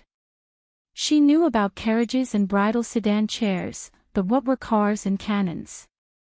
She knew he was trying to coax her, so she forcefully hid the sorrow on her face. Lowering her head slightly, she said, I actually want a child. Looking at my brother's current situation, I don't know what will happen in the future. With a child, I'll have one more hope. These words were spoken lightly, but it made Fan Xian's heart ache, particularly as he looked at Wan's slightly thin face. Compared to 2 years ago, she was much thinner. Compared to Cici on the other side, it was as if she had just given birth and lost her body. He felt even more pity for her. He knew what his wife was thinking. Furthermore, the development of the medicine should be almost complete, so he had a lot of confidence. With a teasing tone, he said, Of course, we have to have a child. Let's give little Hua a little brother. This house will be lively. Wan only thought he was coaxing her. She smiled and didn't say anything. Fan Xian looked at her furtively and said, However, it seems there are many steps to having a child. Speaking of which, we haven't been intimate in more than half a year. Lin Wan smiled and spat at him. Shortly after, she remembered that her husband was purposely teasing her. Thinking of his kindness and attentiveness, she felt even more sorrow. Fan Xian was only joking. So many people had died in the palace. How could the husband and wife be in the mood to do such things? He stood and brought over the basin of slightly warm water. Placing it in front of the bed, he directly took off Wan's shoes and socks, giving her a fright. I'll wash your feet. Running around in and out of the palace these days, you must have suffered a lot. Fan Xian lowered his head and placed his wife's bare feet into the basin. Stirring up the hot water, he gently rubbed them. Lin Wan looked at his hair and felt the threads of warmth coming from her feet. Her nose ached and she began to cry soundlessly. Fan Xian lowered his head. Without raising it, he knew she was crying. He knew his wife's pain, but he couldn't find any words to comfort her. He could only silently help her wash her feet. Uncontrollably, there were countless more sorrows in his heart. You're tuning into the LoveLore Library YouTube channel. We're so grateful for your support, and don't forget to subscribe to join us on this incredible journey through captivating stories. Your generosity through donations truly makes a world of difference, as it's the primary source of revenue that allows me to expand and enhance this channel for you. Thank you from the bottom of my heart for being a part of this adventure.